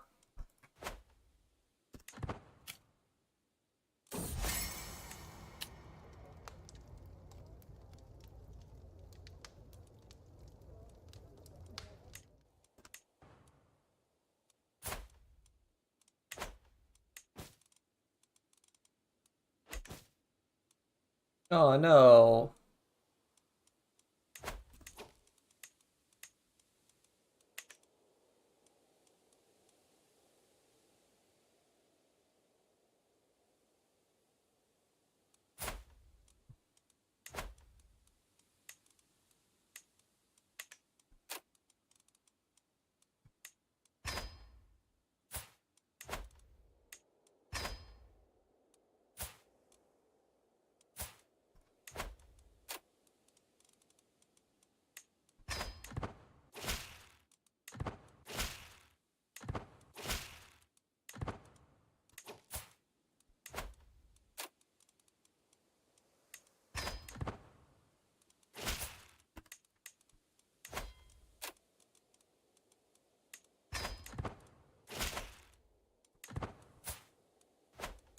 Some more really good knights. More children lacking guardians. Uh-oh.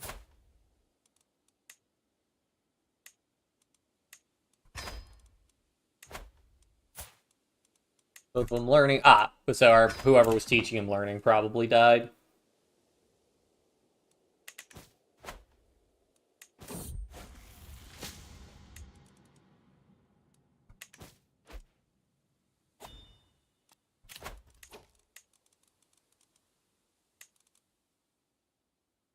Oh yeah, let's do train commanders. Also, train commanders I like more than organized army.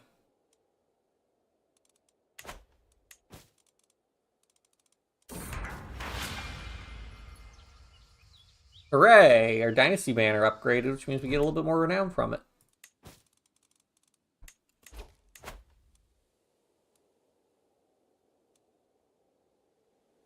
Once we have outside of the court, because you can start getting renown for being married to rulers. So we get a lot of renown that way once I no longer am forming alliances, because the big thing is I just don't want alliances. And also we want to make our dynasty as big as possible right now. So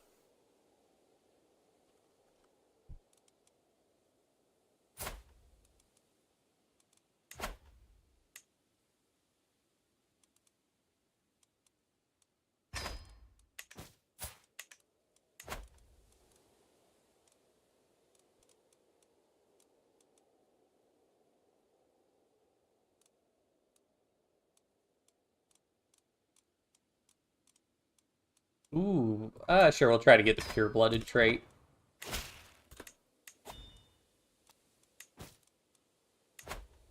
So did her original spouse die? Oh, what a shame.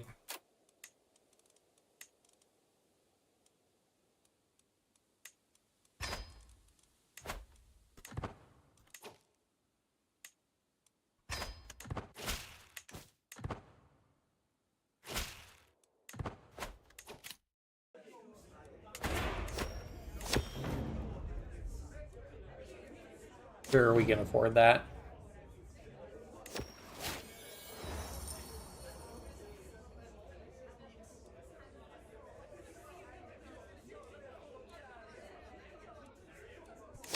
Sure.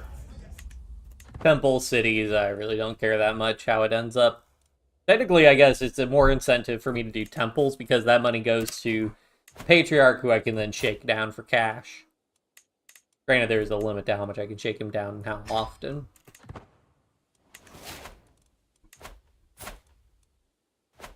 Yeah, it looks like he's making more gold faster than I can shake him down.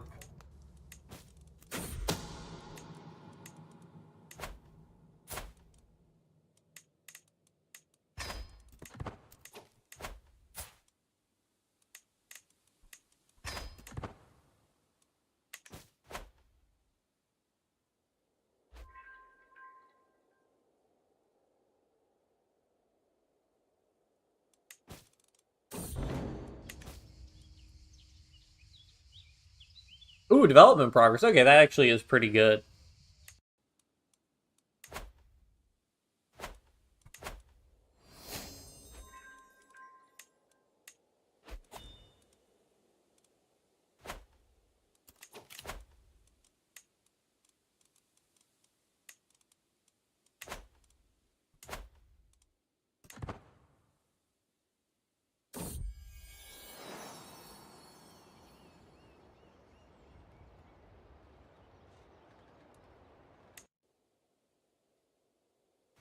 Oh, build another building there.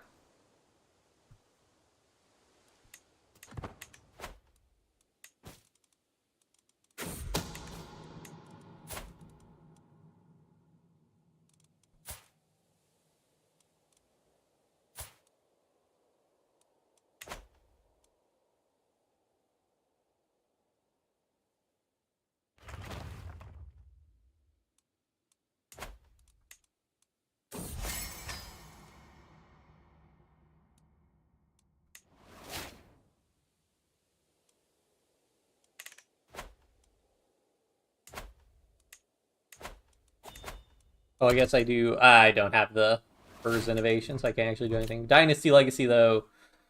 Yeah, making it killing. That's really good. This last one really only benefits us personally as a commander. Well, I guess it benefits us and all our dynasty members as commanders. Maybe it is worth it.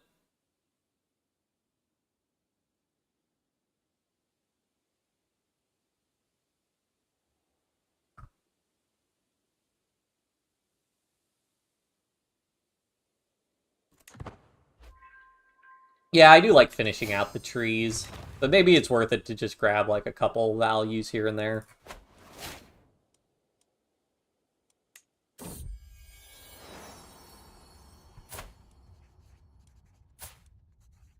Ooh, nice.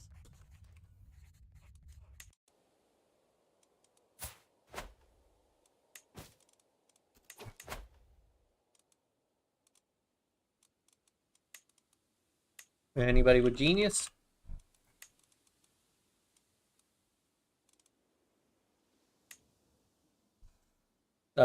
Amazonian? Don't know all the other ones. Because Strong's not a genetic trait. Hail, I know is the other one of the other ones. Oh, right. Beautiful. That gives fertility.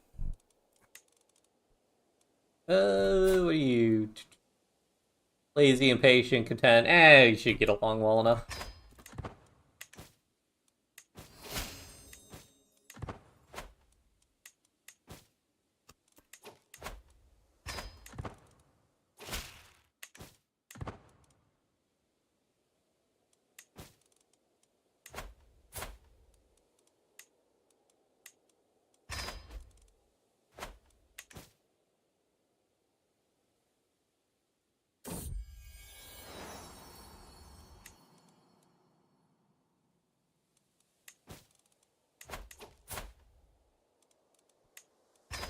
Yeah, we really need to get to a point where we start having vassals. We're not managing the entirety of the dynasty, which is some 71 members.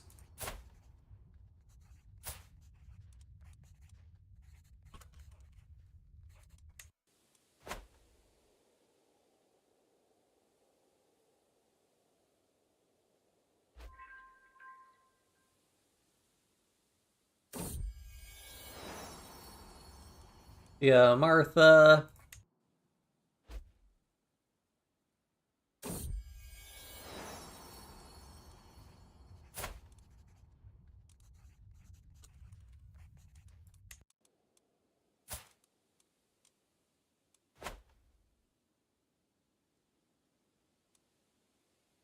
I forget how much renown each individual person. I forget if it's capped at 100 or 200. I think it's 100. So yeah, you get 0.02 renown for every living member of your dynasty. Pretty nice.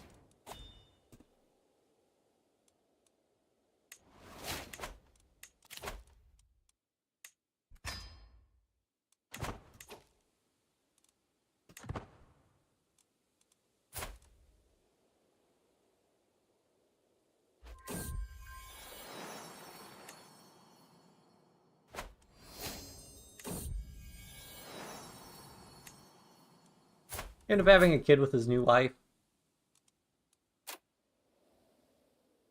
No. She's 37. Oh, she's 37 and homosexual, so probably unlikely they will have kids.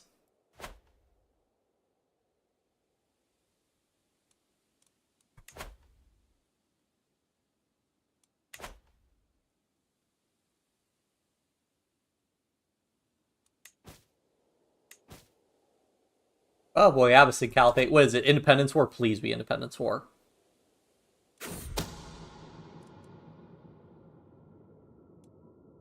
Claimant Wars. Lame.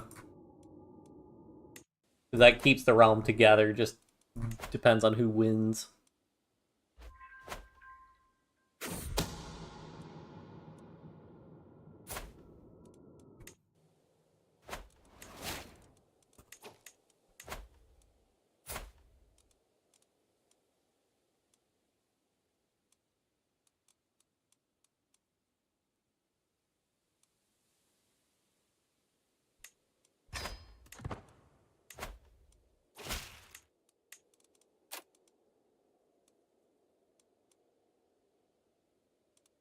His claims.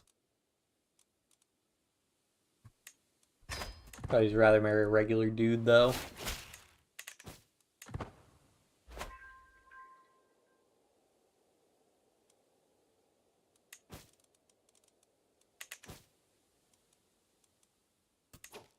I wonder, so if I wanted to go for just, say, maxing fertility.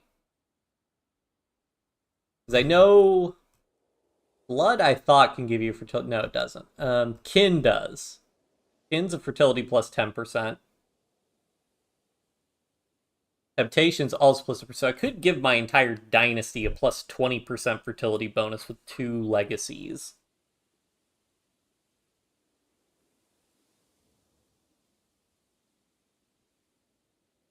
I wonder if that's a good one to do.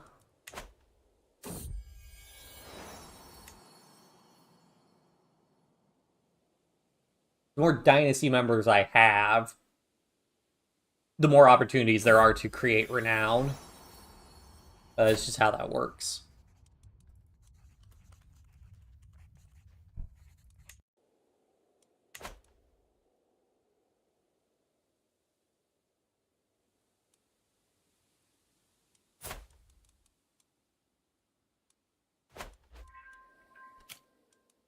I really don't know how we're still kicking.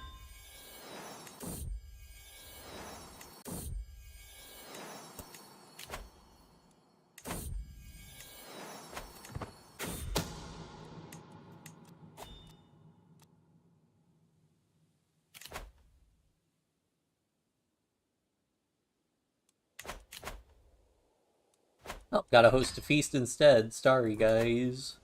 Otherwise, we'd be going to the thing, but I can't. Or we'll just pick the patriarch.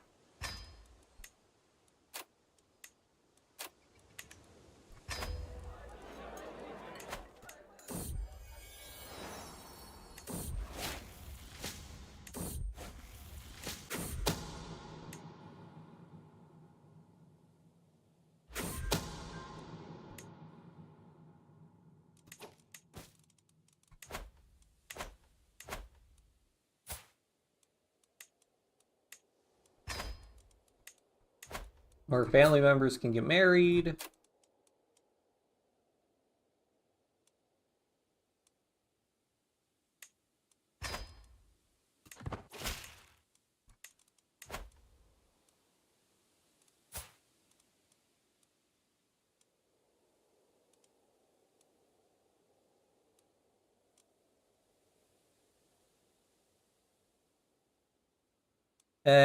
He is content, so ambitious does not like content.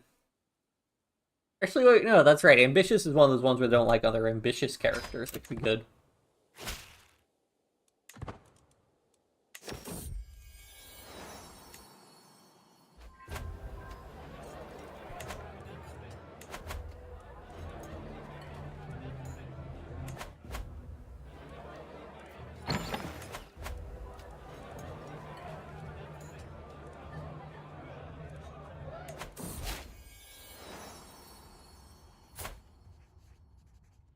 There you go.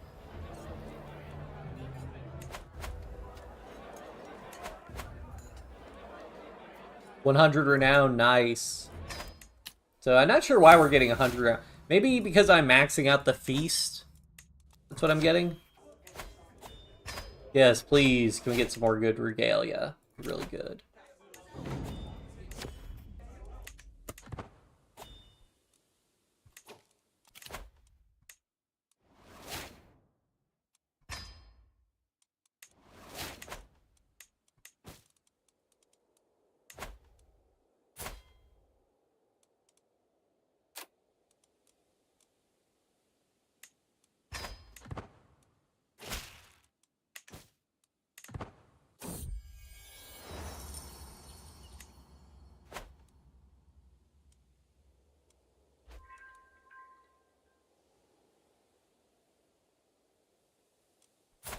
I mean, now it's just a challenge to see how long this guy can go without dying. 73. I'm very concerned.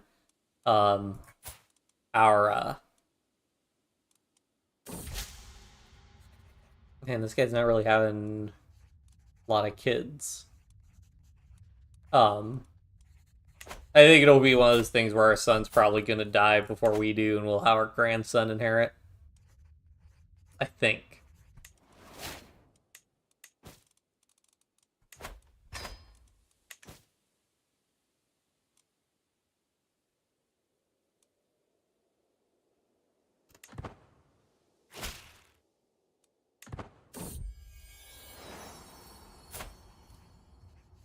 We already have an Olino.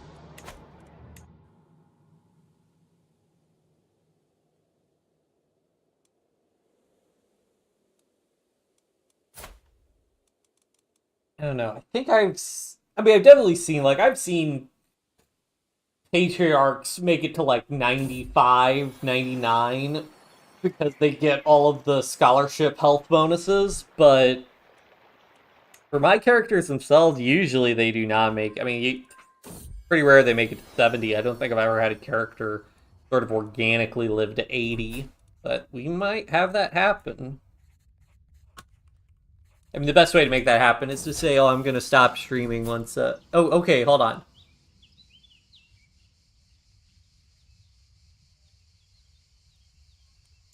Uh, Ecosian. What?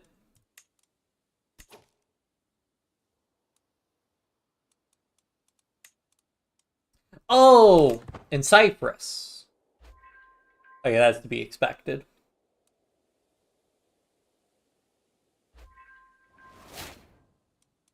Oh, whatever. I mean, was that a high?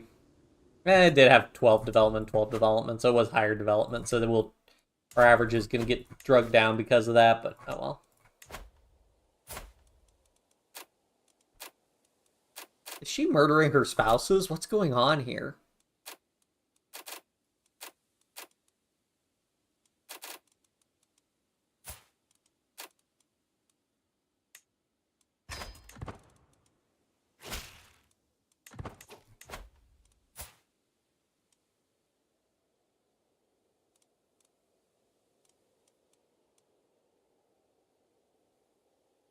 These zealots, so it really needs to be of the same faith if possible.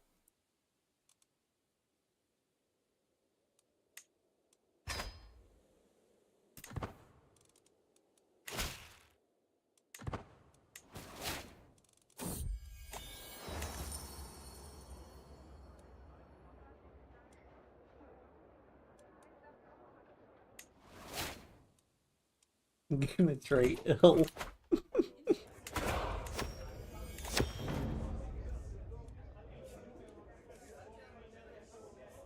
Who's Kyra? Oh, she's a guest. Yeah, sure.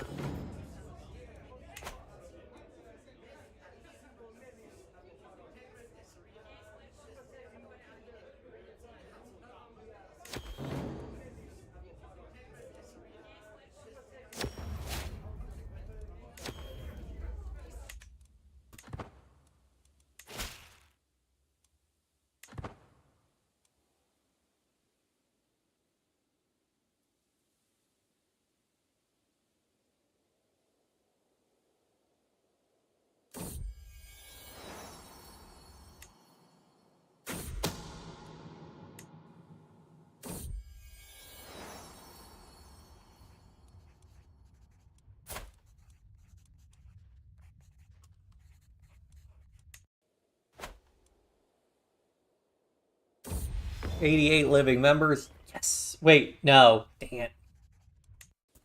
Not renowned regalia. Well, then I will just gift this. I really actually should probably gift these to, um, just like vassals or something. Does this guy have regalia?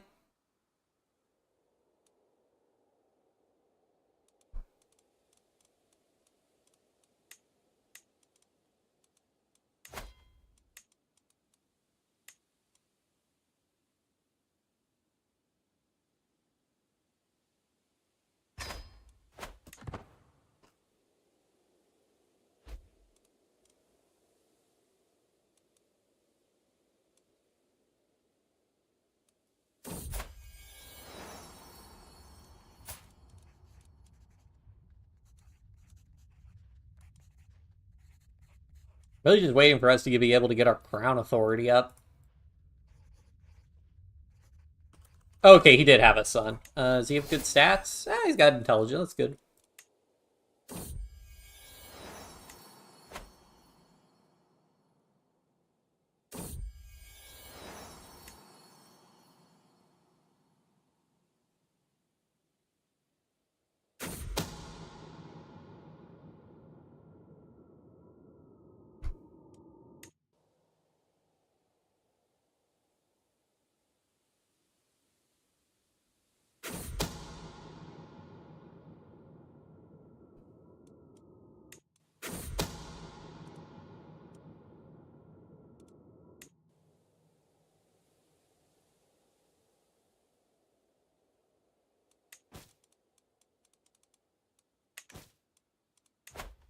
which royal prerogative is another 14 years.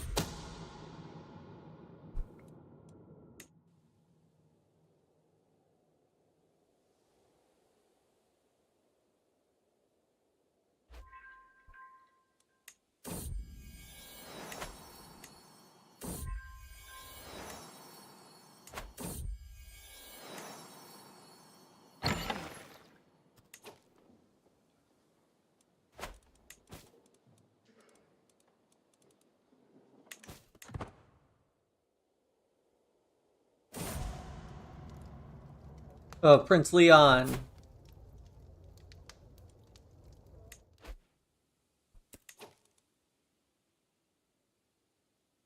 Suffragan Bishop.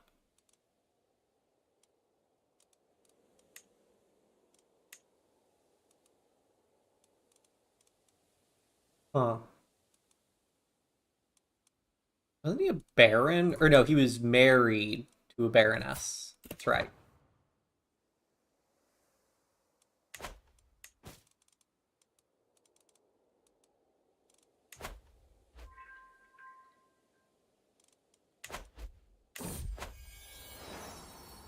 My grandson was slain in battle. Oh no.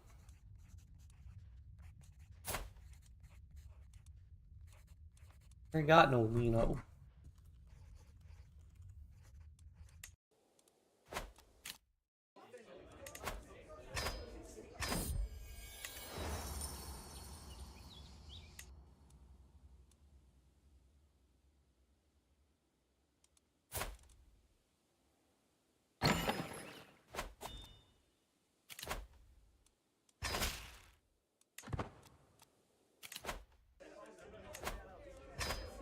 Ooh, a throne. Nice. We need a throne.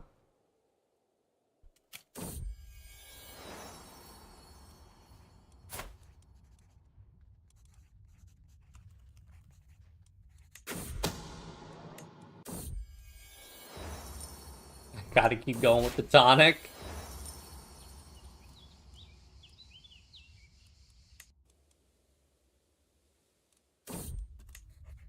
There we go. So it shouldn't be long now.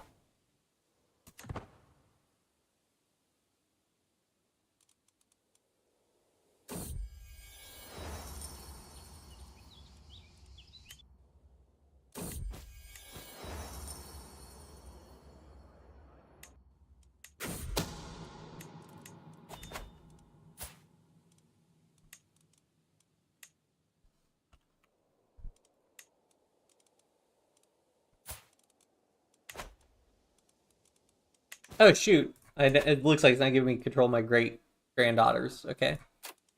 Well, matrilineal marriage guaranteed genius. Let's go.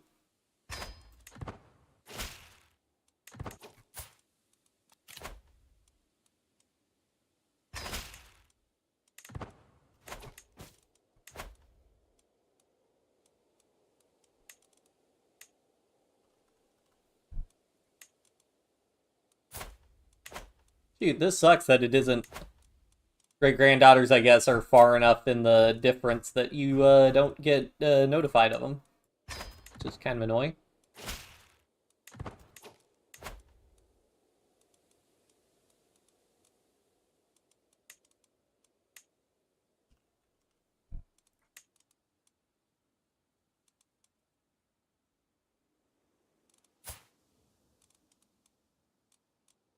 Yeah, lustful and unlustful, yeah.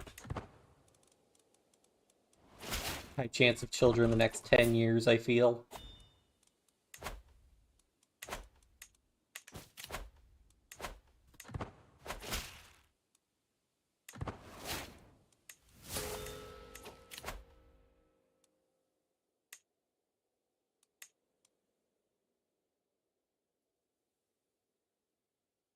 Yeah, I'd like to try and get Know Thyself. That'll give me the 1 year warning.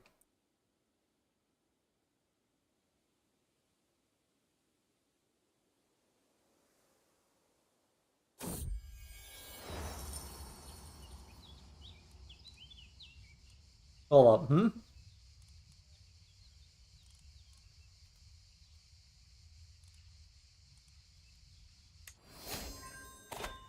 There we go.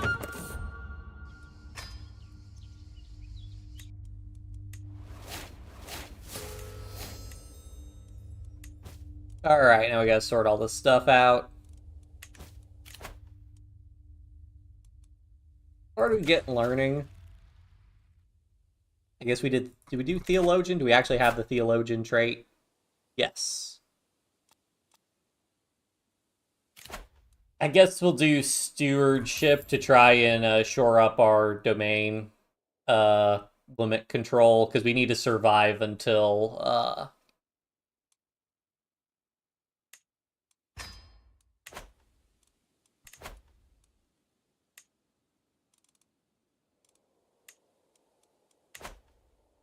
oh, I guess we didn't need to do that. Well, maybe we did with the +3. Because I only control one barony. So we'll go ahead and give a barony to one of our brothers. Probably one who has some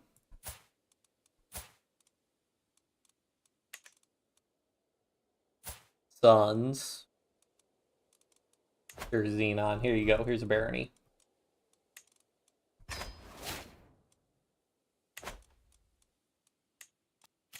Gets us under the domain limit.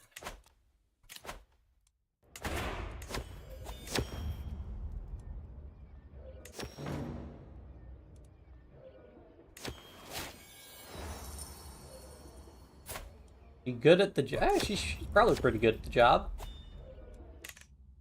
And then we'll go ahead and we'll stop there because we are 4.5 hours into the stream, and yeah, let's go ahead and look at all of our stuff. So we can switch that back for this mace, switch out our regalia,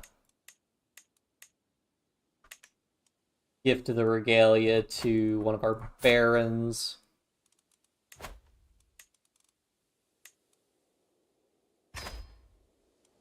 Gift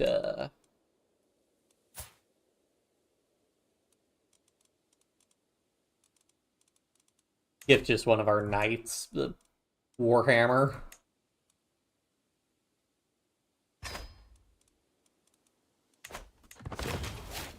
It's 38.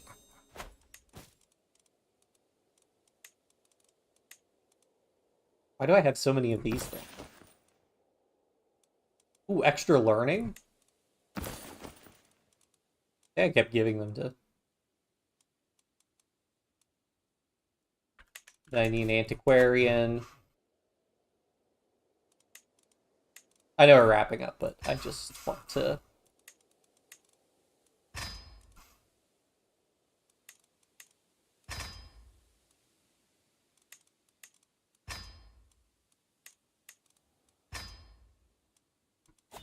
sort of minimize. Oh, we did have a court tutor. Darn it.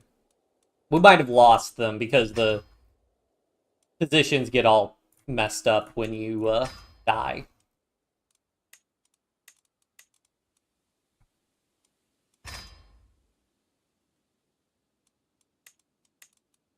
What does our spy master think of us?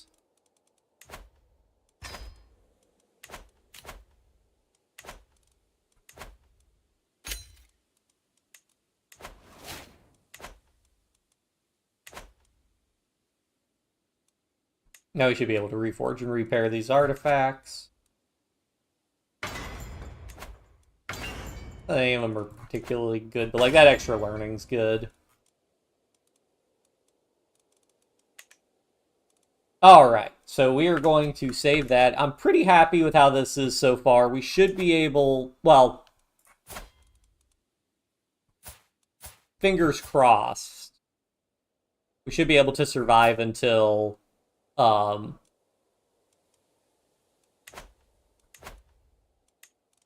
we have royal prerogative. And then once we have royal prerogative, I will start creating vassals. Then we will start really expanding and rebuilding the empire, and then we will should be rolling in renown. But yeah, we'll drop a save.